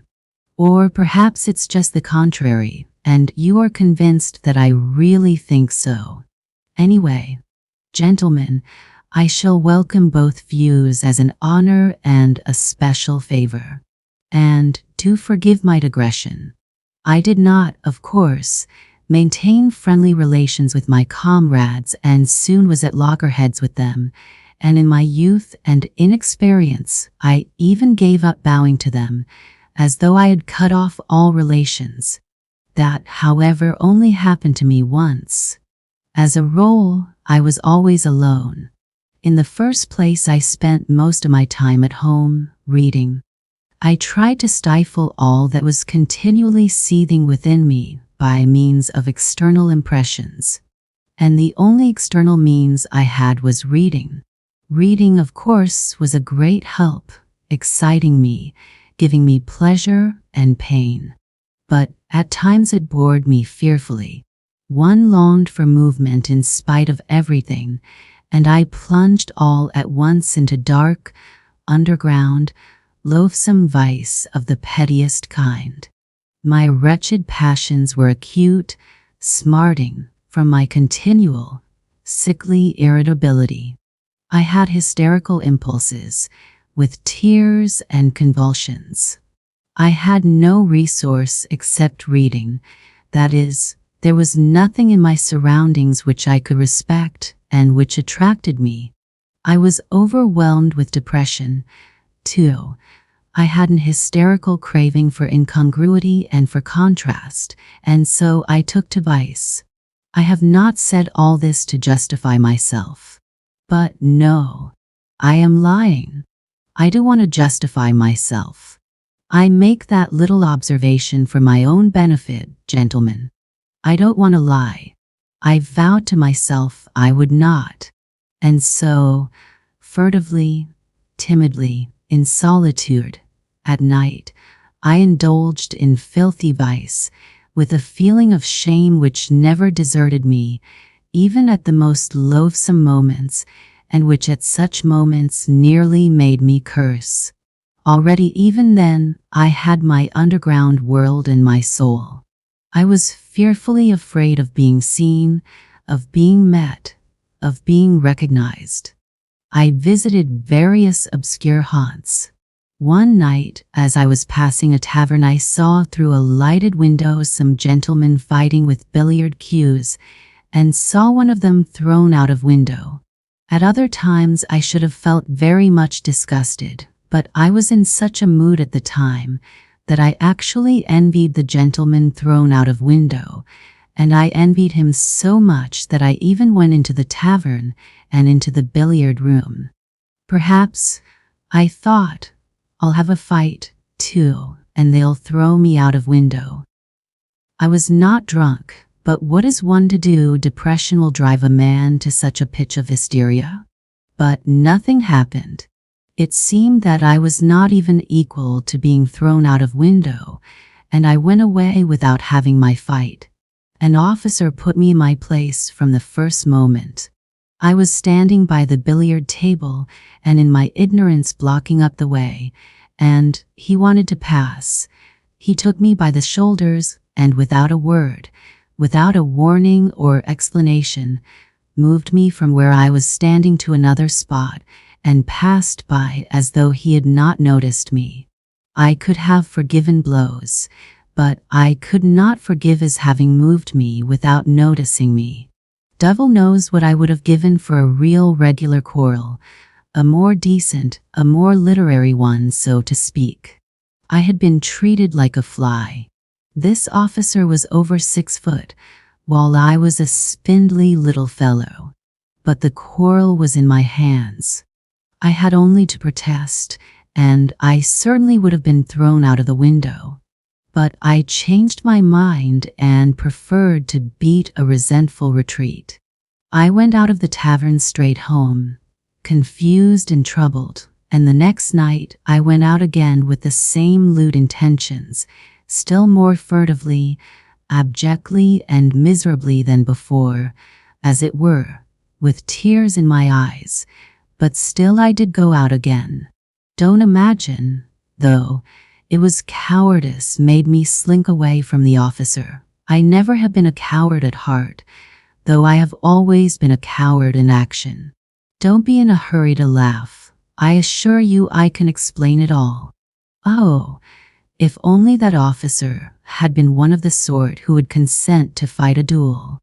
But no, he was one of those gentlemen, alas, long extinct, who preferred fighting with cues or, like Gogol's Lieutenant Pirogov, appealing to the police.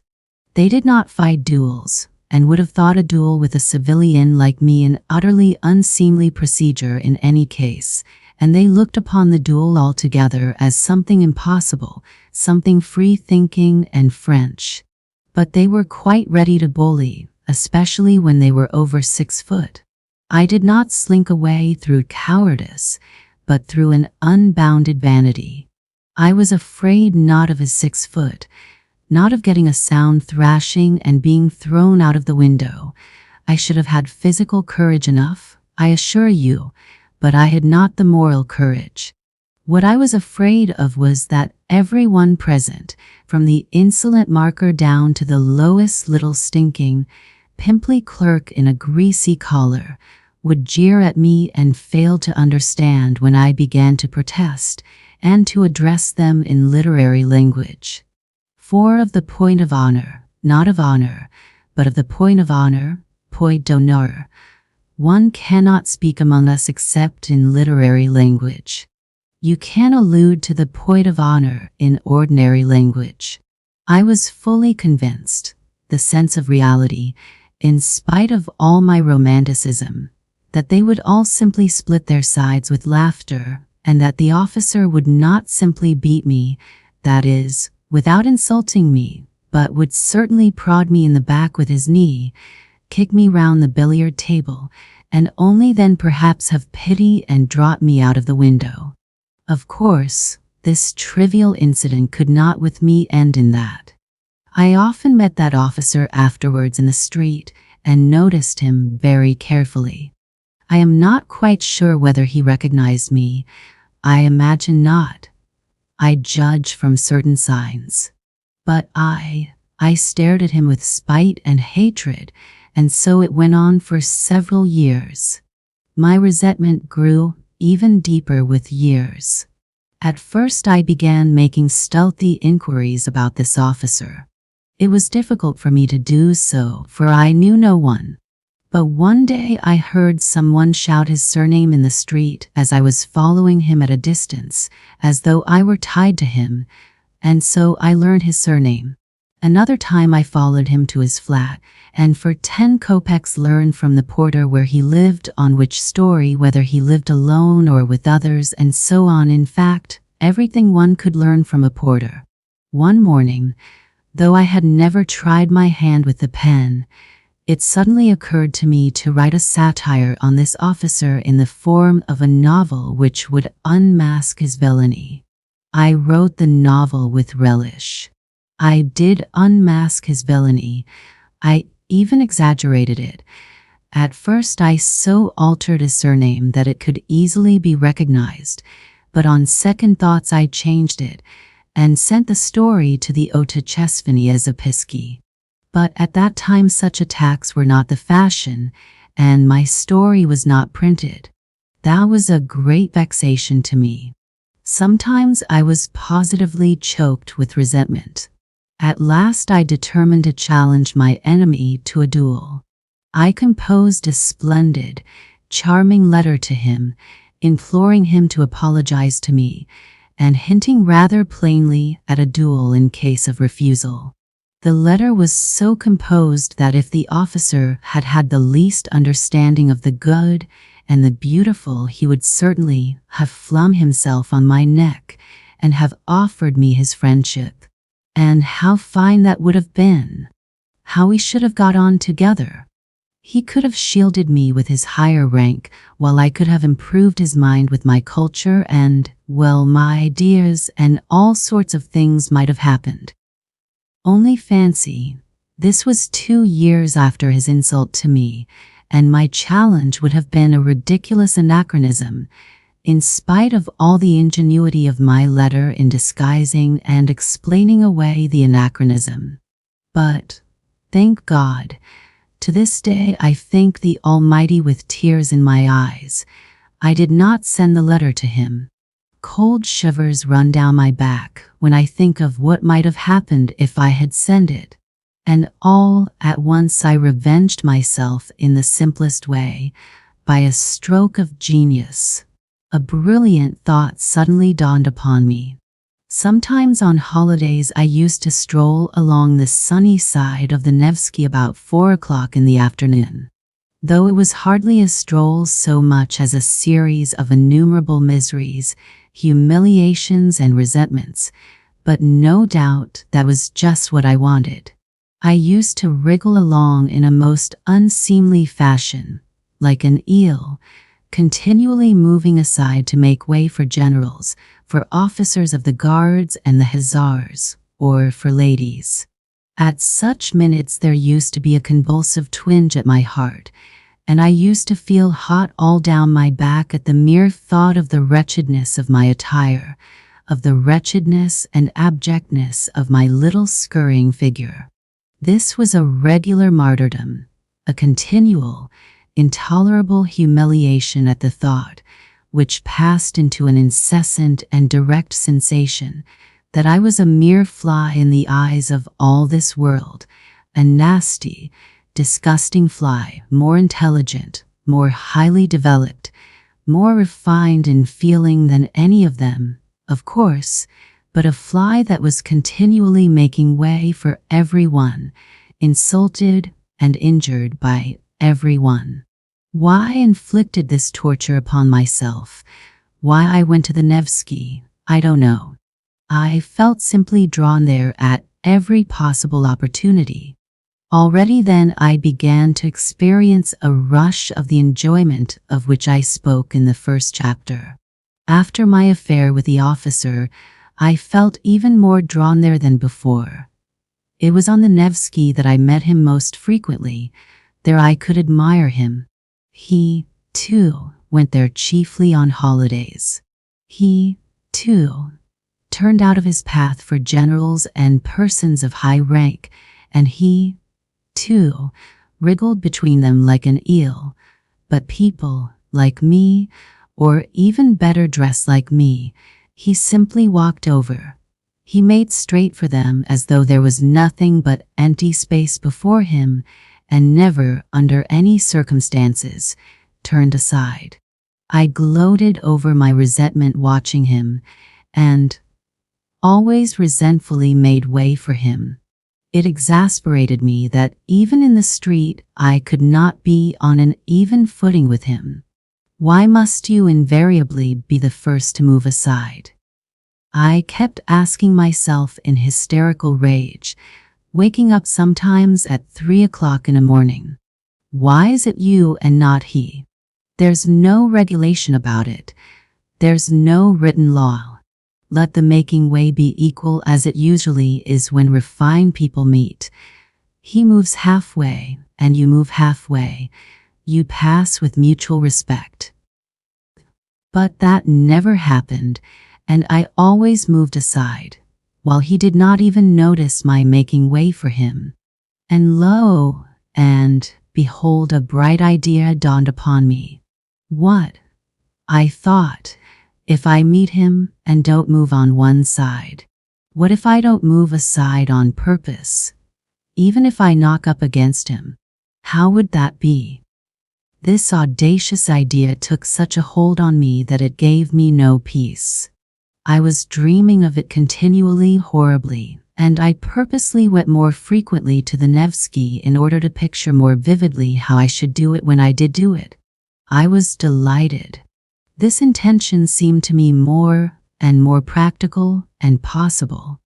Of course I shall not really push him, I thought, already more good-natured in my joy. I will simply not turn aside, will run up against him, not very violently, but just shouldering each other, just as much as decency permits. I will push against him just as much as he pushes against me. At last I made up my mind completely, but my preparations took a great deal of time. To begin with, when I carried out my plan, I should need to be looking rather more decent, and so I had to think of my get-up. In case of emergency, if, for instance, there were any sort of public scandal, and the public there is of the most recherché, the Countess walks there, Prince D walks there, all the literary world is there, I must be well dressed. That inspires respect, and of itself puts us on an equal footing in the eyes of society.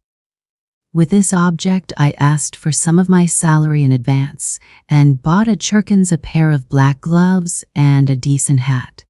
Black gloves seemed to me both more dignified and bon ton than the lemon-colored ones which I had contemplated at first. The color is too gaudy. It looks as though one were trying to be conspicuous, and I did not take the lemon-colored ones. I had got ready long beforehand a good shirt with white bone studs. My overcoat was the only thing that held me back. The coat in itself was a very good one. It kept me warm, but it was wadded and it had a raccoon collar which was the height of vulgarity. I had to change the collar at any sacrifice, and to have a beaver one like an officer's. For this purpose I began visiting the Gostiny Dvor, and after several attempts I pitched upon a piece of cheap German beaver. Though these German beavers soon grow shabby and look wretched, yet at first they look exceedingly well, and I only needed it for one occasion. I asked the price. Even so, it was too expensive. After thinking it over thoroughly, I decided to sell my raccoon collar. The rest of the money, a considerable sum for me, I decided to borrow from Anton Antonich Syatochkin, my immediate superior, an unassuming person, though grave and judicious. He never lent money to anyone, but I had, on entering the service, been specially recommended to him by an important personage who had got me my berth. I was horribly worried. To borrow from Anton Antonich seemed to me monstrous and shameful. I did not sleep for 2 or 3 nights. Indeed, I did not sleep well at that time. I was in a fever. I had a vague sinking at my heart, or else a sudden throbbing. Anton Antonich was surprised at first, then he frowned, then he reflected, and did after all lend me the money, receiving from me a written authorization to take for my salary a fortnight later the sum that he had lent me. In this way, everything was at last ready. The handsome beaver replaced the mean-looking raccoon, and I began by degrees to get to work. It would never have done to act offhand, at random. The plan had to be carried out skillfully, by degrees. But I must confess that after many efforts, I began to despair. We simply could not run into each other. I made every preparation. I was quite determined. It seemed as though we should run into one another directly, and before I knew what I was doing, I had stepped aside for him again, and he had passed without noticing me. I even prayed as I approached him that God would grant me determination. One time I had made up my mind thoroughly, but it ended in my stumbling and falling at his feet, because at the very last instant, when I was 6 inches from him, my courage failed me. He very calmly stepped over me, while I flew on one side like a ball. That night I was ill again, feverish and delirious, and suddenly it ended most happily. The night before, I had made up my mind not to carry out my fatal plan and to abandon it all, and with that object I went to the Nevsky for the last time, just to see how I would abandon it all. Suddenly, 3 paces from my enemy, I unexpectedly made up my mind. I closed my eyes, and we ran full tilt, shoulder to shoulder, against one another. I did not budge an inch and passed him on a perfectly equal footing. He did not even look round and pretended not to notice it, but he was only pretending. I am convinced of that. I am convinced of that to this day. Of course, I got the worst of it. He was stronger, but that was not the point. The point was that I had attained my object. I had kept up my dignity. I had not yielded a step, and had put myself publicly on an equal social footing with him. I returned home feeling that I was fully avenged for everything. I was delighted. I was triumphant and sang Italian arias. Of course, I will not describe to you what happened to me 3 days later. If you have read my first chapter, you can guess that for yourself. The officer was afterwards transferred. I have not seen him now for 14 years. What is the dear fellow doing now? Whom is he walking over? 2. But the period of my dissipation would end, and I always felt very sick afterwards. It was followed by remorse. I tried to drive it away. I felt too sick. By degrees, however, I grew used to that too. I grew used to everything, or rather I voluntarily resigned myself to enduring it. But I had a means of escape that reconciled everything. That was to find refuge in the good and the beautiful, in dreams, of course. I was a terrible dreamer. I would dream for 3 months on end, tucked away in my corner, and you may believe me that at those moments I had no resemblance to the gentleman who, in the perturbation of his chicken heart, put a collar of German beaver on his great coat. I suddenly became a hero. I would not have admitted my 6-foot lieutenant even if he had called on me. I could not even picture him before me then. What were my dreams and how I could satisfy myself with them, it is hard to say now, but at the time I was satisfied with them. Though, indeed, even now I am to some extent satisfied with them. Dreams were particularly sweet and vivid after a spell of dissipation. They came with remorse and with tears, with curses and transports. There were moments of such positive intoxication, of such happiness, that there was not the faintest trace of irony within me, on my honor. I had faith, hope, love.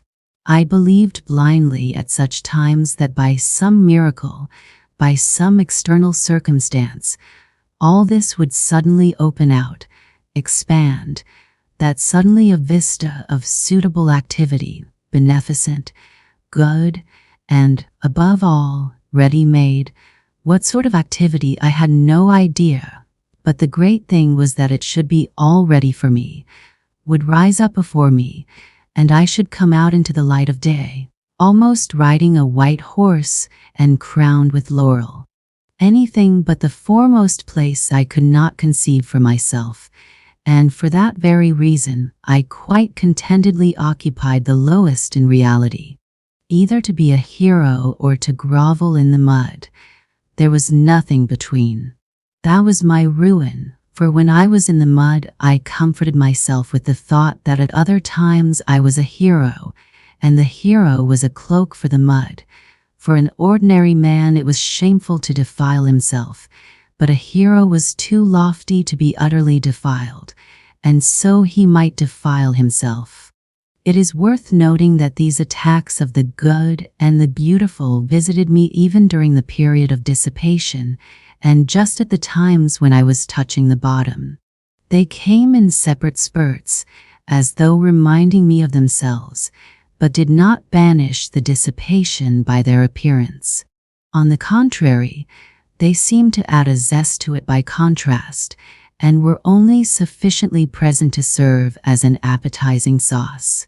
That sauce was made up of contradictions and sufferings, of agonizing inward analysis, and all these pangs and pinpricks gave a certain piquancy, even a significance to my dissipation, in fact, completely answered the purpose of an appetizing sauce. There was a certain depth of meaning in it, and I could hardly have resigned myself to the simple, vulgar, direct debauchery of a clerk and have endured all the filthiness of it. What could have allured me about it then, and have drawn me at night into the street? No, I had a lofty way of getting out of it all. And what loving kindness, O Lord, what loving kindness I felt at times in those dreams of mine, in those flights into the good and the beautiful. Though it was fantastic love, though it was never applied to anything human in reality, yet there was so much of this love that one did not feel afterwards even the impulse to apply it in reality. That would have been superfluous. Everything, however, passed satisfactorily by a lazy and fascinating transition into the sphere of art, that is, into the beautiful forms of life, lying ready, largely stolen from the poets and novelists and adapted to all sorts of needs and uses. I, for instance, was triumphant over everyone. Everyone, of course, was in dust and ashes, and was forced spontaneously to recognize my superiority, and I forgave them all. I was a poet and a grand gentleman. I fell in love. I came in for countless millions and immediately devoted them to humanity, and at the same time I confessed before all the people my shameful deeds, which, of course, were not merely shameful, but had in them much that was good and beautiful, something in the Manfred style. Everyone would kiss me and weep. What idiots they would be if they did not, while I should go barefoot and hungry preaching new ideas and fighting a victorious Austerlitz against the obscurantists. Then the band would play a march, and amnesty would be declared. The Pope would agree to retire from Rome to Brazil. Then there would be a ball for the whole of Italy at the Villa Borghese on the shores of the Lake of Como, the Lake of Como being for that purpose transferred to the neighborhood of Rome. Then would come a scene in the bushes, and so on, as though you did not know all about it. You will say that it is vulgar and contemptible to drag all this into public after all the tears and transports which I have myself confessed. But why is it contemptible?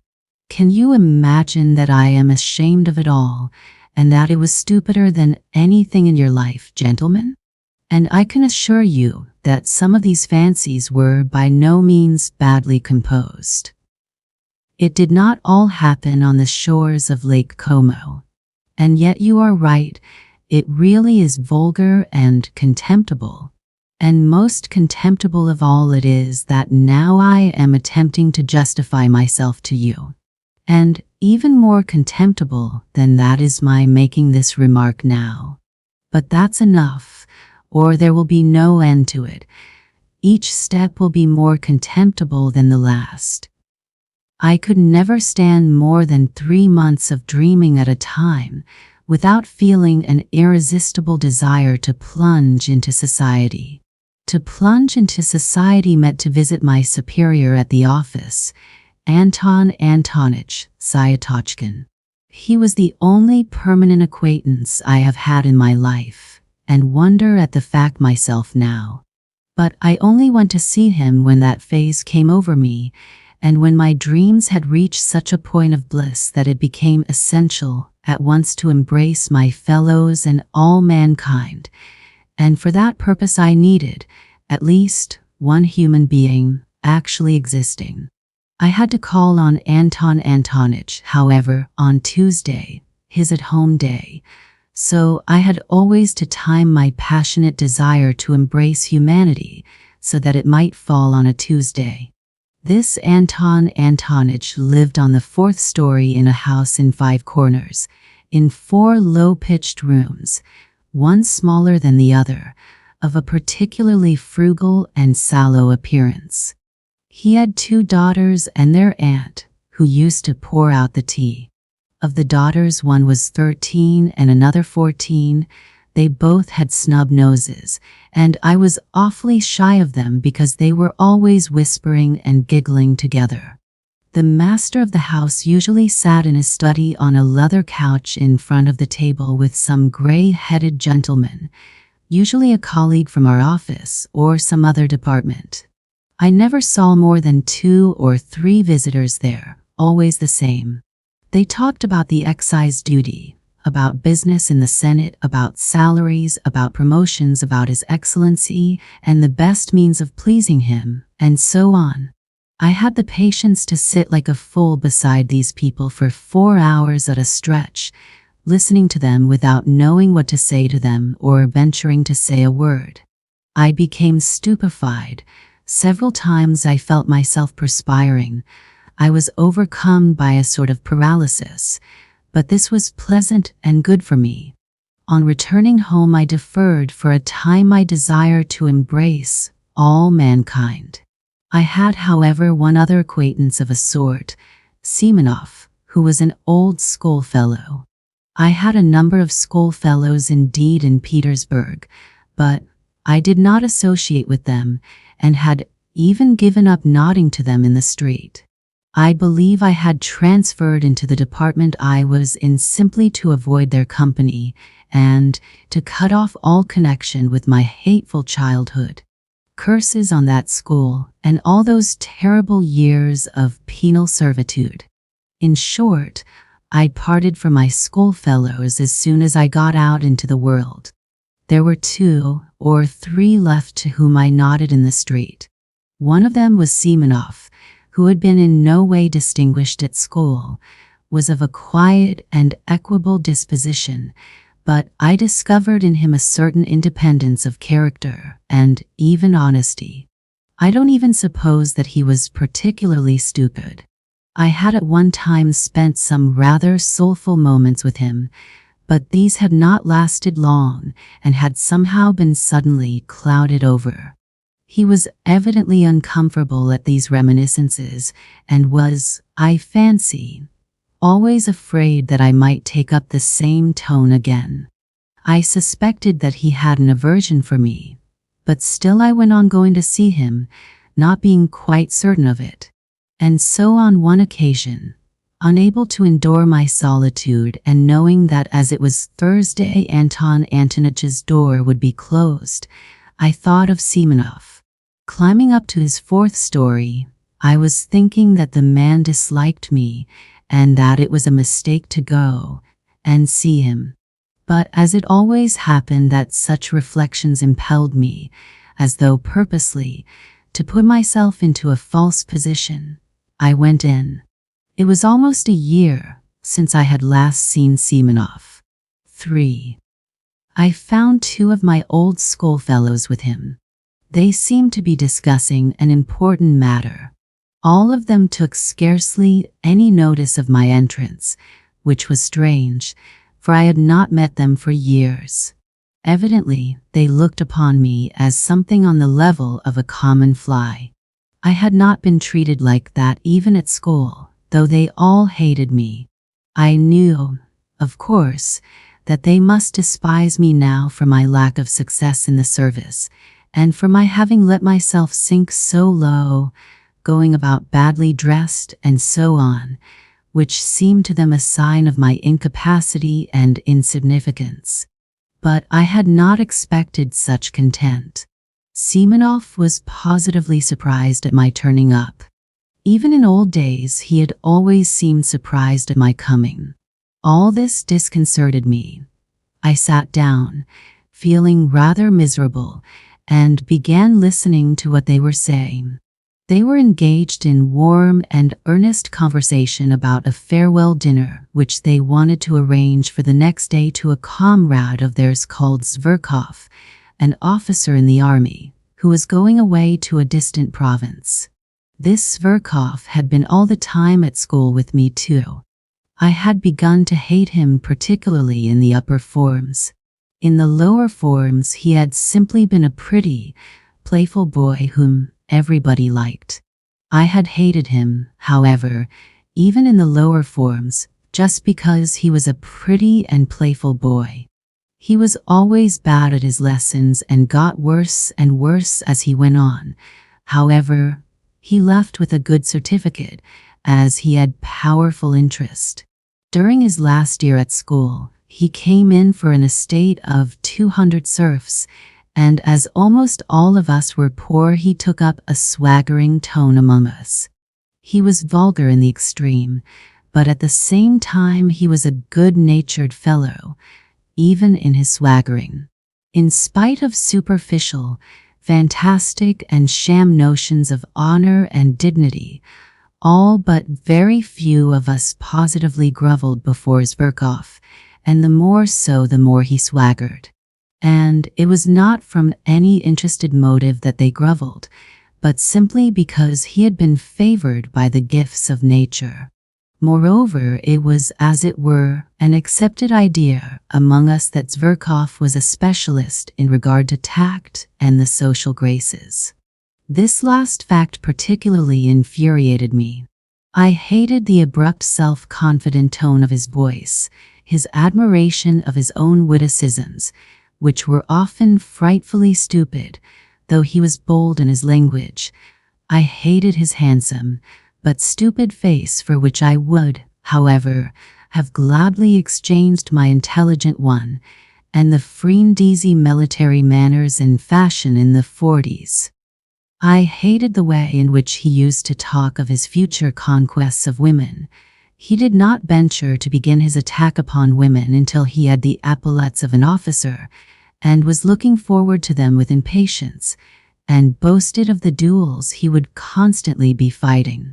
I remember how I, invariably so taciturn, suddenly fastened upon Zverkov, when one day talking at a leisure moment with his schoolfellows of his future relations with the fair sex, and growing as sportive as a puppy in the sun, he all at once declared that he would not leave a single village girl on his estate unnoticed, that was his droit de seigneur, and that if the peasants dared to protest, he would have them all flogged and double the tax on them, the bearded rascals.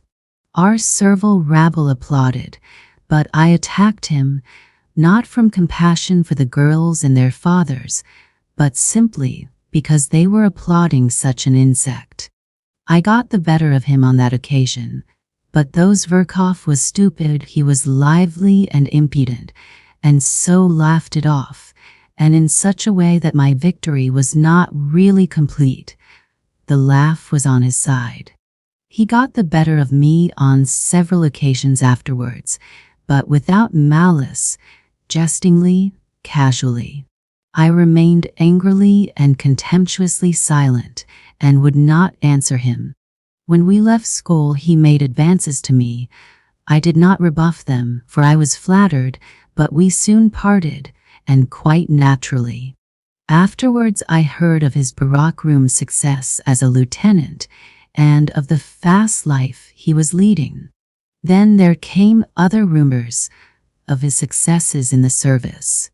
By then he had taken to cutting me in the street, and I suspected that he was afraid of compromising himself by greeting a personage as insignificant as me. I saw him once in the theater, in the third tier of boxes. By then he was wearing shoulder straps. He was twisting and twirling about, ingratiating himself with the daughters of an ancient general.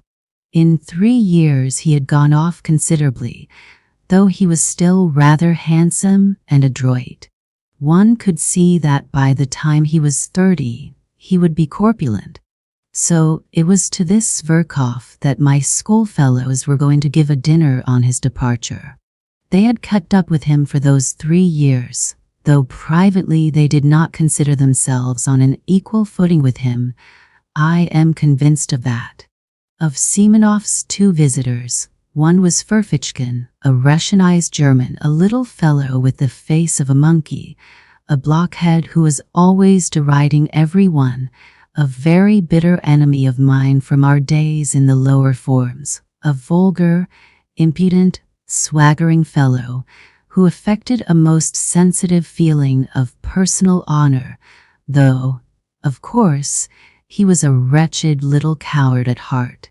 He was one of those worshippers as Zverkov who made up to the latter from interested motives and often borrowed money from him. Semenov's other visitor, Trudolyubov, was a person in no way remarkable, a tall young fellow in the army, with a cold face, fairly honest, though he worshipped success of every sort and was only capable of thinking of promotion.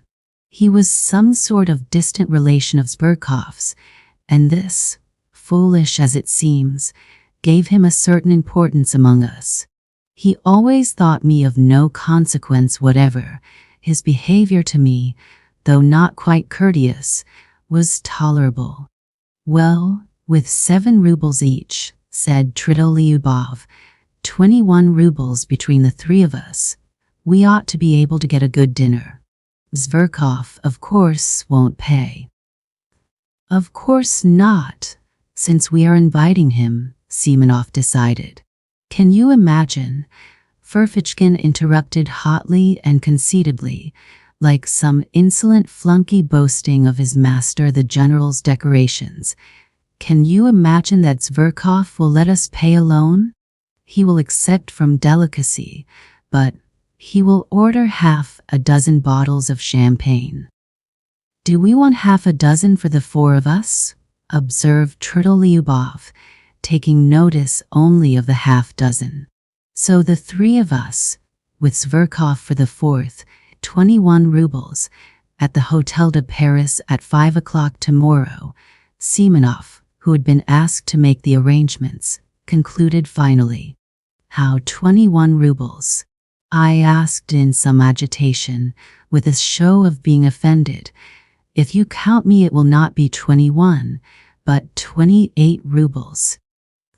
It seemed to me that to invite myself so suddenly and unexpectedly would be positively graceful, and that they would all be conquered at once and would look at me with respect. Do you want to join too? Semenov observed, with no appearance of pleasure, seeming to avoid looking at me. He knew me through and through.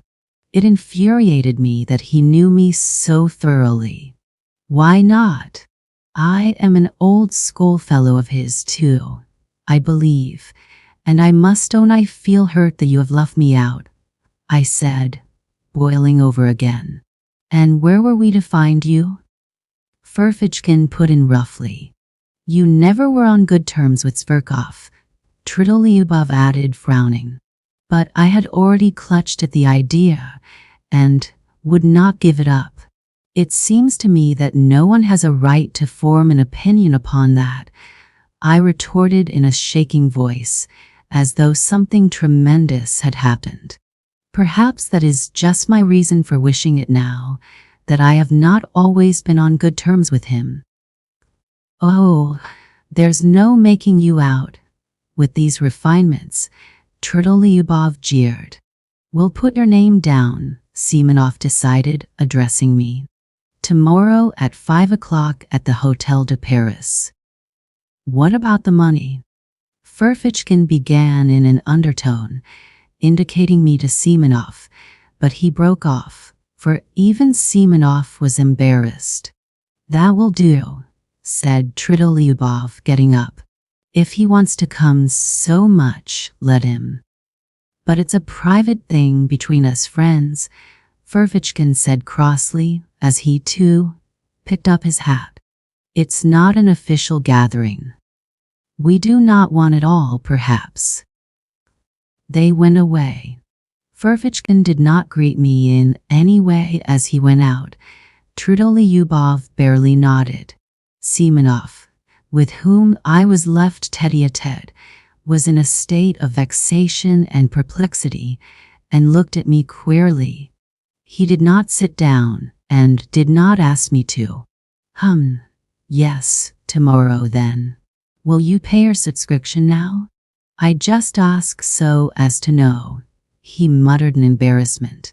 I flushed crimson, and as I did so I remembered that I had owed Semenov 15 rubles for ages, which I had, indeed, never forgotten, though I had not paid it. You will understand, Semenov, that I could have no idea when I came here. I am very much vexed that I have forgotten. All right, that doesn't matter. You can pay tomorrow after the dinner. I simply wanted to know. Please don't. He broke off and began pacing the room, still more vexed. As he walked, he began to stamp with his heels. Am I keeping you? I asked after 2 minutes of silence. Oh, he said, starting. That is, to be truthful, yes. I have to go and see someone not far from here, he added in an apologetic voice, somewhat abashed. My goodness, why didn't you say so?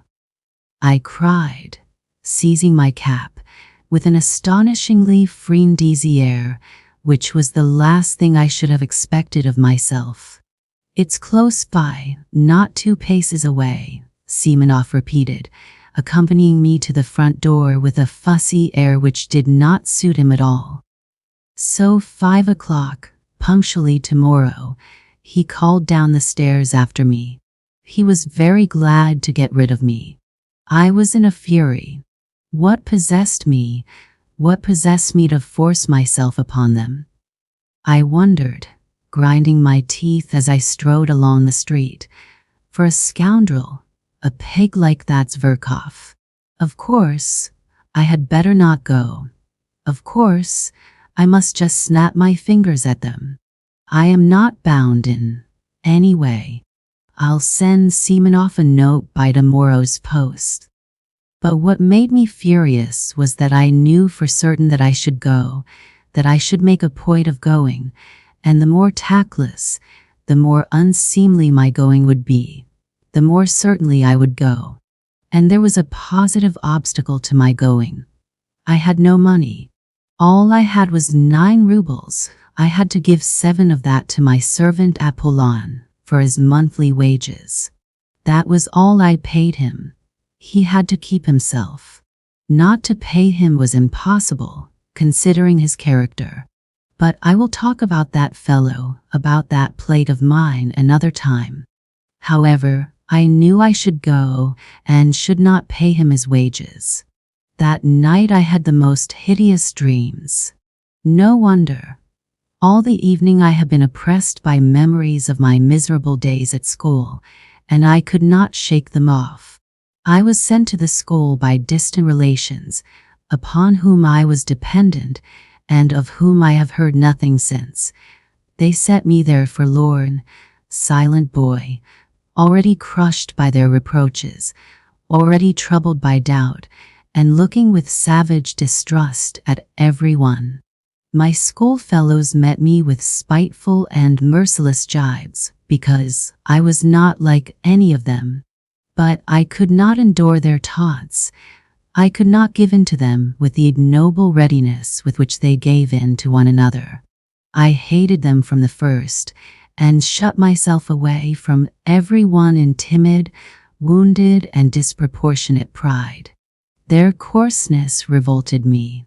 They laughed cynically at my face, at my clumsy figure, and yet what stupid faces they had themselves. In our school, the boys' faces seemed in a special way to degenerate and grow stupider.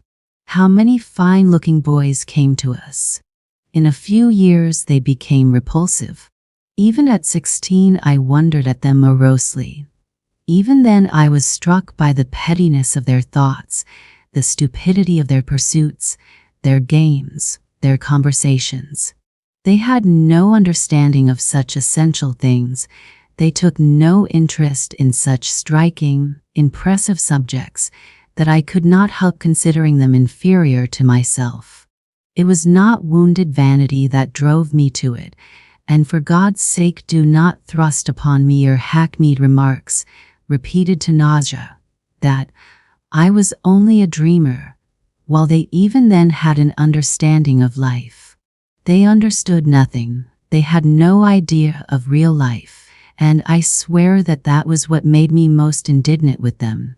On the contrary, the most obvious, striking reality they accepted with fantastic stupidity, and even at that time were accustomed to respect success.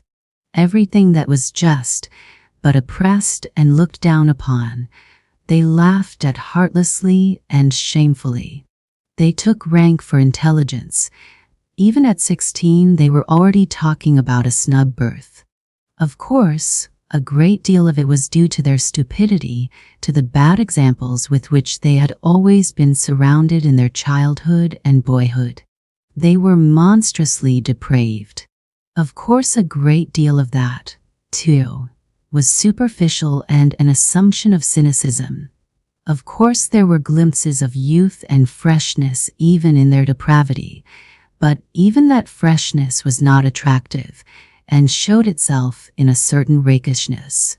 I hated them horribly, though perhaps I was worse than any of them. They repaid me in the same way, and did not conceal their aversion for me. But by then, I did not desire their affection. On the contrary, I continually longed for their humiliation. To escape from their derision, I purposely began to make all the progress I could with my studies and force my way to the very top. This impressed them. Moreover, they all began by degrees to grasp that I had already read books none of them could read, and understood things, not forming part of our school curriculum, of which they had not even heard. They took a savage and sarcastic view of it, but were morally impressed, especially as the teachers began to notice me on those grounds. The mockery ceased, but the hostility remained, and cold and strained relations became permanent between us. In the end, I could not put up with it. With years a craving for society, for friends, developed in me. I attempted to get on friendly terms with some of my schoolfellows, but somehow or other my intimacy with them was always strained and soon ended of itself. Once, indeed, I did have a friend, but I was already a tyrant at heart. I wanted to exercise unbounded sway over him. I tried to instill into him a contempt for his surroundings. I required of him a disdainful and complete break with those surroundings. I frightened him with my passionate affection. I reduced him to tears, to hysterics. He was a simple and devoted soul, but when he devoted himself to me entirely, I began to hate him immediately and repulsed him, as though all I needed him for was to win a victory over him, to subjugate him, and nothing else. But I could not subjugate all of them. My friend was not at all like them either. He was, in fact, a rare exception. The first thing I did on leaving school was to give up the special job for which I had been destined, so as to break all ties, to curse my past and shake the dust from off my feet. And goodness knows why, after all that, I should go trudging off to Semenov's. Early next morning I roused myself and jumped out of bed with excitement, as though it were all about to happen at once. But I believed that some radical change in my life was coming and would inevitably come that day. Owing to its rarity, perhaps, any external event, however trivial, always made me feel as though some radical change in my life were at hand. I went to the office, however, as usual, but sneaked away home 2 hours earlier to get ready. The great thing, I thought, is not to be the first to arrive, or they will think I am overjoyed at coming. But there were thousands of such great points to consider, and they all agitated and overwhelmed me. I polished my boots a second time with my own hands. Nothing in the world would have induced Apollon to clean them twice a day, as he considered that it was more than his duties required of him. I stole the brushes to clean them from the passage, being careful he should not detect it, for fear of his contempt. Then I minutely examined my clothes and thought that everything looked old, worn, and threadbare. I had let myself get too slovenly. My uniform, perhaps, was tidy, but I could not go out to dinner in my uniform. The worst of it was that on the knee of my trousers was a big yellow stain. I had a foreboding that that stain would deprive me of 9/10 of my personal dignity. I knew, too, that it was very poor to think so. But this is no time for thinking. Now I am in for the real thing, I thought, and my heart sank. I knew, too, perfectly well even then, that I was monstrously exaggerating the facts. But how could I help it? I could not control myself, and was already shaking with fever. With despair I pictured to myself how coldly and disdainfully that scoundrel, Zverkov, would meet me, with what dull-witted, invincible contempt the blockhead Tridolyubov would look at me, with what impudent rudeness the insect Verfichkin would snigger at me in order to curry favor with Zverkov, how completely Semenov would take it all in, and how he would despise me for the abjectness of my vanity and lack of spirit, and, worst of all, how paltry, unliterary, commonplace it would all be. Of course, the best thing would be not to go at all. But that was most impossible of all. If I feel impelled to do anything, I seem to be pitchforked into it.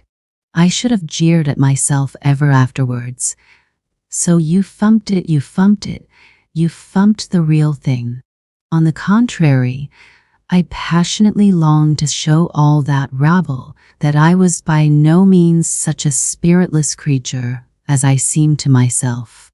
What is more, even in the acutest paroxysm of this cowardly fever, I dreamed of getting the upper hand, of dominating them, carrying them away, making them like me, if only for my elevation of thought and unmistakable wit.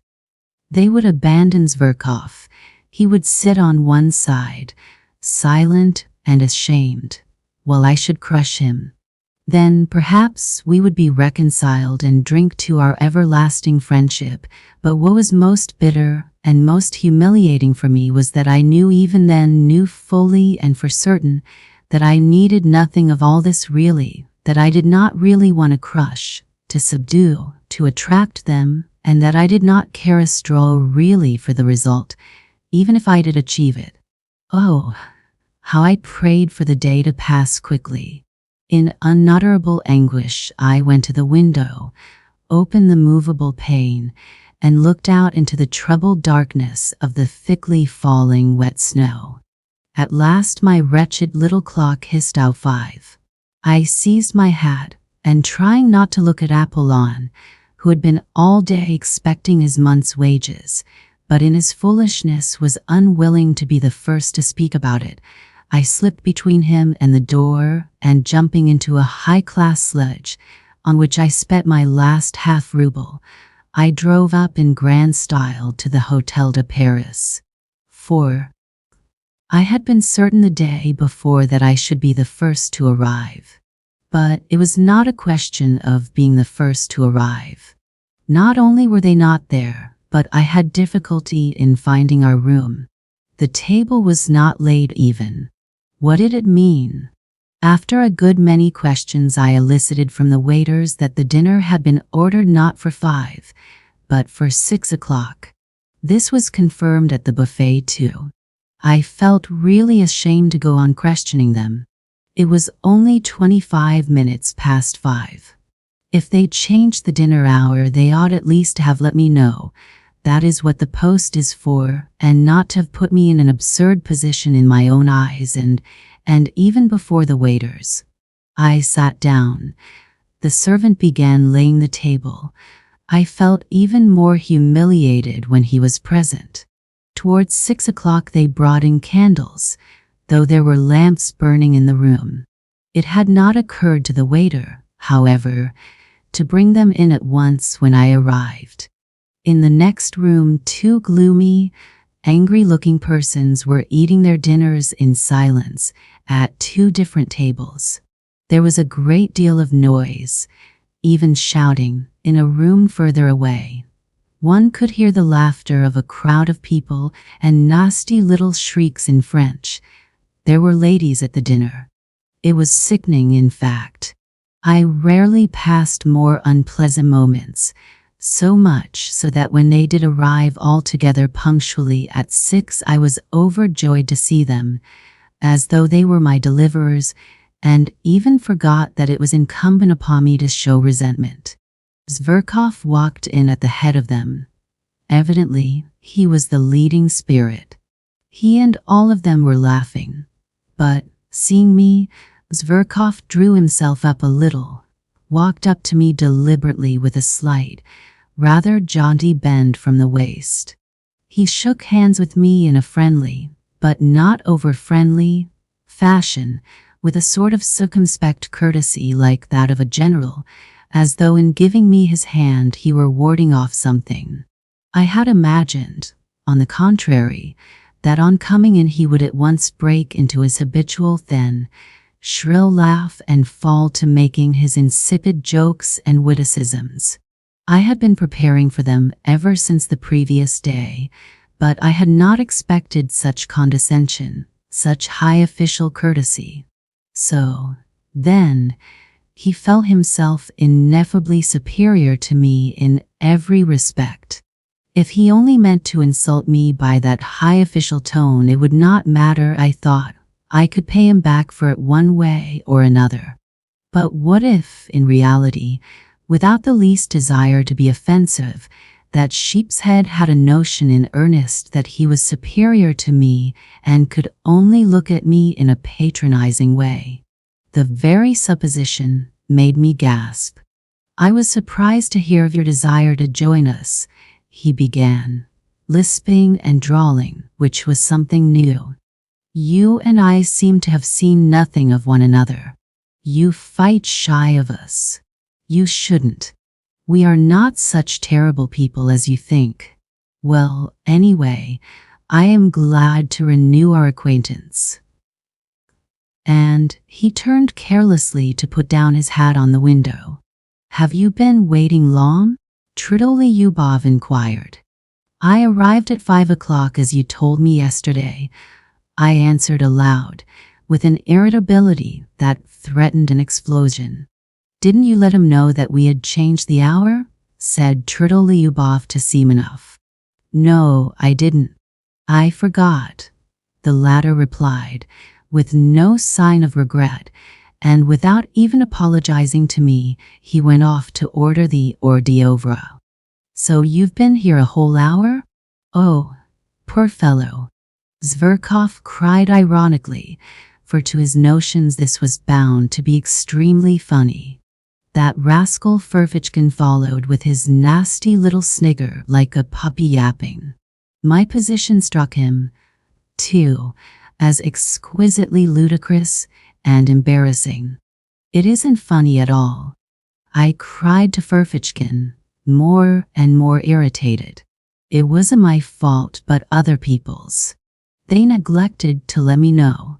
It was simply absurd." "It's not only absurd, but something else as well," muttered Lyubov, naively taking my part.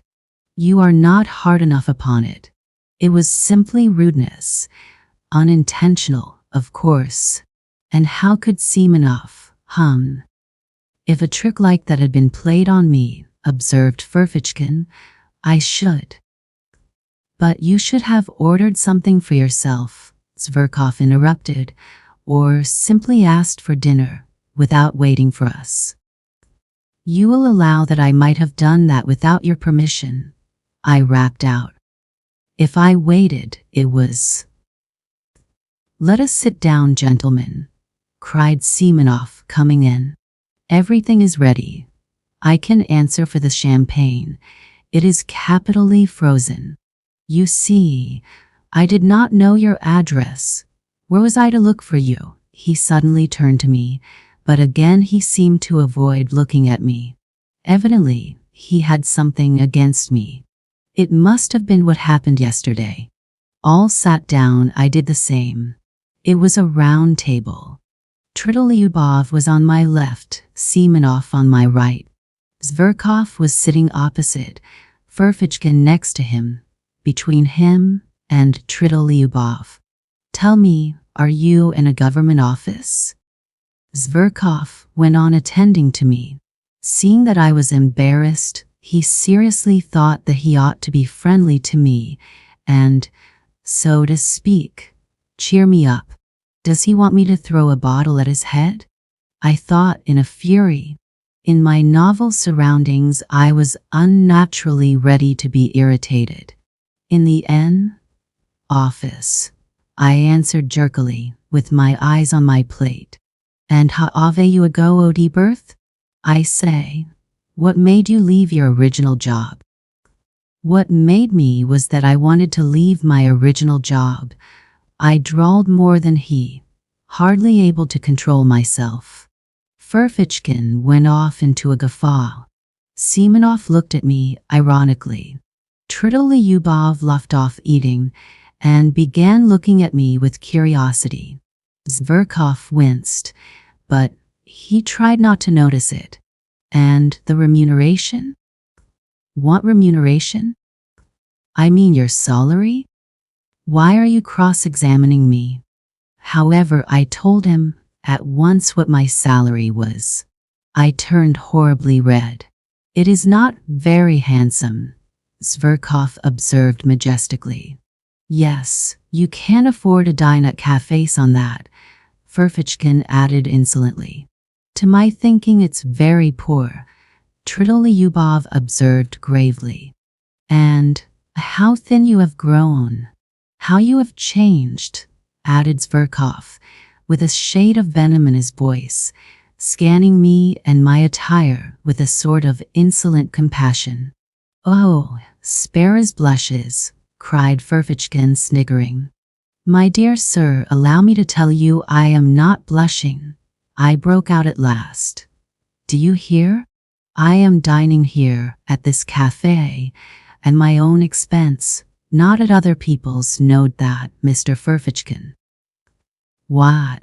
Isn't everyone here dining at his own expense? You would seem to be." Ferfitchkin flew out at me, turning as red as a lobster and looking me in the face with fury. That, I answered, feeling I had gone too far, and I imagined it would be better to talk of something more intelligent. You intend to show off your intelligence, I suppose? Don't disturb yourself. That would be quite out of place here. Why are you clacking away like that, my good sir? Have you gone out of your wits in your office? Enough, gentlemen, enough, Zverkov cried, authoritatively. How stupid it is, muttered Semenov. It really is stupid.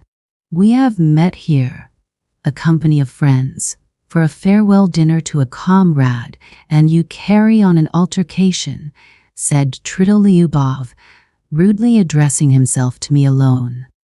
You invited yourself to join us, so don't disturb the general harmony. Enough, enough, cried Zverkov. Give over, gentlemen, it's out of place. Better let me tell you how I nearly got married the day before yesterday. And then followed a burlesque narrative of how this gentleman had almost been married 2 days before. There was not a word about the marriage, however, but the story was adorned with generals, colonels, and kammerjunkers, while Zverkov almost took the lead among them. It was greeted with approving laughter. Ferfitchkin positively squealed. No one paid any attention to me, and I sat crushed and humiliated. Good heavens, these are not the people for me, I thought. And what a fool I have made of myself before them. I let Ferfitchkin go too far, though. The brutes imagine they are doing me an honor in letting me sit down with them. They don't understand that it's an honor to them, and not to me. I've grown thinner. My clothes. Oh, damn my trousers. Zverkov noticed the yellow stain on the knee as soon as he came in. But what's the use? I must get up at once, this very minute, take my hat and simply go without a word, with contempt. And tomorrow I can send a challenge. The scoundrels. As though I cared about the 7 rubles. They may think. Damn it, I don't care about the 7 rubles. I'll go this minute. Of course I remained. I drink sherry and Lafitte by the glassful in my discomfiture. Being unaccustomed to it, I was quickly affected. My annoyance increased as the wine went to my head. I longed all at once to insult them all in a most flagrant manner, and then go away. To seize the moment and show what I could do so that they would say, he's clever though he's absurd, and, in fact, damn them all. I scanned them all insolently with my drowsy eyes. But they seemed to have forgotten me altogether. They were noisy, vociferous, cheerful. Zverkov was talking all the time. I began listening. Zverkov was talking of some exuberant lady whom he had at last led on to declaring her love. Of course, he was lying like a horse, and how he had been helped in this affair by an intimate friend of his, a Prince Kolya, an officer in the Hussars, who had 3,000 serfs. And yet this Kolya, who has 3,000 serfs, has not put in an appearance here tonight to see you off. I cut in suddenly. For a minute everyone was silent. You are drunk already. Tridolyubov deigned to notice me at last, glancing contemptuously in my direction. Zverkov, without a word, examined me as though I were an insect. I dropped my eyes.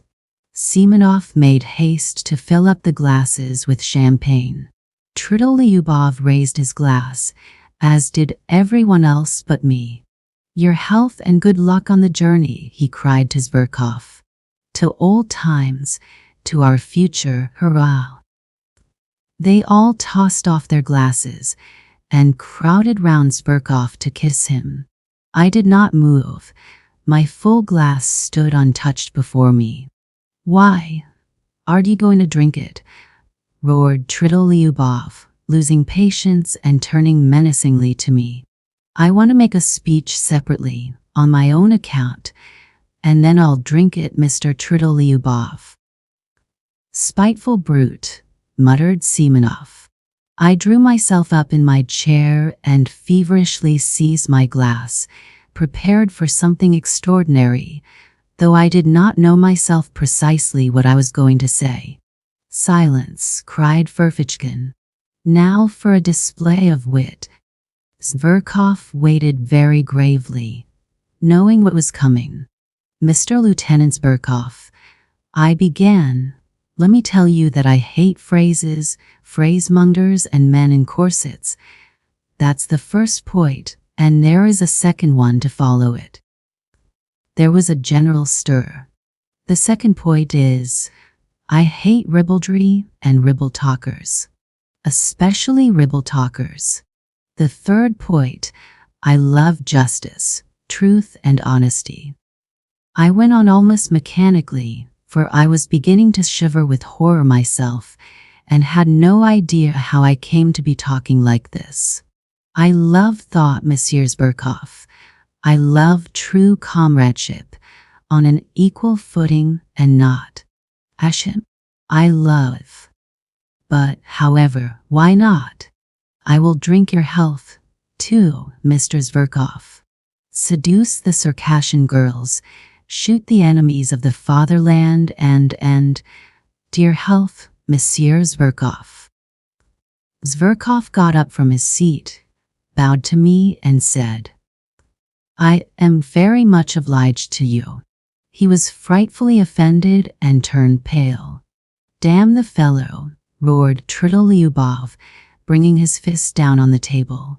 "Well, he wants a punch in the face for that," squealed Ferfitchkin. "We ought to turn him out," muttered Semenov. "Not a word, gentlemen, not a movement," cried Zverkov solemnly, checking the general indignation. "I thank you all, but I can show him for myself how much value I attach to his words. Mr. Ferfitchkin, you will give me satisfaction tomorrow for your words just now," I said aloud, turning with dignity to Ferfitchkin. "A duel, you mean?" "Certainly," he answered. But probably I was so ridiculous as I challenged him, and it was so out of keeping with my appearance that everyone, including Ferfitchkin, was prostrate with laughter. "Yes, let him alone, of course.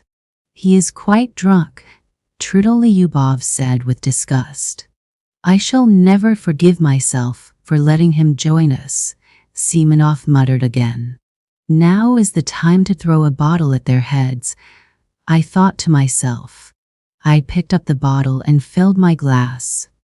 "No, I'd better sit on to the end," I went on thinking. "You would be pleased, my friends, if I went away. Nothing will induce me to go. I'll go on sitting here and drinking to the end on purpose, as a sign that I don't think you of the slightest consequence. I will go on sitting and drinking because this is a public house, and I paid my entrance money. I'll sit here and drink, for I look upon you as so many pawns, as inanimate pawns.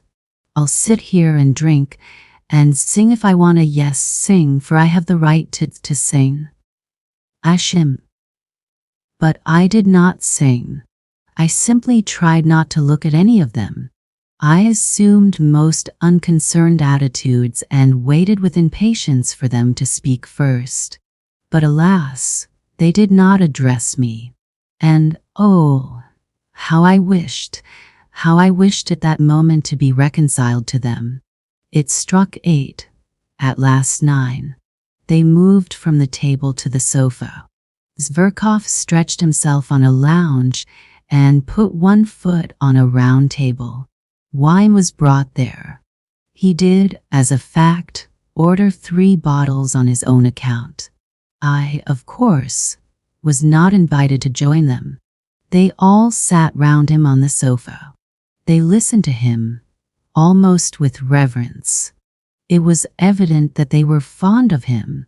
What for? What for? I wondered. From time to time they were moved to drunken enthusiasm and kissed each other. They talked of the Caucasus, of the nature of true passion, of snub berths in the service, of the income of an hussar called Podharzevsky, whom none of them knew personally, and rejoiced in the largeness of it, of the extraordinary grace and beauty of a Princess D, whom none of them had ever seen. Then it came to Shakespeare's being immortal. I smiled contemptuously and walked up and down the other side of the room, opposite the sofa, from the table to the stove and back again. I tried my very utmost to show them that I could do without them, and yet I purposely made a noise with my boots, thumping with my heels. But it was all in vain. They paid no attention.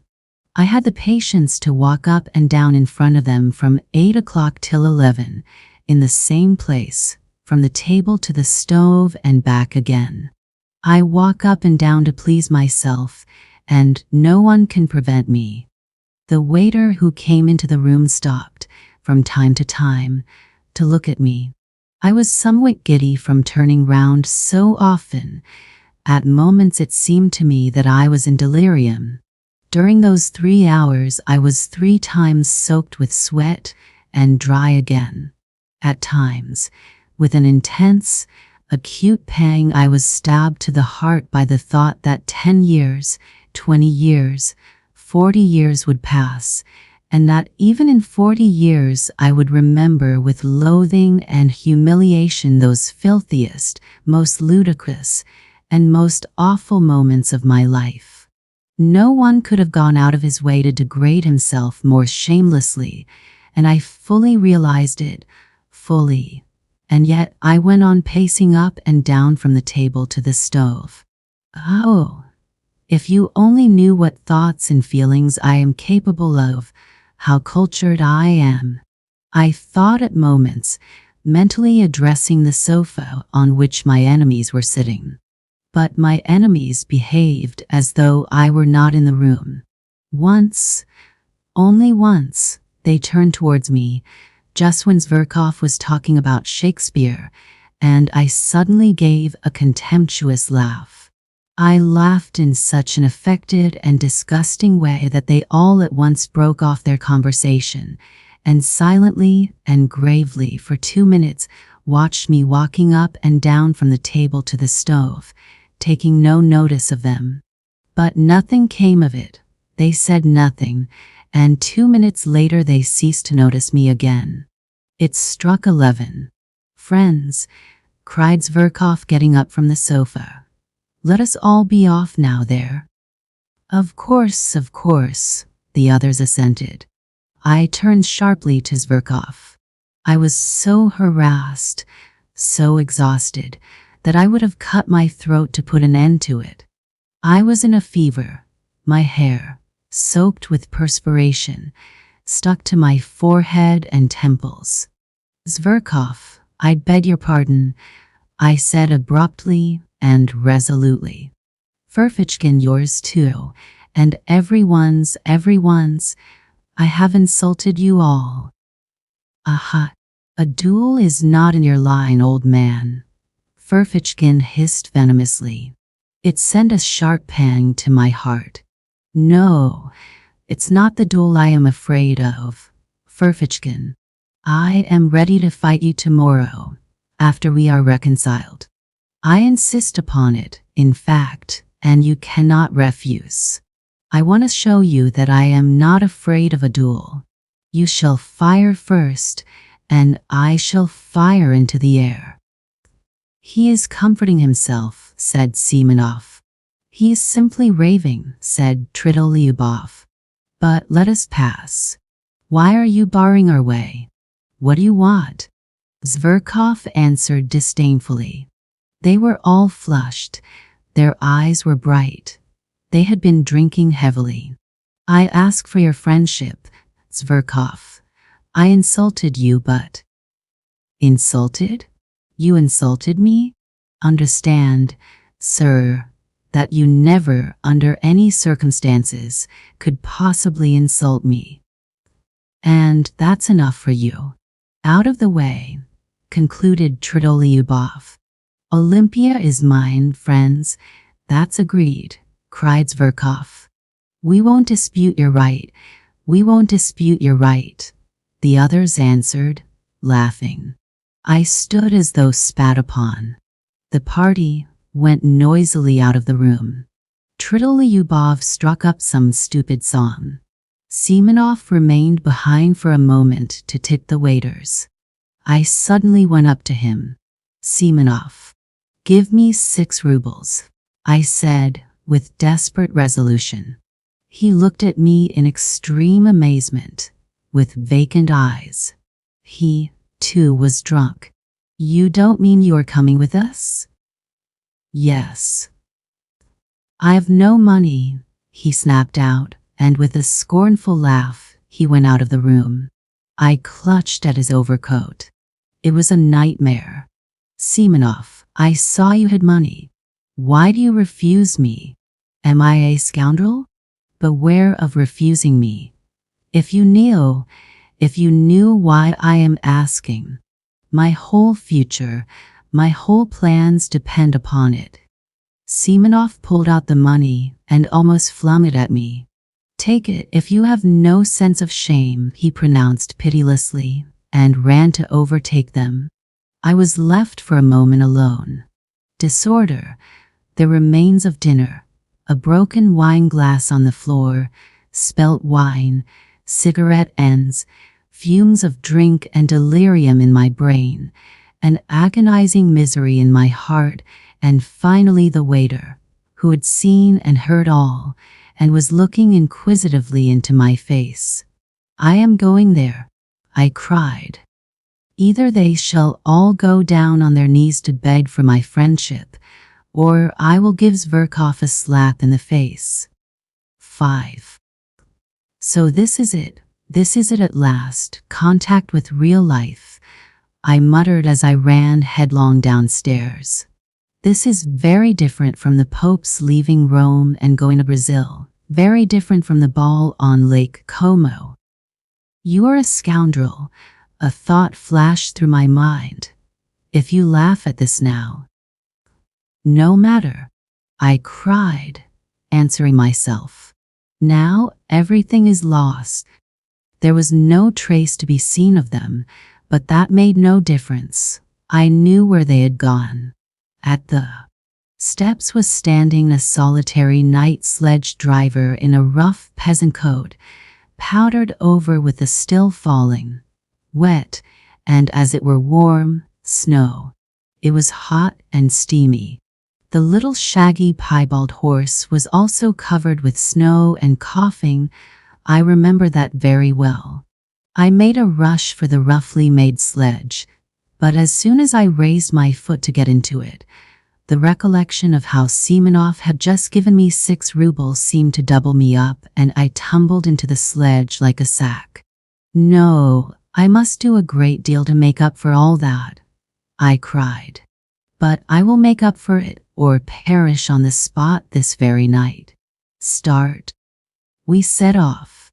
There was a perfect whirl in my head. They won't go down on their knees to beg for my friendship.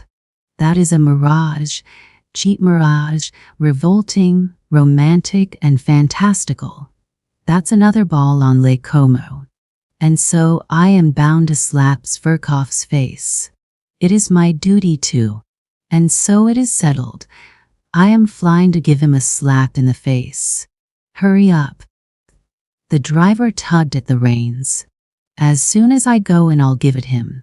Ought I, before giving him the slap, to say a few words by way of preface? No. I'll simply go in and give it him.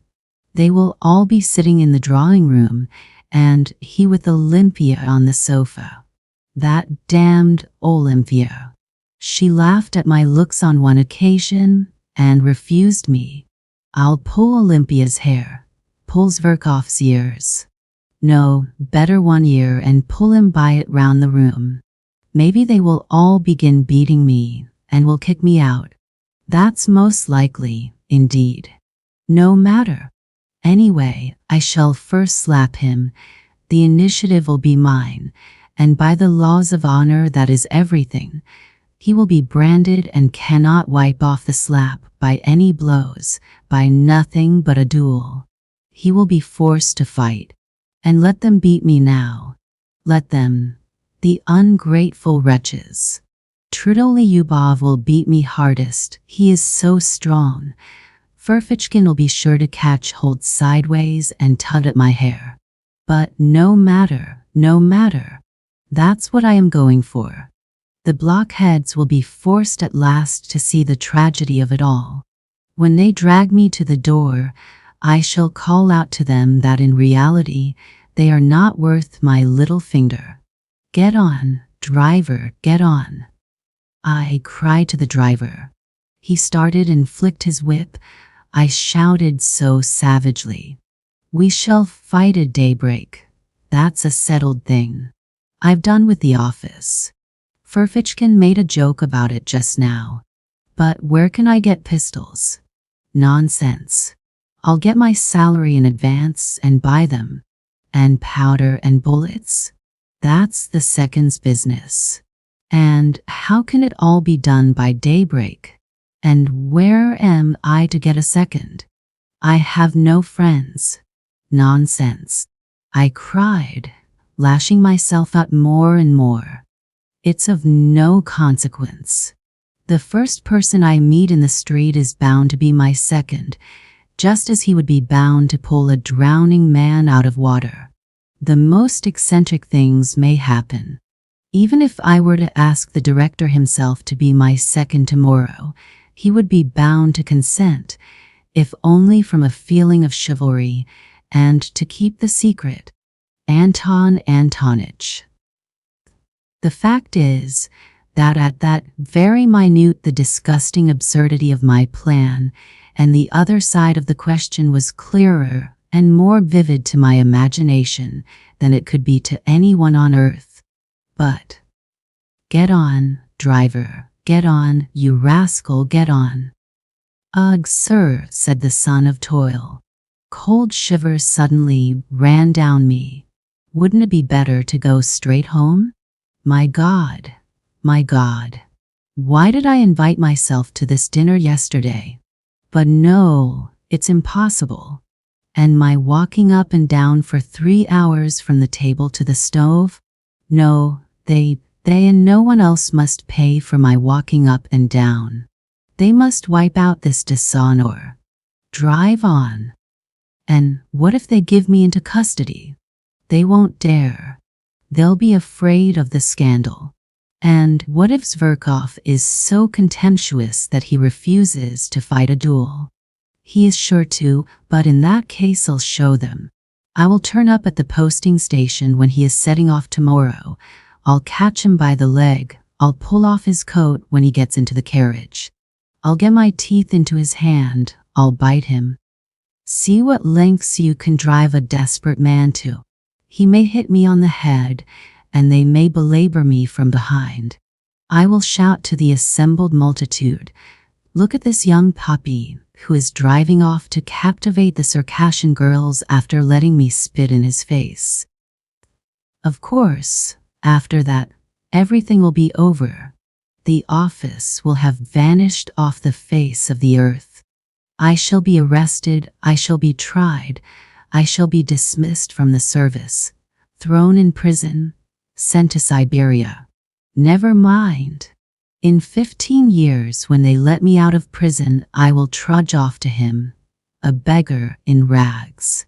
I shall find him in some provincial town. He will be married and happy. He will have a grown-up daughter.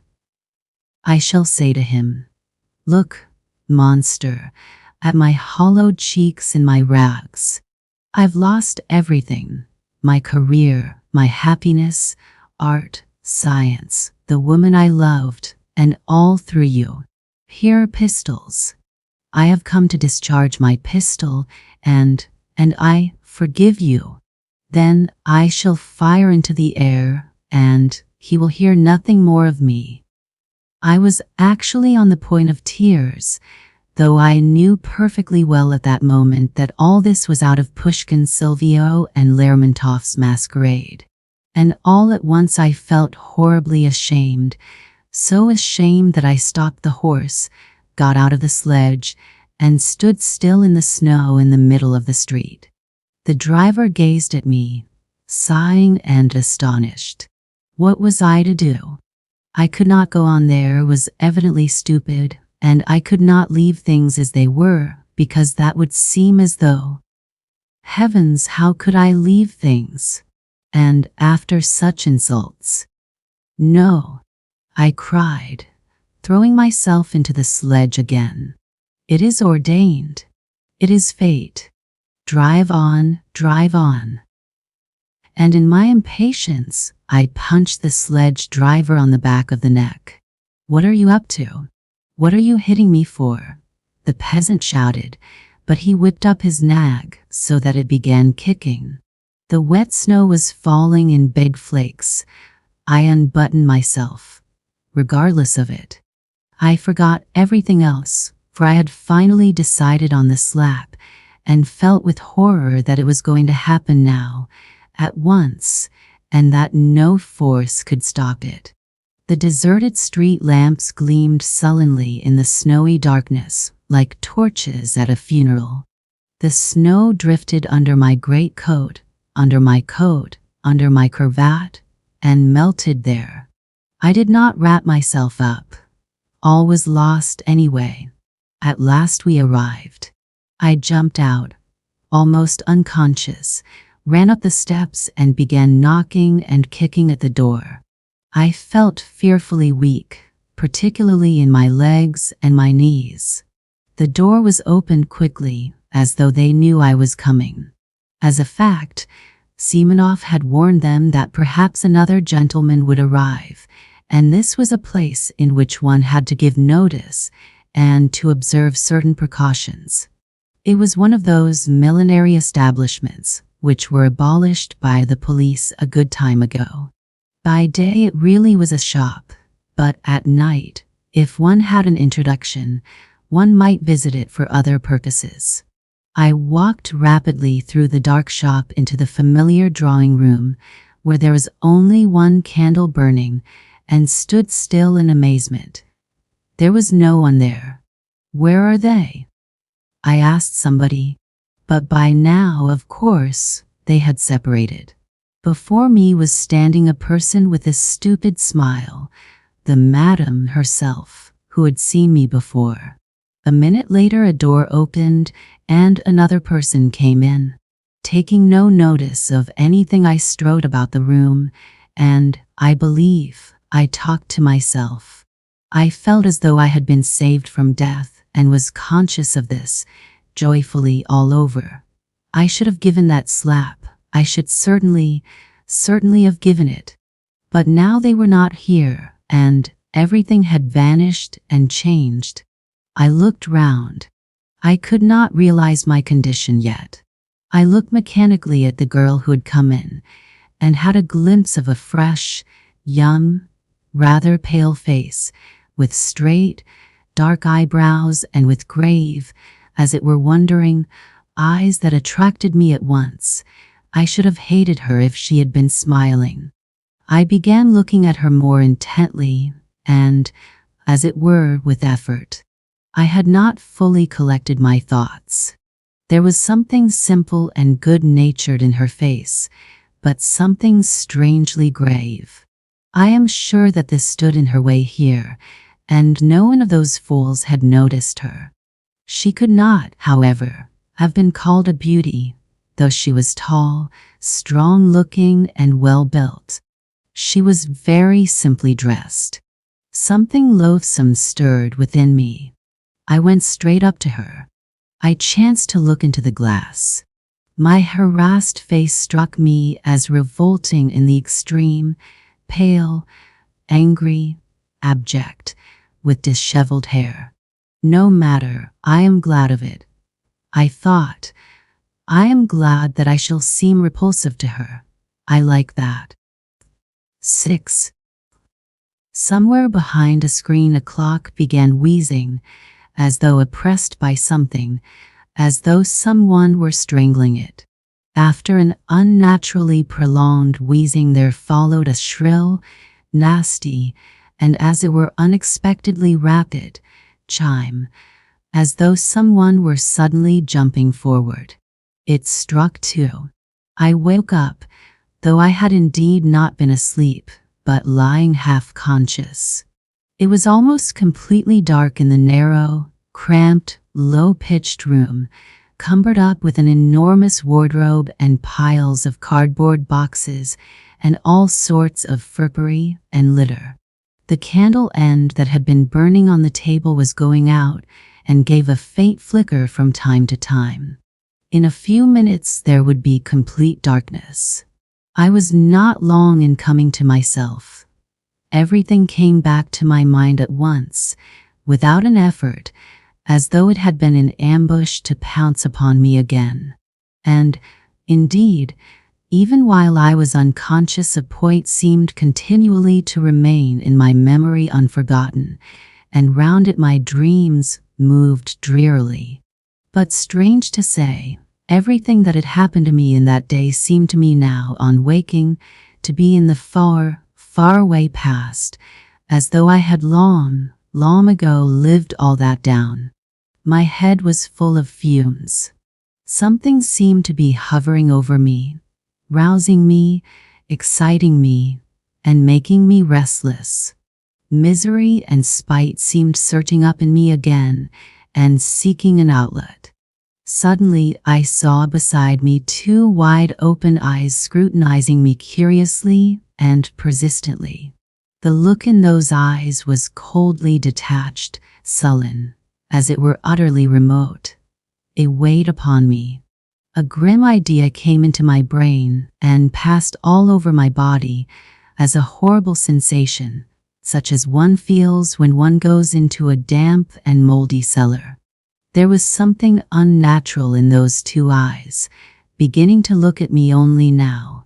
I recalled, too, that during those 2 hours I had not said a single word to this creature, and had, in fact, considered it utterly superfluous. In fact, the silence had for some reason gratified me. Now I suddenly realized vividly the hideous idea, revolting as a spider, of vice which, without love, grossly and shamelessly begins with that in which true love finds its consummation. For a long time we gazed at each other like that, but she did not drop her eyes before mine, and her expression did not change, so that at last I felt uncomfortable. "What is your name?" I asked abruptly, to put an end to it. "Liza," she answered almost in a whisper, but somehow far from graciously, and she turned her eyes away. I was silent. "What weather?" "The snow. It's disgusting," I said, almost to myself, putting my arm under my head despondently and gazing at the ceiling. She made no answer. This was horrible. "Have you always lived in Petersburg?" I asked a minute later, almost angrily, turning my head slightly toward her. "No." "Where do you come from?" "From Riga," she answered reluctantly. "Are you a German?" "No, Russian." "Have you been here long?" "Where?" "In this house." "A fortnight." She spoke more and more jerkily. The candle went out. I could no longer distinguish her face. "Have you a father and mother?" "Yes, no. I have." "Where are they?" "They're in Riga." "What are they?" "Oh, nothing." "Nothing? Why, what class are they?" "Tradespeople." "Have you always lived with them?" "Yes." "How old are you?" 20. Why did you leave them? Oh, for no reason. That answer meant let me alone. I feel sick, sad. We were silent. God knows why I did not go away. I felt myself more and more sick and dreary. The images of the previous day began of themselves, apart from my will, flitting through my memory in confusion. I suddenly recalled something I had seen that morning when, full of anxious thoughts, I was hurrying to the office. I saw them carrying a coffin out yesterday, and they nearly dropped it. I suddenly said aloud, not that I desired to open the conversation, but as it were by accident. A coffin? Yes, in the Haymarket. They were bringing it up out of a cellar. From a cellar? Not from a cellar, but from a basement. Oh, down below from a house of ill fame. It was filthy all round. Eggshells litter a stench. It was loathsome. Silence. A nasty day to be buried.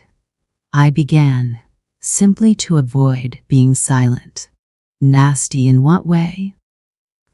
The snow, the wet. I yawned. It makes no difference, she said suddenly, after a brief silence. No, it's horrid. I yawned again. The gravediggers must have sworn at getting drenched by the snow, and there must have been water in the grave.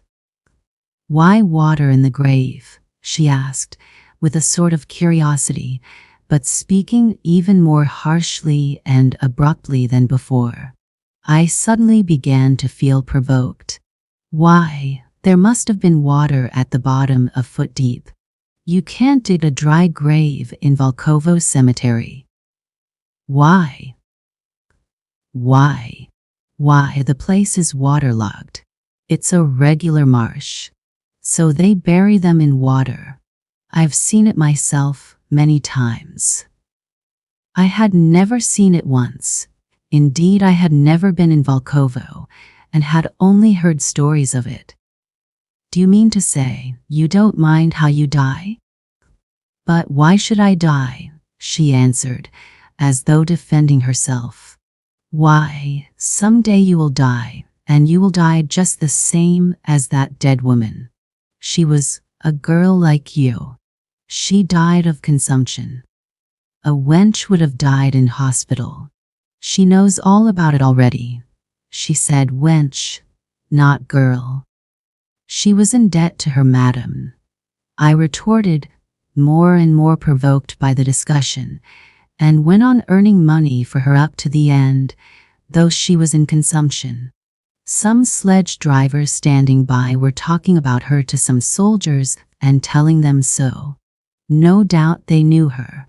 They were laughing. They were going to meet in a pot house to drink to her memory. A great deal of this was my invention. Silence followed, profound silence. She did not stir. And is it better to die in a hospital? Isn't it just the same? Besides, why should I die? She added irritably. If not now, a little later. Why a little later? Why, indeed, now you are young, pretty, fresh, you fetch a high price. But after another year of this life you'll be very different. You will go off. In a year? Anyway, in a year you will be worth less, I continued malignantly. You will go from here to something lower, another house a year later, to a third lower and lower, and in 7 years you will come to a basement in the Haymarket. That will be if you were lucky. But it would be much worse if you got some disease, consumption, say, and caught a chill or something or other. It's not easy to get over an illness in your way of life. If you catch anything you may not get rid of it, and so you would die. Oh, well, then I shall die, she answered, quite vindicatively, and she made a quick movement. But one is sorry. Sorry for whom? Sorry for life. Silence. Have you been engaged to be married? What's that to you? Oh, I am not cross-examining you. It's nothing to me. Why are you so cross? Of course you may have had your own troubles. What is it to me? It's simply that I felt sorry. Sorry for whom? Sorry for you. No need, she whispered hardly audibly, and again made a faint movement. That incensed me at once. What? I was so gentle with her, and she... Why? Do you think that you are on the right path? I don't think anything. That's what's wrong, that you don't think. Realize it while there is still time. There still is time. You're still young, good-looking, you might love, be married, be happy. Not all married women are happy, she snapped out in the rude, abrupt tone she had used at first. Not all, of course, but anyway it is much better than the life here. Infinitely better. Besides, with love one can live even without happiness. Even in sorrow life is sweet. Life is sweet, however one lives. But here what is there but foulness? Phew. I turned away with disgust. I was no longer reasoning coldly. I began to feel myself what I was saying and warm to the subject. I was already longing to expound the cherished ideas I had brooded over in my corner. Something suddenly flared up in me. An object had appeared before me. Never mind my being here. I am not an example for you. I am, perhaps, worse than you are. I was drunk when I came here, though, I hastened, however, to say in self-defense. Besides, a man is no example for a woman. It's a different thing. I may degrade and defile myself, but I am not anyone's slave. I come and go, and that's an end of it. I shake it off, and I am a different man. But you are a slave from the start. Yes, a slave. You give up everything, your whole freedom. If you want to break your chains afterwards, you won't be able to. You will be more and more fast in the snares. It is an accursed bondage. I know it. I won't speak of anything else. Maybe you won't understand, but tell me. No doubt you are in debt to your madam? There, you see, I added, though she made no answer, but only listened in silence, entirely absorbed. That's a bondage for you. You will never buy your freedom. They will see to that. It's like selling your soul to the devil. And besides, perhaps I, too, am just as unlucky. How do you know? And wallow in the mud on purpose. Out of misery? You know, men take to drink from grief. Well, maybe I am here from grief. Come, tell me, what is there good here?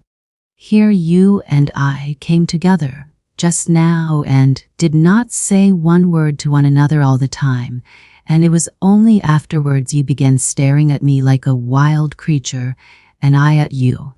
Is that loving? Is that how one human being should meet another? It's hideous. That's what it is. Yes, she assented sharply and hurriedly. I was positively astounded by the promptitude of this yes. So the same thought may have been straying through her mind when she was staring at me just before. So she, too, was capable of certain thoughts? Damn it all. This was interesting. This was a point of likeness.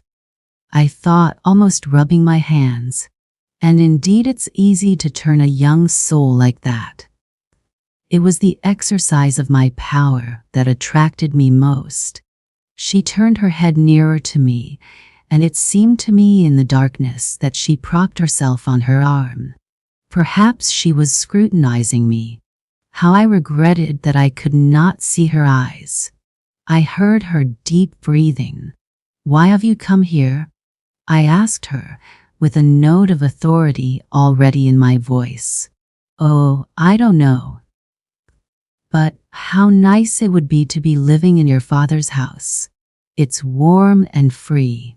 You have a home of your own." But what if it's worse than this? I must take the right tone, flashed through my mind. I may not get far with sentimentality, but it was only a momentary thought. I swear she really did interest me. Besides, I was exhausted and moody, and cunning so easily goes hand in hand with feeling. Who denies it? I hastened to answer. Anything may happen. I am convinced that someone has wronged you, and that you are more sinned against than sinning. Of course, I know nothing of your story, but it's not likely a girl like you has come here of her own inclination. "A girl like me?" she whispered, hardly audibly, but I heard it. Damn it all, I was flattering her. That was horrid, but perhaps it was a good thing. She was silent. "See, Liza, I will tell you about myself. If I had had a home from childhood, I shouldn't be what I am now. I often think that.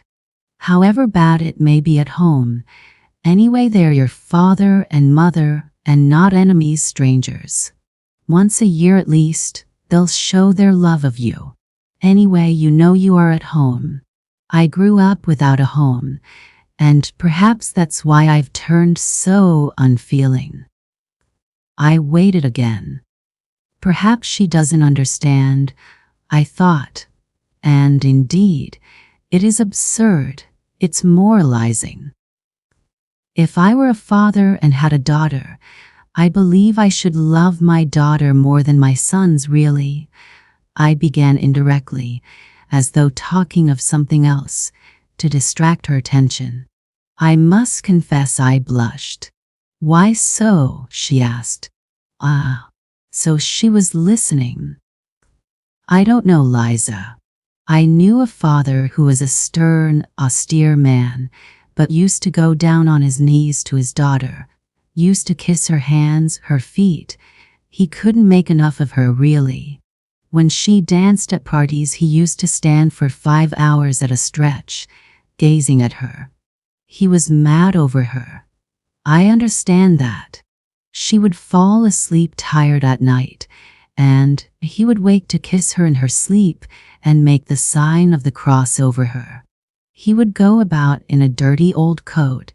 He was stingy to everyone else, but would spend his last penny for her, giving her expensive presents, and it was his greatest delight when she was pleased with what he gave her. Fathers always love their daughters more than the mothers do. Some girls live happily at home, and I believe I should never let my daughters marry." "What next?" she said, with a faint smile. "I should be jealous, I really should. To think that she should kiss anyone else, that she should love a stranger more than her father. It's painful to imagine it. Of course, that's all nonsense. Of course, every father would be reasonable at last. But I believe before I should let her marry, I should worry myself to death. I should find fault with all her suitors. But I should end by letting her marry whom she herself loved. The one whom the daughter loves always seems the worst to the father, you know. That is always so. So many family troubles come from that. Some are glad to sell their daughters, rather than marrying them honorably." Ah, so that was it. Such a thing, Liza, happens in those accursed families in which there is neither love nor God, I retorted warmly. And where there is no love, there is no sense either. There are such families, it's true, but I am not speaking of them. You must have seen wickedness in your own family if you talk like that. Truly, you must have been unlucky. Ashim, that sort of thing mostly comes about through poverty. And is it any better with the gentry? Even among the poor, honest people live happily. Yes, perhaps. Another thing, Liza, man is fond of reckoning up his troubles, but does not count his joys. If he counted them up as he ought, he would see that every lot has enough happiness provided for it. And what if all goes well with the family, if the blessing of God is upon it, if the husband is a good one, loves you, cherishes you, never leaves you? There is happiness in such a family. Even sometimes there is happiness in the midst of sorrow, and indeed sorrow is everywhere. If you marry, you will find out for yourself. But think of the first years of married life with one you love. What happiness there sometimes isn't it? And indeed it's the ordinary thing. In those early days, even quarrels with one's husband end happily.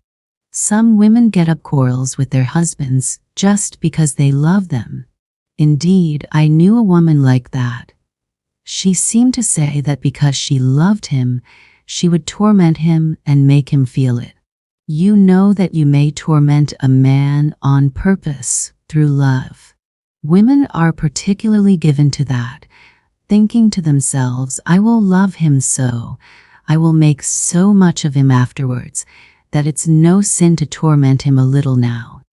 And all in the house rejoice in the sight of you, and you are happy and gay and peaceful and honorable. Then there are some women who are jealous. If he went off anywhere, I knew one such woman. She couldn't restrain herself, but would jump up at night and run off on the sly to find out where he was, whether he was with some other woman. That's a pity. And the woman knows herself it's wrong, and her heart fails her and she suffers, but she loves. It's all through love. And how sweet it is to make it up after quarrels, to own herself in the wrong or to forgive him. And they are both so happy all at once, as though they had met anew, been married over again, as though their love had begun afresh. And no one should know what passes between husband and wife if they love one another. And whatever quarrels there may be between them, they ought not to call in their own mother to judge between them and tell tales of one another. They are their own judges. Love is a holy mystery and ought to be hidden from all other eyes, whatever happens. That makes it holier and better. They respect one another more, and much is built on respect. And if once there has been love, if they have been married for love, why should love pass away? Surely one can keep it. It is rare that one cannot keep it. And if the husband is kind and straightforward, why should not love last? The first phase of married love will pass, it is true. But then there will come a love that is better still. Then there will be the union of souls. They will have everything in common. There will be no secrets between them. And once they have children, the most difficult times will seem to them happy, so long as there is love and courage. Even toil will be a joy. You may deny yourself bread for your children, and even that will be a joy. They will love you for it afterwards, so you are laying by for your future. As the children grow up, you feel that you are an example, a support for them, that even after you die, your children will always keep your thoughts and feelings because they have received them from you. They will take on your semblance and likeness. So you see, this is a great duty. How can it fail to draw the father and mother nearer? People say it's a trial to have children. Who says that? It is heavenly happiness. Are you fond of little children, Liza? I am awfully fond of them. You know, a little rosy baby boy at your bosom, and what husband's heart is not touched, seeing his wife nursing his child? A plump little rosy baby, sprawling and snuggling, chubby little hands and feet, clean tiny little nails, so tiny that it makes one laugh to look at them, eyes that look as if they understand everything. And while it sucks, it clutches at your bosom with its little hand, plays. When its father comes up, the child tears itself away from the bosom, flings itself back, looks at its father, laughs, as though it were fearfully funny, and falls to sucking again. Or it will bite its mother's breast when its little teeth are coming, while it looks sideways at her with its little eyes as though to say, "Look, I am biting." Is not all that happiness when they are the three together, husband, wife, and child? One can forgive a great deal for the sake of such moments. Yes, Liza, one must first learn to live oneself before one blames others. It's by pictures like that one must get at you. I thought to myself, though I did speak with real feeling, and all at once I flushed crimson. What if she were suddenly to burst out laughing? What should I do then? That idea drove me to fury. Towards the end of my speech, I really was excited, and now my vanity was somehow wounded. The silence continued. I almost nudged her. "Why are you?" she began and stopped. But I understood. There was a quiver of something different in her voice, not abrupt, harsh and unyielding as before, but something soft and shamefaced, so shamefaced that I suddenly felt ashamed and guilty. "What?" I asked with tender curiosity. "Why you?" "What?" "Why, you speak somehow like a book," she said, and again there was a note of irony in her voice. That remark sent a pang to my heart. It was not what I was expecting. I did not understand that she was hiding her feelings under irony, that this is usually the last refuge of modest and chaste-souled people when the privacy of their soul is coarsely and intrusively invaded, and that their pride makes them refuse to surrender till the last moment and shrink from giving expression to their feelings before you. I ought to have guessed the truth from the timidity with which she had repeatedly approached her sarcasm, only bringing herself to utter it at last with an effort. But I did not guess, and an evil feeling took possession of me. Wait a bit, I thought. 7. Oh, hush, Liza.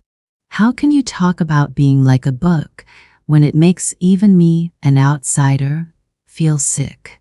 Though I don't look at it as an outsider, for, indeed, it touches me to the heart. Is it possible that you do not feel sick at being here yourself? Evidently habit does wonders. God knows what habit can do with anyone. Can you seriously think that you will never grow old, that you will always be good-looking, and that they will keep you here for ever and ever? I say nothing of the loathsomeness of the life here. Though let me tell you this about your present life. I mean, here though you are young now, attractive, nice, with soul and feeling, yet you know as soon as I came to myself, just now I felt at once sick at being here with you. One can only come here when one is drunk.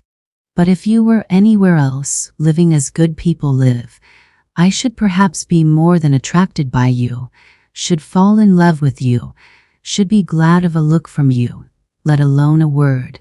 I should hang about your door, should go down on my knees to you, should look upon you as my betrothed and think it an honor to be allowed to. I should not dare to have an impure thought about you. But here, you see, I know that I have only to whistle, and you have to come with me whether you like it or not. I don't consult your wishes, but you mine. The lowest laborer hires himself as a workman, but He doesn't make a slave of himself altogether. Besides, he knows that he'll be free again presently. But when are you free? Only think what you are giving up here. What is it you are making a slave of? It is your soul, together with your body. You are selling your soul, which you have no right to dispose of. You give your love to be outraged by every drunkard. Love. But that's everything you know. It's a priceless diamond. It's a maiden's treasure, love. Why? A man would be ready to give his soul, to face death to gain that love. But how much is your love worth now? You are sold. All of you, body and soul, and there is no need to strive for love when you can have everything without love. And you know there is no greater insult to a girl than that. Do you understand? To be sure, I have heard that they comfort you. Poor fools, they let you have lovers of your own here. But you know that's simply a farce, that's simply a sham. It's just laughing at you, and you're taken in by it.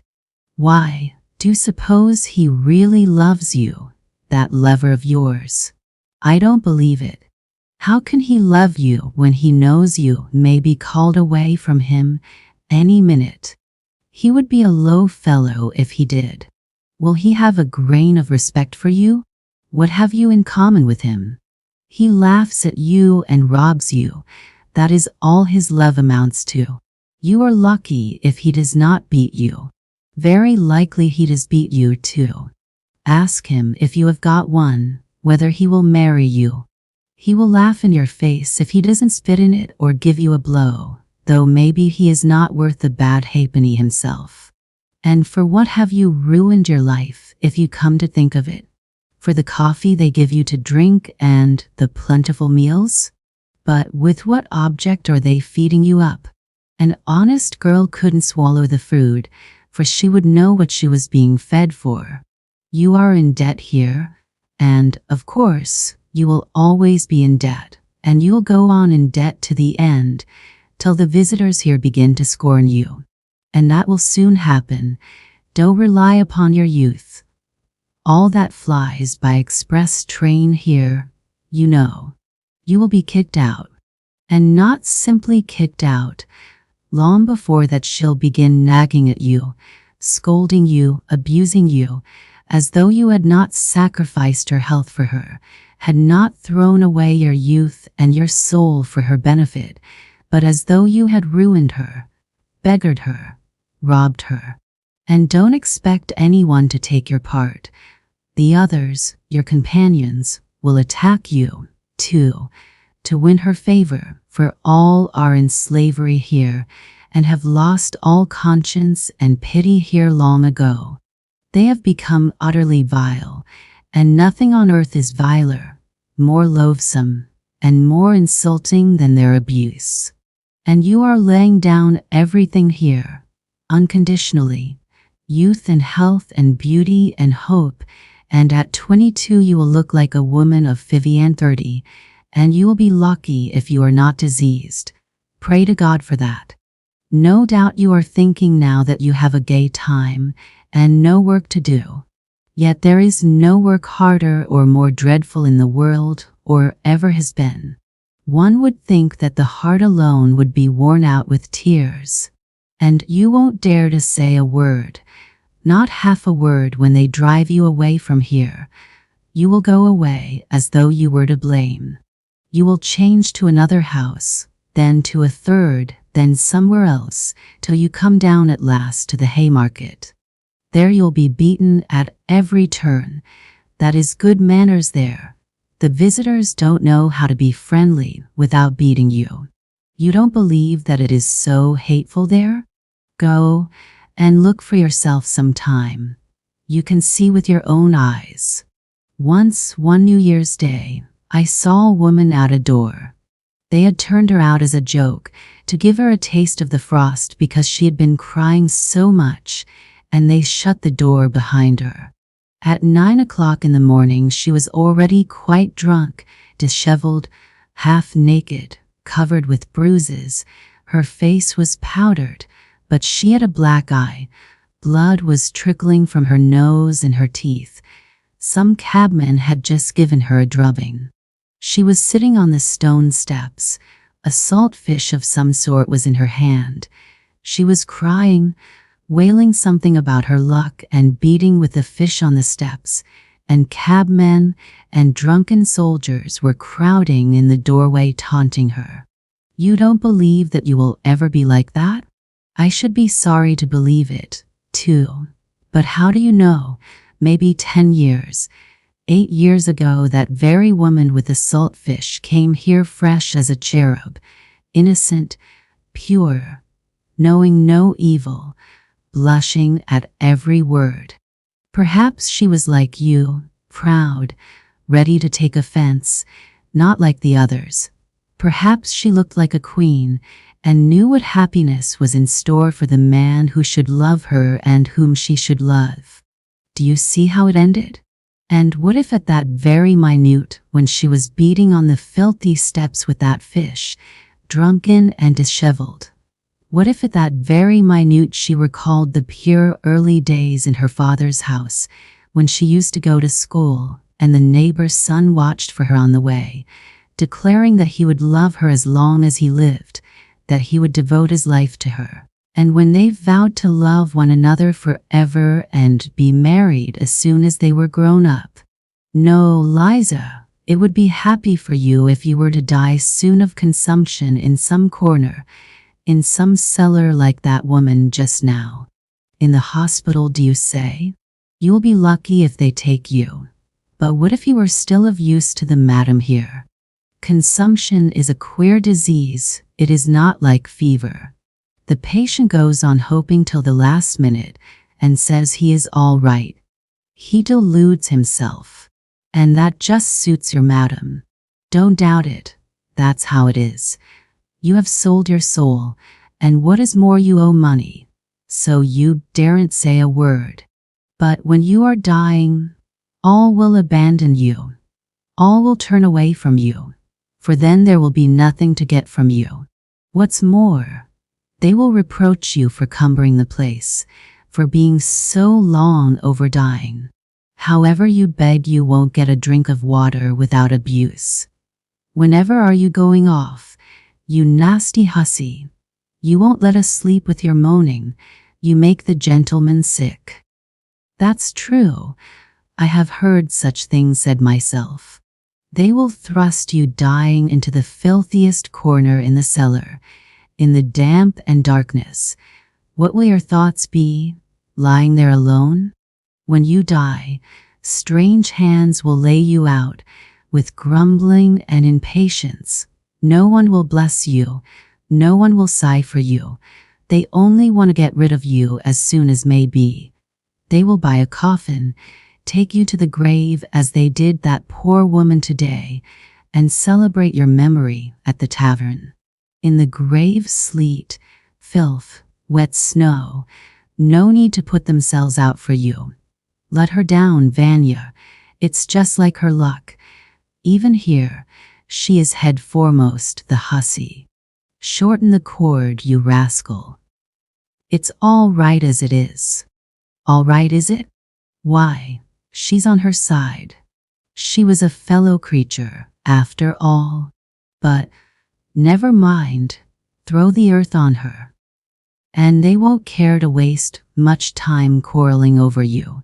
They will scatter the wet blue clay as quick as they can and go off to the tavern, and there your memory on earth will end. Other women have children to go to their graves, fathers, husbands, while for you neither tear, nor sigh, nor remembrance. No one in the whole world will ever come to you. Your name will vanish from the face of the earth, as though you had never existed, never been born at all. Nothing but filth and mud. However you knock at your coffin lid at night, when the dead arise, however you cry, let me out, kind people, to live in the light of day. My life was no life at all. My life has been thrown away like a dish clout. It was drunk away in the tavern at the Haymarket. Let me out, kind people, to live in the world again. And I worked myself up to such a pitch that I began to have a lump in my throat myself, and all at once I stopped, sat up in dismay, and bending over apprehensively began to listen with a beating heart. I had reason to be troubled. I had felt for some time that I was turning her soul upside down and rending her heart, and the more I was convinced of it, the more eagerly I desired to gain my object as quickly and as effectually as possible. It was the exercise of my skill that carried me away, yet it was not merely sport. I knew I was speaking stiffly, artificially, even bookishly. In fact, I could not speak except like a book. But that did not trouble me. I felt that I should be understood, and that this very bookishness might be an assistance. But now, having attained my effect, I was suddenly panic-stricken. Never before had I witnessed such despair. She was lying on her face, thrusting her face into the pillow and clutching it in both hands. Her heart was being torn. Her youthful body was shuddering all over, as though in convulsions. Suppressed sobs rent her bosom and suddenly burst out in weeping and wailing. Then she pressed closer into the pillow. She did not want anyone here, not a living soul, to know of her anguish and her tears. She bit the pillow, bit her hand till it bled. I saw that afterwards, thrusting her fingers into her disheveled hair, seemed rigid with the effort of restraint, holding her breath and clenching her teeth. I began saying something, begging her to calm herself, but felt that I did not dare, and all at once, in a sort of cold shiver, almost in terror, began fumbling in the dark, trying hurriedly to get dressed to go. It was dark. Though I tried my best, I could not finish dressing quickly. Suddenly I felt a box of matches and a candlestick with a whole candle in it. As soon as the room was lighted up, Liza sprang up, sat up in bed, and with a contorted face, with a half-insane smile, looked at me almost senselessly. I sat down beside her and took her hands. She came to herself, made an impulsive movement towards me, would have caught hold of me, but did not dare, and slowly bowed her head before me. "Liza, my dear, I was wrong. Forgive me, my dear," I began, but she squeezed my hand in her fingers so tightly that I felt I was saying the wrong thing and stopped. "This is my address, Liza. Come to me." "I will come," she answered resolutely, her head still bowed. "But now I am going. Goodbye, till we meet again." I got up. She, too, stood up and suddenly flushed all over, gave a shudder, snatched up a shawl that was lying on a chair and muffled herself in it to her chin. As she did this, she gave another sickly smile, blushed and looked at me strangely. I felt wretched. I was in haste to get away, to disappear. "Wait a minute," she said suddenly, in the passage just at the doorway, stopping me with her hand on my overcoat. She put down the candle in hot haste and ran off. Evidently, she had thought of something or wanted to show me something. As she ran away, she flushed, her eyes shone, and there was a smile on her lips. What was the meaning of it? Against my will I waited. She came back a minute later with an expression that seemed to ask forgiveness for something. In fact, it was not the same face, not the same look as the evening before, sullen, mistrustful, and obstinate. Her eyes now were imploring, soft, and at the same time trustful, caressing, timid. The expression with which children look at people they are very fond of whom they are asking a favor. Her eyes were a light hazel. They were lovely eyes, full of life, and capable of expressing love as well as sullen hatred, making no explanation, as though I, as a sort of higher being, must understand everything without explanations. She held out a piece of paper to me. Her whole face was positively beaming at that instant with naive, almost childish, triumph. I unfolded it. It was a letter to her from a medical student or someone of that sort, a very high-flown and flowery, but extremely respectful love letter. I don't recall the words now, but I remember well that through the high-flown phrases there was apparent a genuine feeling, which cannot be feigned. When I had finished reading it, I met her glowing, questioning, and childishly impatient eyes fixed upon me. She fastened her eyes upon my face and waited impatiently for what I should say. In a few words, hurriedly but with a sort of joy and pride, she explained to me that she had been to a dance somewhere in a private house, a family of very nice people who knew nothing, absolutely nothing, for she had only come here so lately, and it had all happened, and she hadn't made up her mind to stay, and was certainly going away as soon as she had paid her debt. And at that party, there had been the student who had danced with her all the evening. He had talked to her, and it turned out that he had known her in old days at Riga when he was a child. They had played together but a very long time ago, and he knew her parents, but about this he knew nothing whatever, and had no suspicion. And the day after the dance, 3 days ago, he had sent her that letter through the friend with whom she had gone to the party, and, well, that was all. She dropped her shining eyes with a sort of bashfulness as she finished. The poor girl was keeping that student's letter as a precious treasure, and had run to fetch it, her only treasure, because she did not want me to go away without knowing that she, too, was honestly and genuinely loved, that she, too, was addressed respectfully. No doubt that letter was destined to lie in her box and lead to nothing, but nonetheless, I am certain that she would keep it all her life as a precious treasure, as her pride and justification, and now at such a minute she had thought of that letter and brought it with naive pride to raise herself in my eyes, that I might see, that I, too, might think well of her. I said nothing, pressed her hand, and went out. I so longed to get away. I walked all the way home, in spite of the fact that the melting snow was still falling in heavy flakes. I was exhausted, shattered, in bewilderment. But behind the bewilderment, the truth was already gleaming. The loathsome truth. Ache. It was some time, however, before I consented to recognize that truth. Waking up in the morning after some hours of heavy, leaden sleep, and immediately realizing all that had happened on the previous day, I was positively amazed at my last night's sentimentality with Liza, at all those outcries of horror and pity.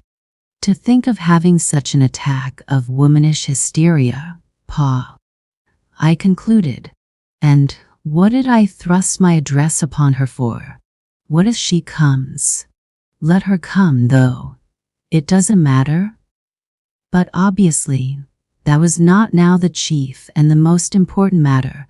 I had to make haste and at all costs save my reputation in the eyes of Zverkov and Semenov as quickly as possible. That was the chief business. And I was so taken up that morning that I actually forgot all about Liza. First of all, I had at once to repay what I had borrowed the day before from Semenov. I resolved on a desperate measure, to borrow 15 rubles straight off from Anton Antonitch. As luck would have it, he was in the best of humors that morning, and gave it to me at once, on the first asking. I was so delighted at this thought, As I signed the IOU with a swaggering air, I told him casually that the night before, I had been keeping it up with some friends at the Hotel de Paris.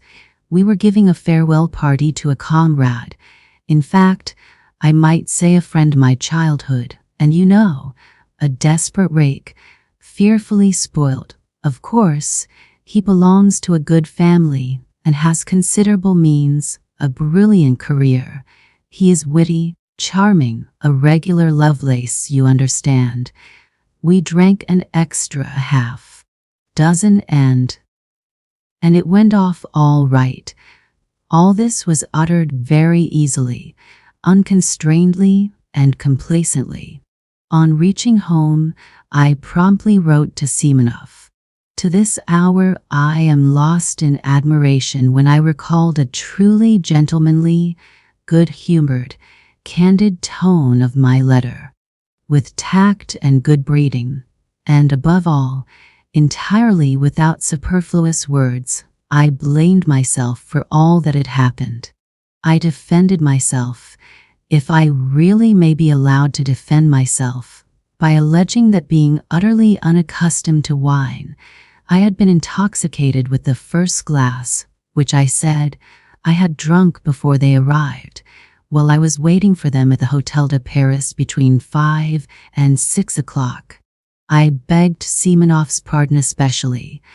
I asked him to convey my explanations to all the others, especially to Zverkov, whom I seemed to remember as though in a dream I had insulted. I added that I would have called upon all of them myself, but my head ached, and besides I had not the face to.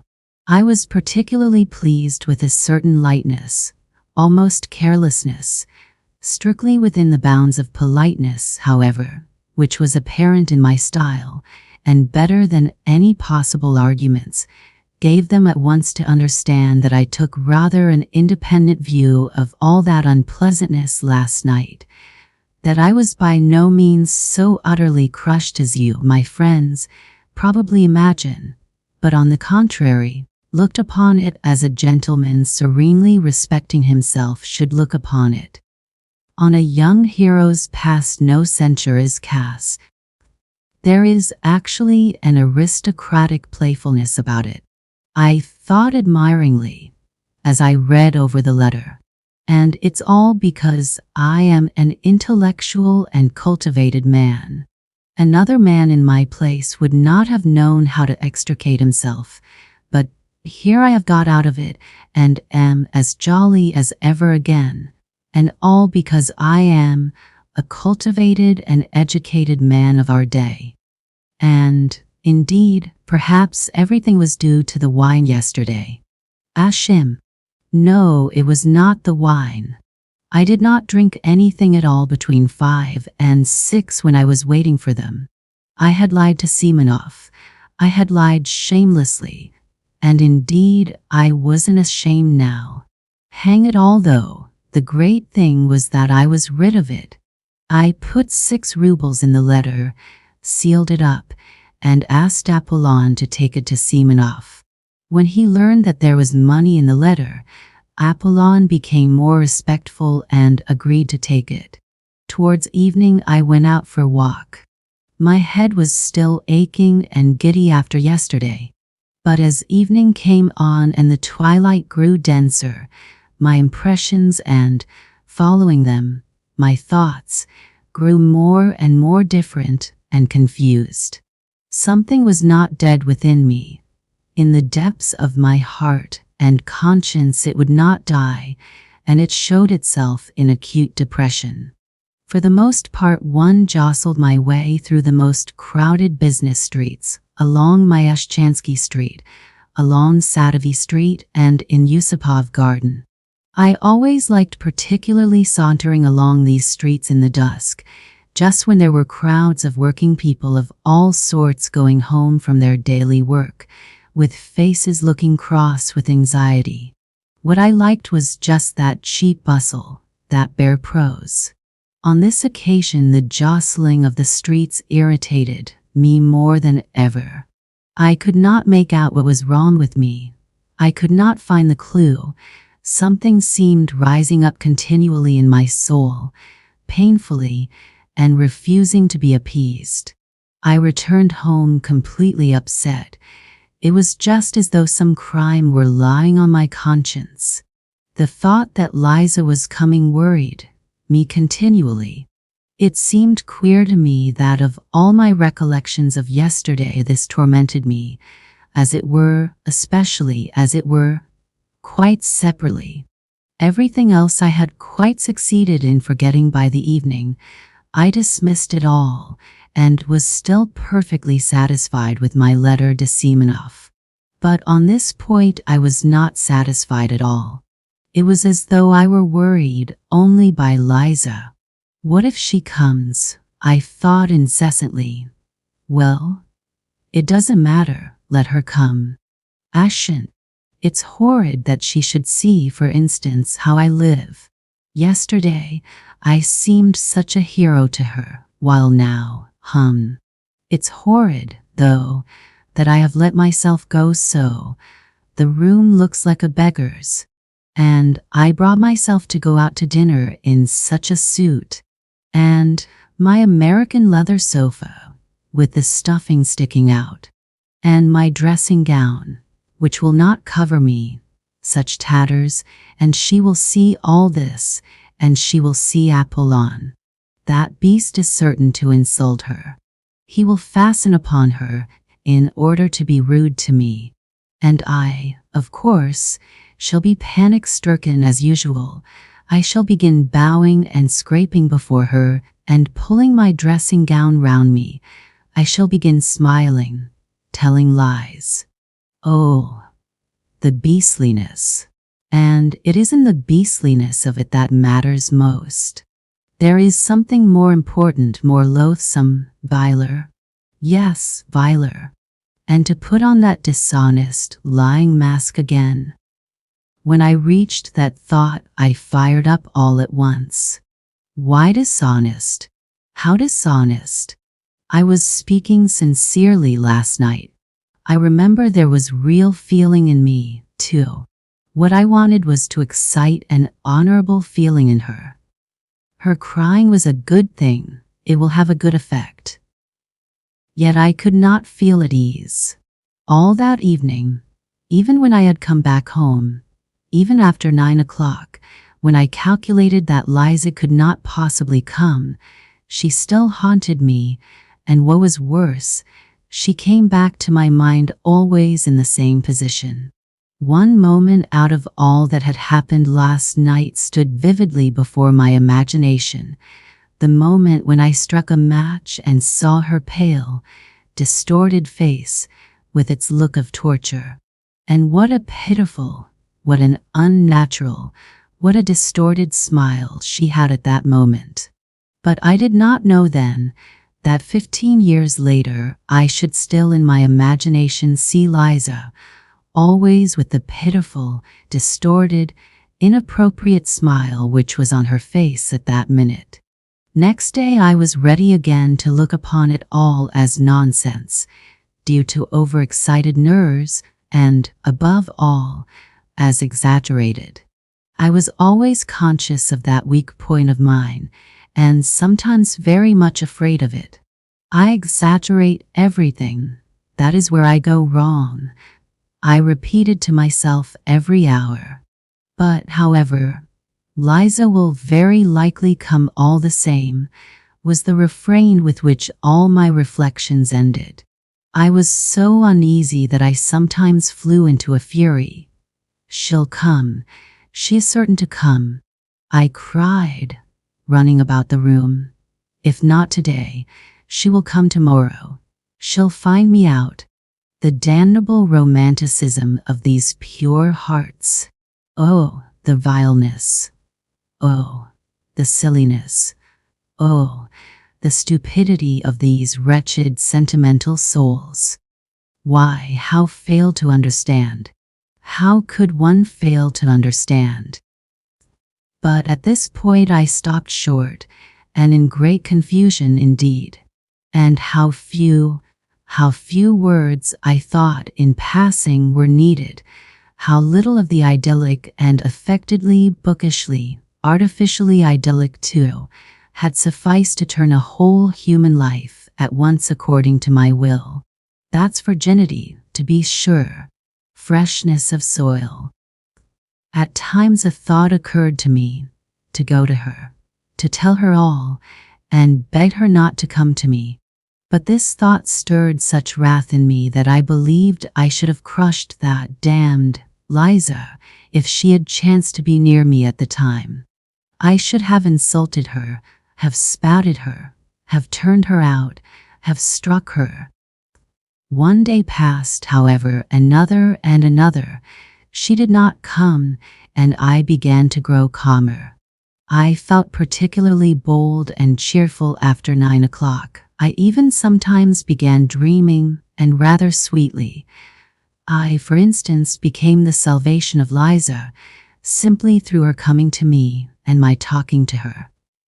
I develop her, educate her. Finally, I notice that she loves me passionately. I pretend not to understand. I don't know, however, why I pretend, just for effect, perhaps. At last, all confusion, transfigured, trembling and sobbing, she flings herself at my feet and says that I am her savior and that she loves me better than anything in the world. I am amazed, but Liza, I say, can you imagine that I have not noticed her love? I saw it all, I divined it, but I did not dare to approach you first, because I had an influence over you and was afraid that you would force yourself from gratitude to respond to my love, would try to rouse in your heart a feeling which was perhaps absent, and I did not wish that, because it would be tyranny, it would be indelicate, in short. I launch off at that point into European, inexplicably lofty subtleties a la George Sand. But now you are mine, you are my creation, you are pure, you are good, you are my noble wife. Into my house come bold and free, its rightful mistress there to be. Then we begin living together, go abroad, and so on and so on.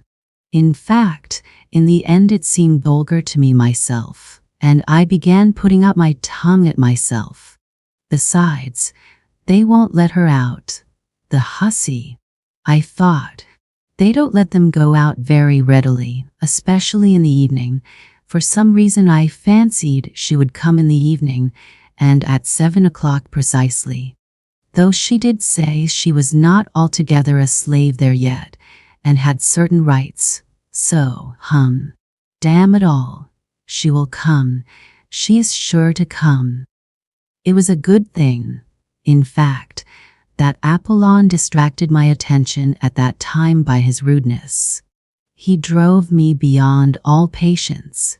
He was the bane of my life, the curse laid upon me by Providence.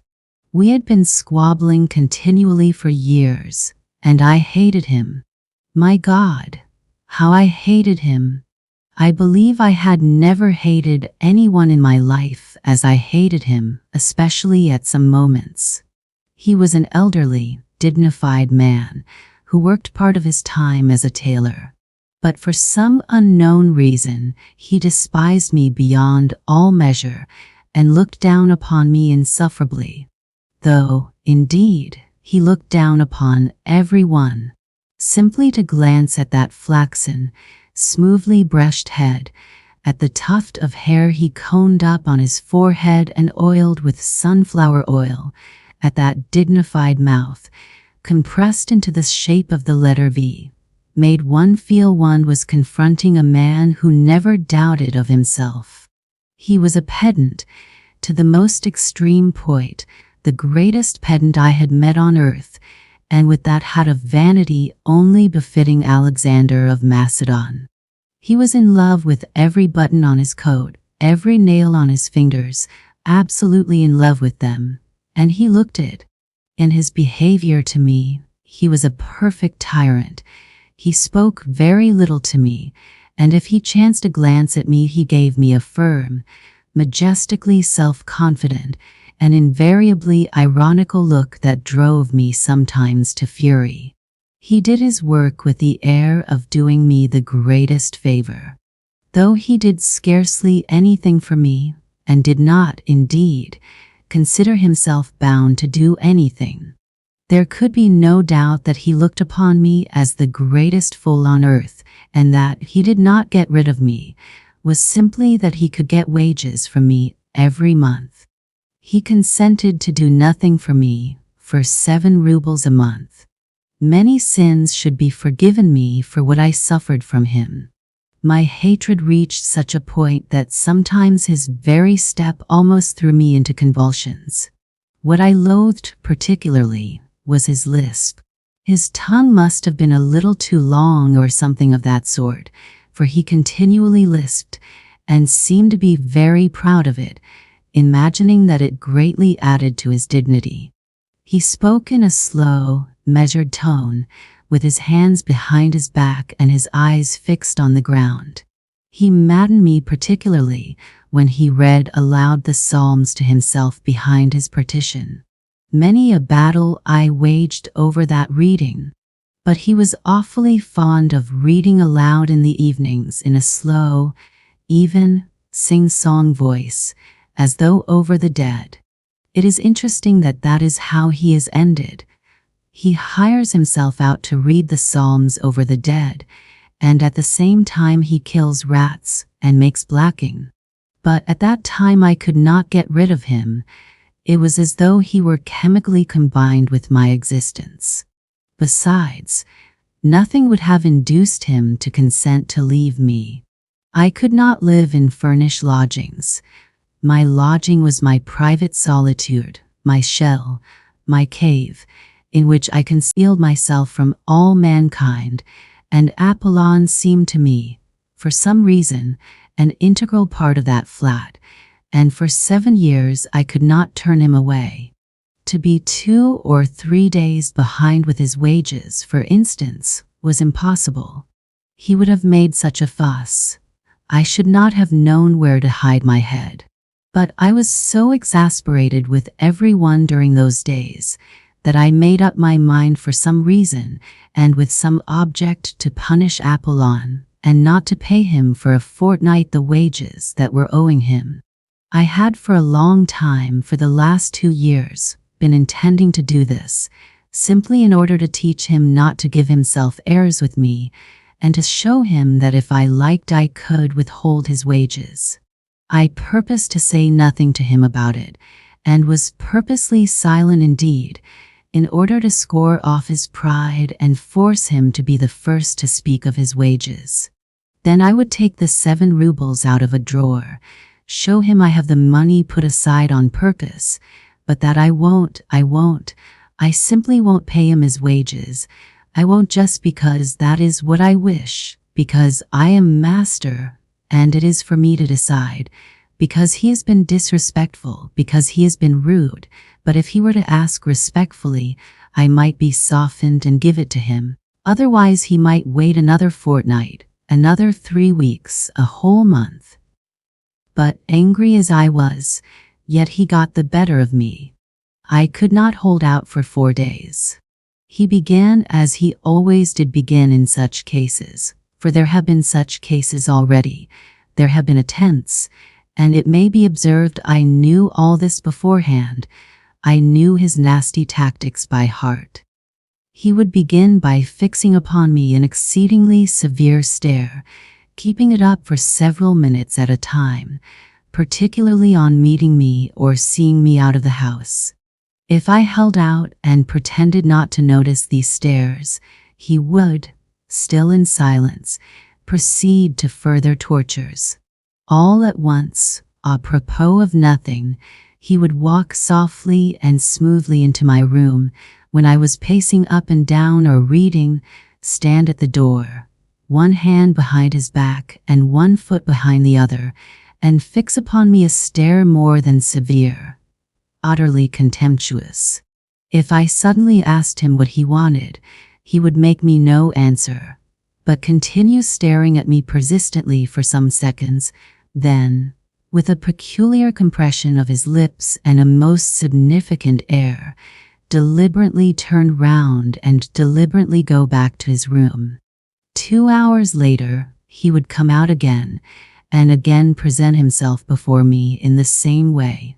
It had happened that in my fury, I did not even ask him what he wanted, but simply raised my head sharply and imperiously and began staring back at him. So we stared at one another for 2 minutes.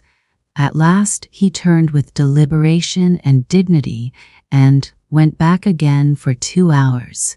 If I were still not brought to reason by all this, but persisted in my revolt, he would suddenly begin sighing while he looked at me. Long, deep sighs as though measuring by them the depths of my moral degradation, and, of course, it ended at last by his triumphing completely. I raged and shouted, but still was forced to do what he wanted. This time the usual staring maneuvers had scarcely begun when I lost my temper and flew at him in a fury. I was irritated beyond endurance apart from him. "Stay," I cried in a frenzy, as he was slowly and silently turning, with one hand behind his back, to go to his room. "Stay. Come back, I tell you." And I must have bawled so unnaturally that he turned round and even looked at me with some wonder. However, he persisted in saying nothing, and that infuriated me. "How dare you come and look at me like that without being sent for?" Answer. After looking at me calmly for half a minute, he began turning round again. "Stay," I roared, running up to him. "Don't stir. There. Answer. Now, what did you come in to look at?" "If you have any order to give me, it's my duty to carry it out," he answered, after another silent pause, with a slow, measured lisp, raising his eyebrows and calmly twisting his head from one side to another, all this with exasperating composure. "That's not what I am asking you about, you torturer," I shouted, turning crimson with anger. "I'll tell you why you came here myself. You see, I don't give you your wages. You are so proud you don't want to bow down and ask for it, and so you come to punish me with your stupid stares, to worry me, and you have no S's. Pick eye on how stupid it is. Stupid, stupid, stupid, stupid." He would have turned round again without a word, but I seized him. "Listen," I shouted to him. "Here's the money, do you see? Here it is. I took it out of the table drawer. Here's the 7 rubles complete, but you are not going to have it. You are not going to have it until you come respectfully with bowed head to beg my pardon. Do you hear?" "That cannot be," he answered, with the most unnatural self-confidence. "It shall be so," I said. "I give you my word of honor it shall be. And there's nothing for me to beg your pardon for," he went on, as though he had not noticed my exclamations at all. "Why, besides, you called me a torturer, for which I can summon you at the police station at any time for insulting behavior." "Go, summon me," I roared. "Go at once, this very minute, this very second. You are a torturer all the same, a torturer." But he merely looked at me, then turned, and regardless of my loud calls to him, he walked to his room with an even step and without looking round. If it had not been for Liza, nothing of this would have happened, I decided inwardly. Then, after waiting a minute, I went myself behind his screen with a dignified and solemn air, though my heart was beating slowly and violently. "Apollon," I said quietly and emphatically, though I was breathless, "go at once without a minute's delay and fetch the police officer." He had meanwhile settled himself at his table, put on his spectacles, and taken up some sewing. But hearing my order, he burst into a guffaw. At once, "Go this minute. Go on, or else you can't imagine what will happen." "You are certainly out of your mind," he observed, without even raising his head, lisping as deliberately as ever and threading his needle. "Whoever heard of a man sending for the police against himself? And as for being frightened, you are upsetting yourself about nothing, for nothing will come of it. Go," I shrieked, clutching him by the shoulder. I felt I should strike him in a minute, but I did not notice the door from the passage softly and slowly open at that instant, and a figure come in, stop short, and begin staring at us in perplexity. I glanced, nearly swooned with shame, and rushed back to my room. There, clutching at my hair with both hands, I leaned my head against the wall and stood motionless in that position. 2 minutes later, I heard Apollon's deliberate footsteps. "There's some woman asking for you," he said, looking at me with peculiar severity. Then he stood aside and let in Liza. He would not go away, but stared at us sarcastically. "Go away, go away," I commanded in desperation. At that moment my clock began whirring and wheezing and struck 7. 9.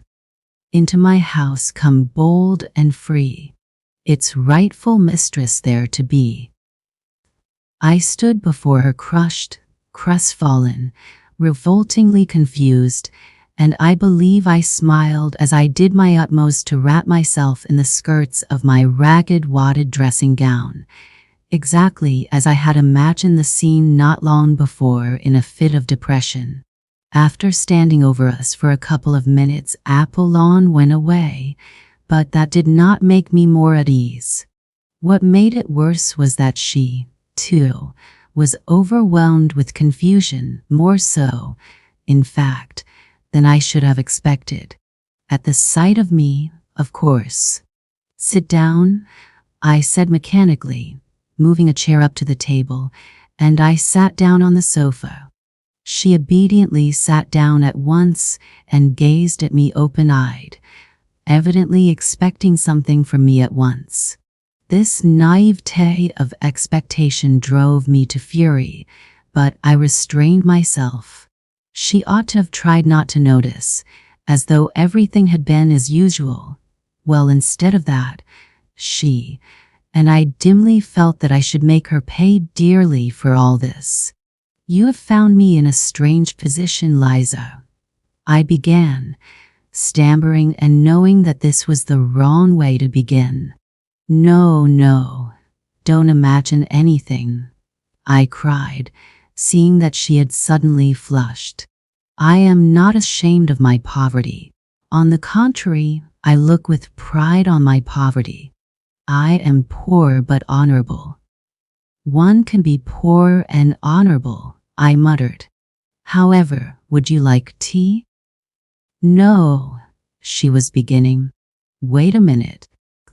I leapt up and ran to Apollon. I had to get out of the room somehow. "Apollon," I whispered in feverish haste, flinging down before him the 7 rubles which had remained all the time in my clenched fist. "Here are your wages. You see I give them to you. But for that you must come to my rescue. Bring me tea and a dozen rusks from the restaurant. If you won't go, you'll make me a miserable man. You don't know what this woman is. This is everything. You may be imagining something, but you don't know what that woman is." Apollon, who had already sat down to his work and put on his spectacles again, at first glanced askance at the money without speaking or putting down his needle. Then, without paying the slightest attention to me or making any answer, he went on busying himself with his needle, which he had not yet threaded. I waited before him for 3 minutes with my arms crossed all in Napoleon. My temples were moist with sweat. I was pale, I felt it. But, thank God, he must have been moved to pity, looking at me. Having threaded his needle, he deliberately got up from his seat, deliberately moved back his chair, deliberately took off his spectacles, deliberately counted the money, and finally asking me over his shoulder, "Shall I get a whole portion?" deliberately walked out of the room. As I was going back to Liza, the thought occurred to me on the way, shouldn't I run away just as I was in my dressing gown, no matter where, and then let happen what would? I sat down again. She looked at me uneasily. For some minutes we were silent. "I will kill him," I shouted suddenly, striking the table with my fist so that the ink spurted out of the inkstand. "What are you saying?" she cried, starting. "I will kill him. Kill him," I shrieked, suddenly striking the table in absolute frenzy, and at the same time fully understanding how stupid it was to be in such a frenzy.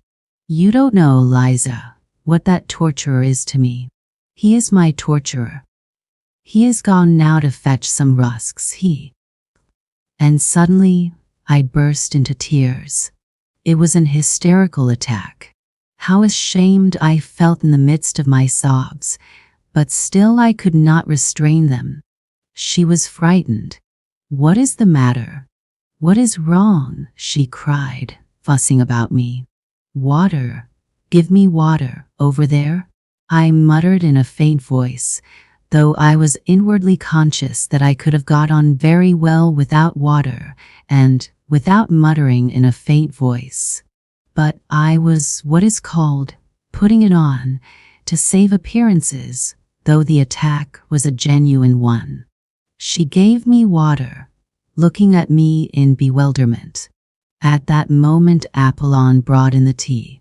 It suddenly seemed to me that this commonplace, prosaic tea was horribly undignified and paltry after all that had happened, and I blushed crimson. Liza looked at Apollon with positive alarm. He went out without a glance at either of us. "Liza, do you despise me?" I asked, looking at her fixedly, trembling with impatience to know what she was thinking. She was confused and did not know what to answer. "Drink your tea," I said to her angrily. I was angry with myself, but, of course, it was she who would have to pay for it. A horrible spite against her suddenly surged up in my heart. I believe I could have killed her.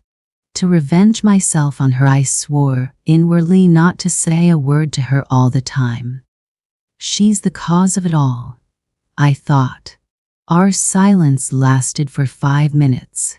The tea stood on the table. We did not touch it. I got to the point of purposely refraining from beginning in order to embarrass her further. It was awkward for her to begin alone. Several times she glanced at me with mournful perplexity. I was obstinately silent. I was, of course, myself the chief sufferer, because I was fully conscious of the disgusting meanness of my spiteful stupidity, and yet at the same time I could not restrain myself. "I wanted to get away from there altogether," she began, to break the silence in some way, but, poor girl, that was just what she ought not to have spoken about at such a stupid moment to a man so stupid as I was. My heart positively ached with pity for her tactless and unnecessary straightforwardness. But something hideous at once stifled all compassion in me.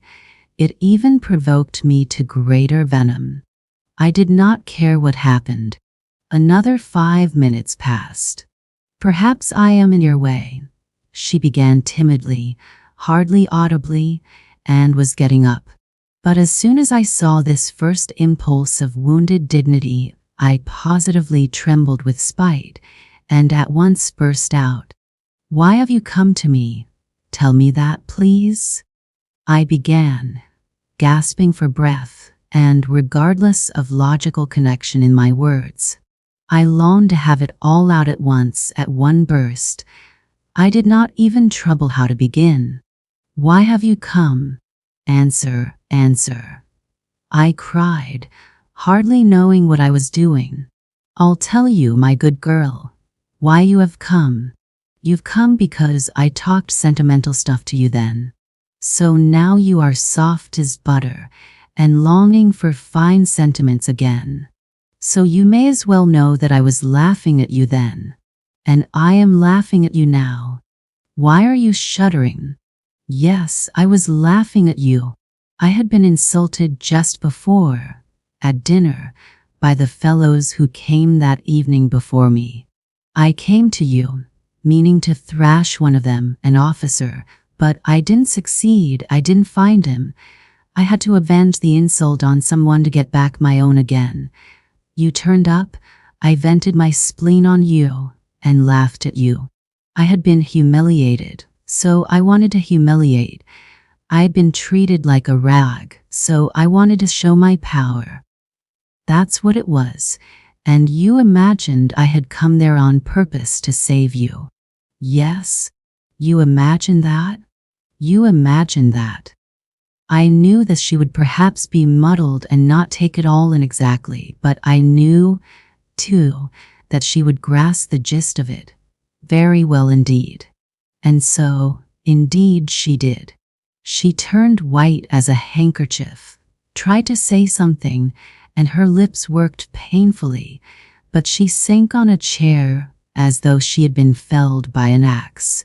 And all the time afterwards, she listened to me with her lips parted and her eyes wide open, shuddering with awful terror. The cynicism of my words overwhelmed her.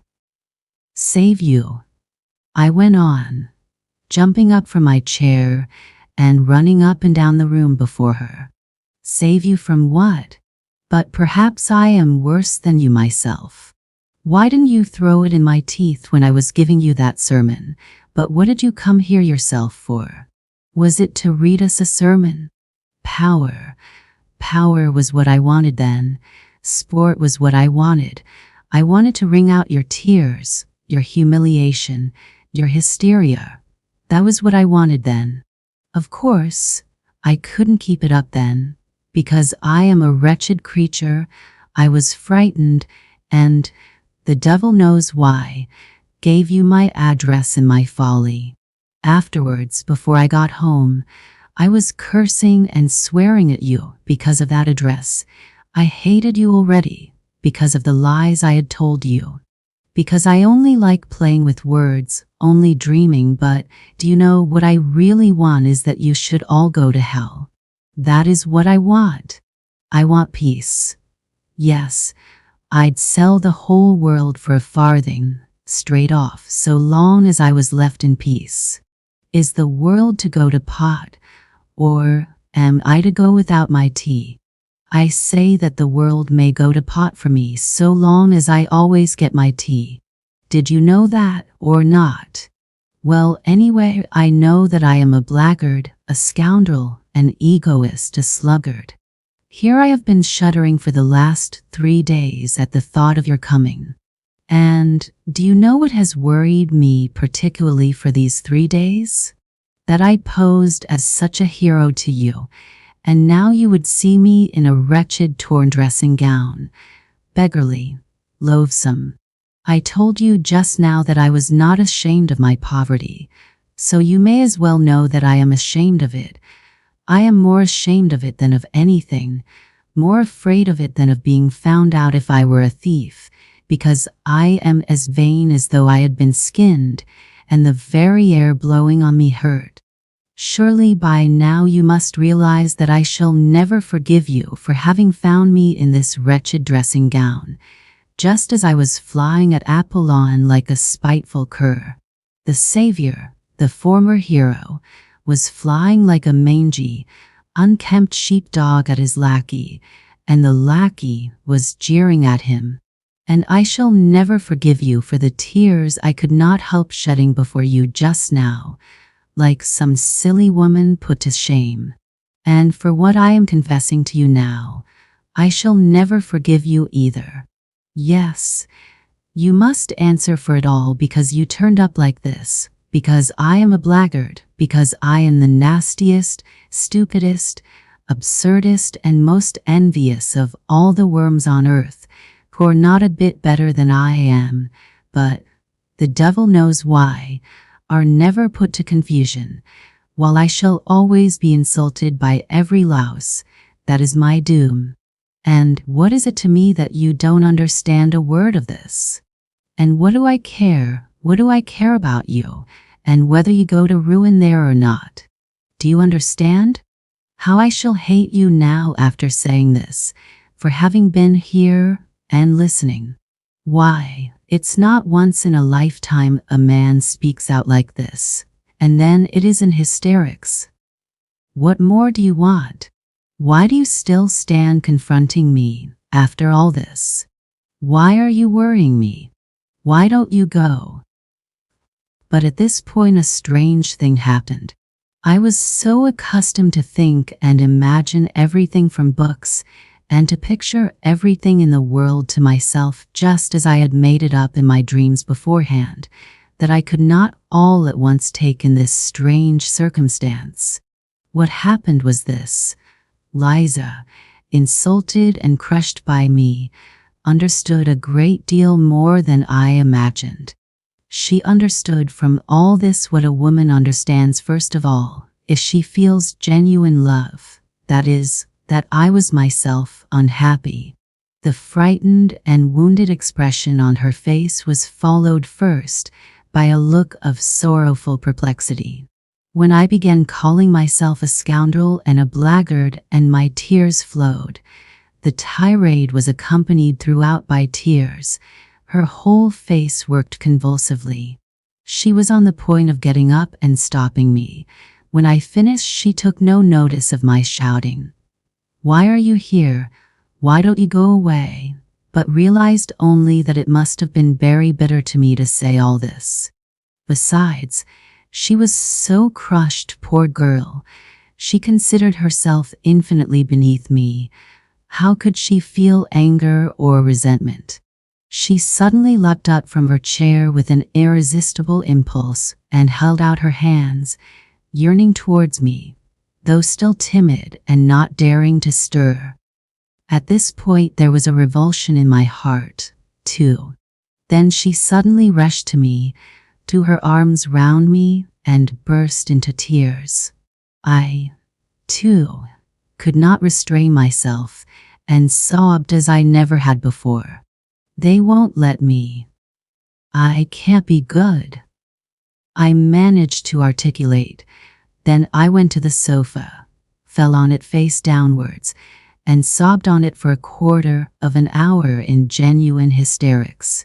She came close to me, put her arms round me, and stayed motionless in that position. But the trouble was that the hysterics could not go on forever, and I am writing the loathsome truth, lying face downwards on the sofa with my face thrust into my nasty leather pillow.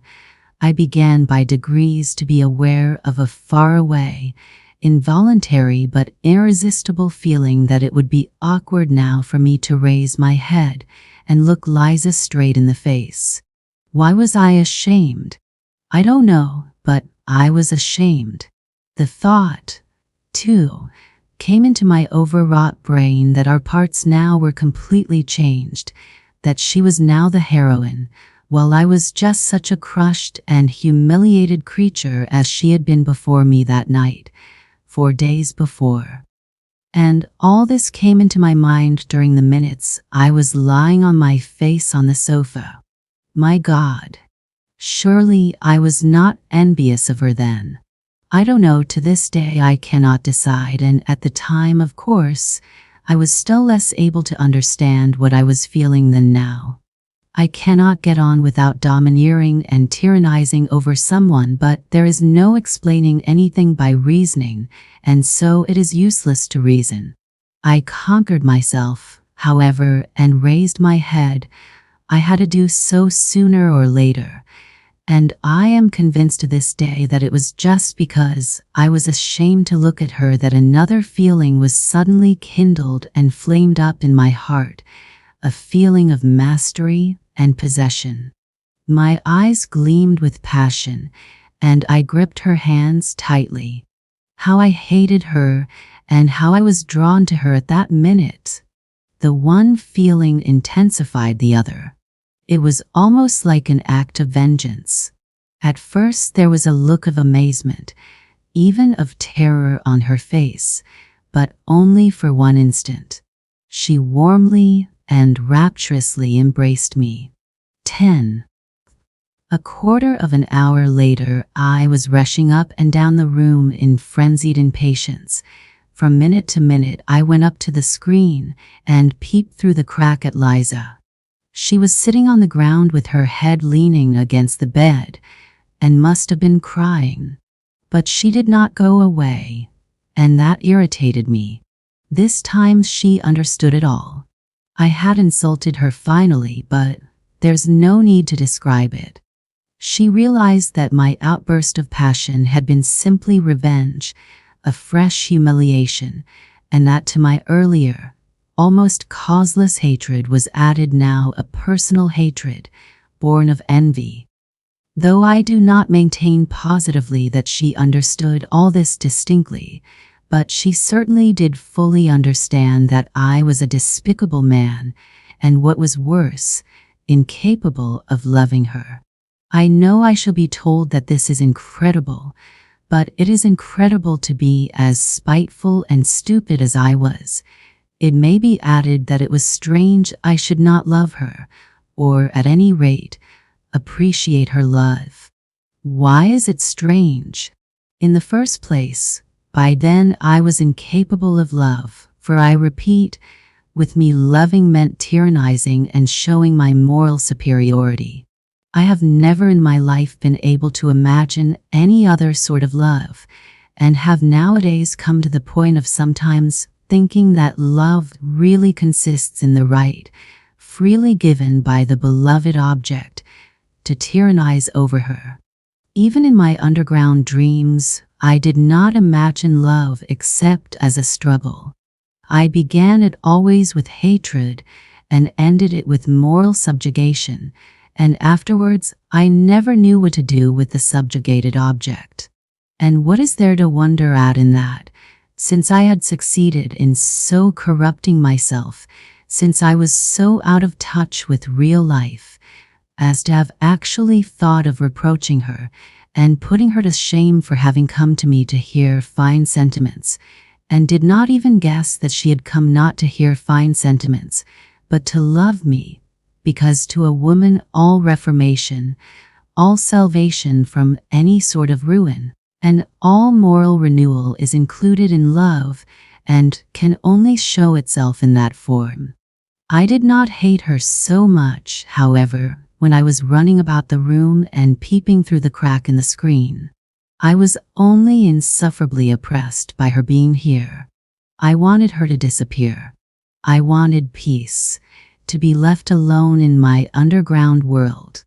Real life oppressed me with its novelty so much that I could hardly breathe.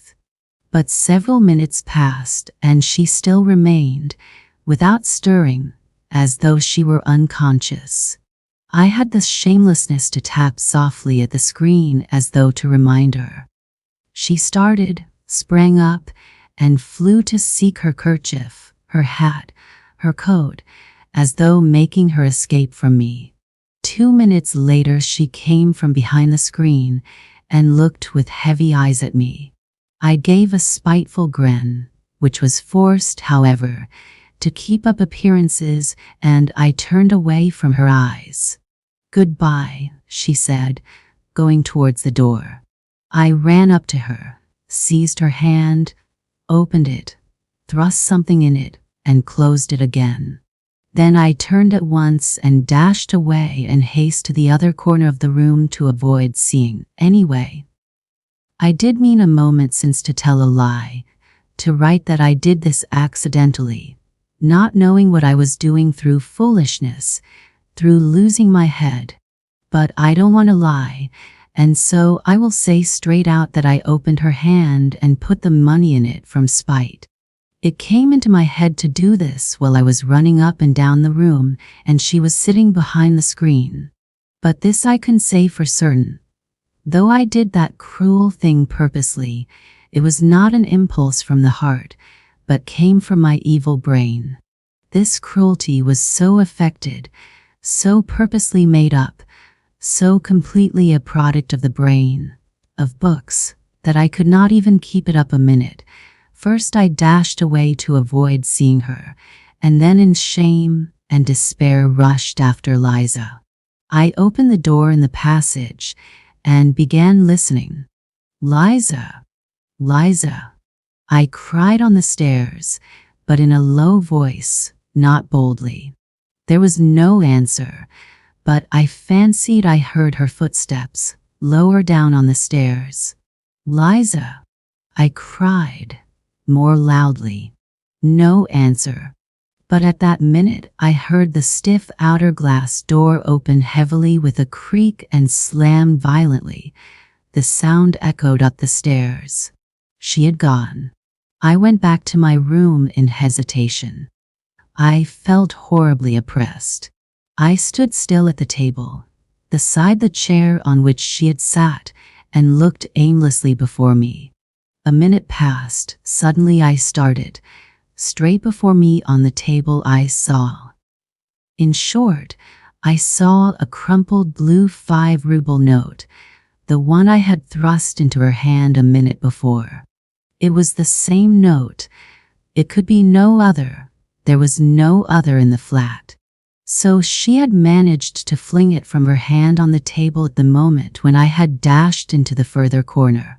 Well, I might have expected that she would do that. Might I have expected it? No. I was such an egoist. I was so lacking in respect for my fellow creatures that I could not even imagine she would do so. I could not endure it. A minute later I flew like a madman to dress, flinging on what I could at random, and ran headlong after her. She could not have got 200 paces away when I ran out into the street.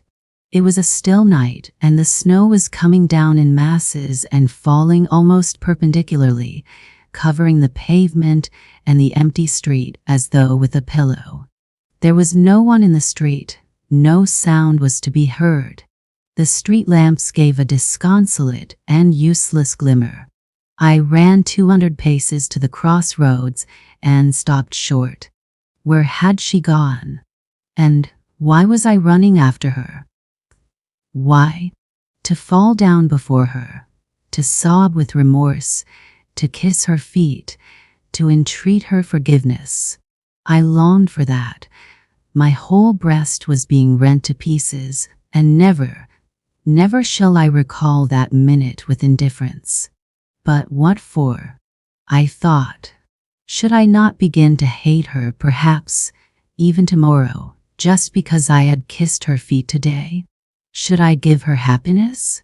Had I not recognized that day, for the 100th time, what I was worth? Should I not torture her?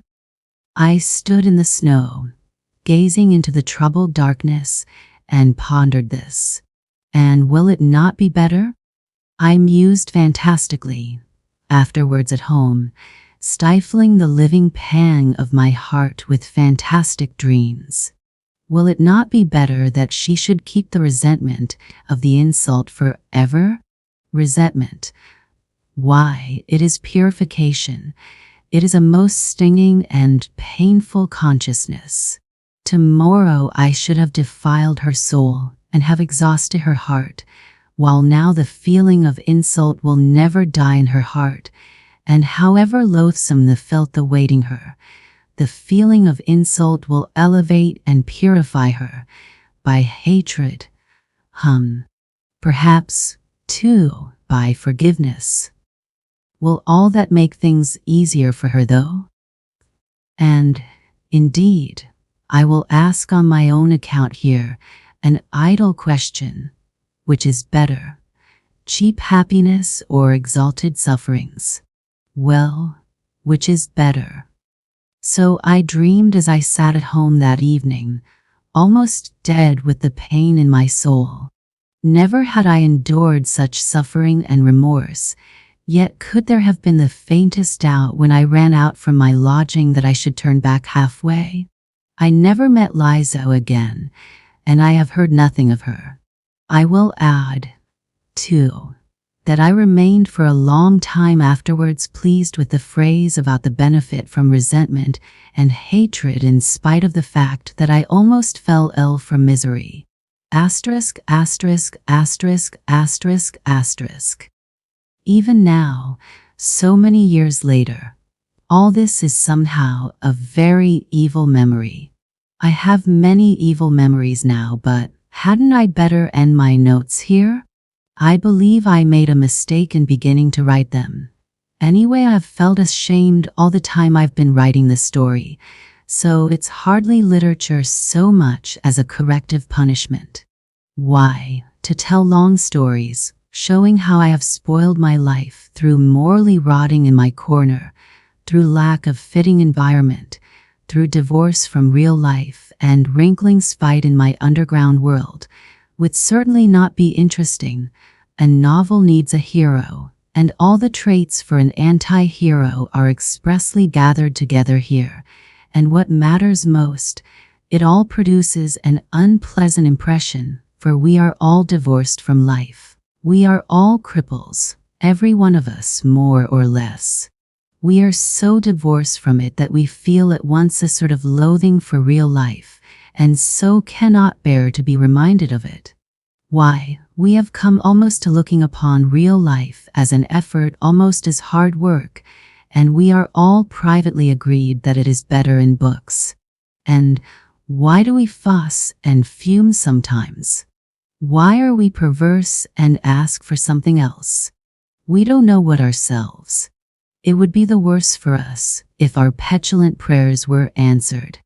Come, try. Give any one of us, for instance, a little more independence, untie our hands, widen the spheres of our activity, relax the control, and yes, I assure you we should be begging to be under control again at once. I know that you will very likely be angry with me for that and will begin shouting and stamping. Speak for yourself, you will say, and for your miseries in your underground holes, and don't dare to say all of us. Excuse me, gentlemen, I am not justifying myself with that all of us. As for what concerns me in particular, I have only in my life carried to an extreme what you've not dared to carry halfway, and what's more, you have taken your cowardice for good sense, and have found comfort in deceiving yourselves. So that perhaps, after all, there is more life in me than in you. Look into it more carefully. Why, we don't even know what living means now, what it is and what it is called. Leave us alone without books, and we shall be lost and in confusion at once. We shall not know what to join on to, what to cling to, what to love and what to hate, what to respect and what to despise. We are oppressed at being men with a real individual body and blood. We are ashamed of it. We think it a disgrace and try to contrive to be some sort of impossible generalized man. We are stillborn, and for generations past have been begotten, not by living fathers, and that suits us better and better. We are developing a taste for it. Soon we shall contrive to be born somehow from an idea. But enough, I don't want to write more from underground. The notes of this paradoxalist do not end here, however. He could not refrain from going on with them, but it seems to us that we may stop here.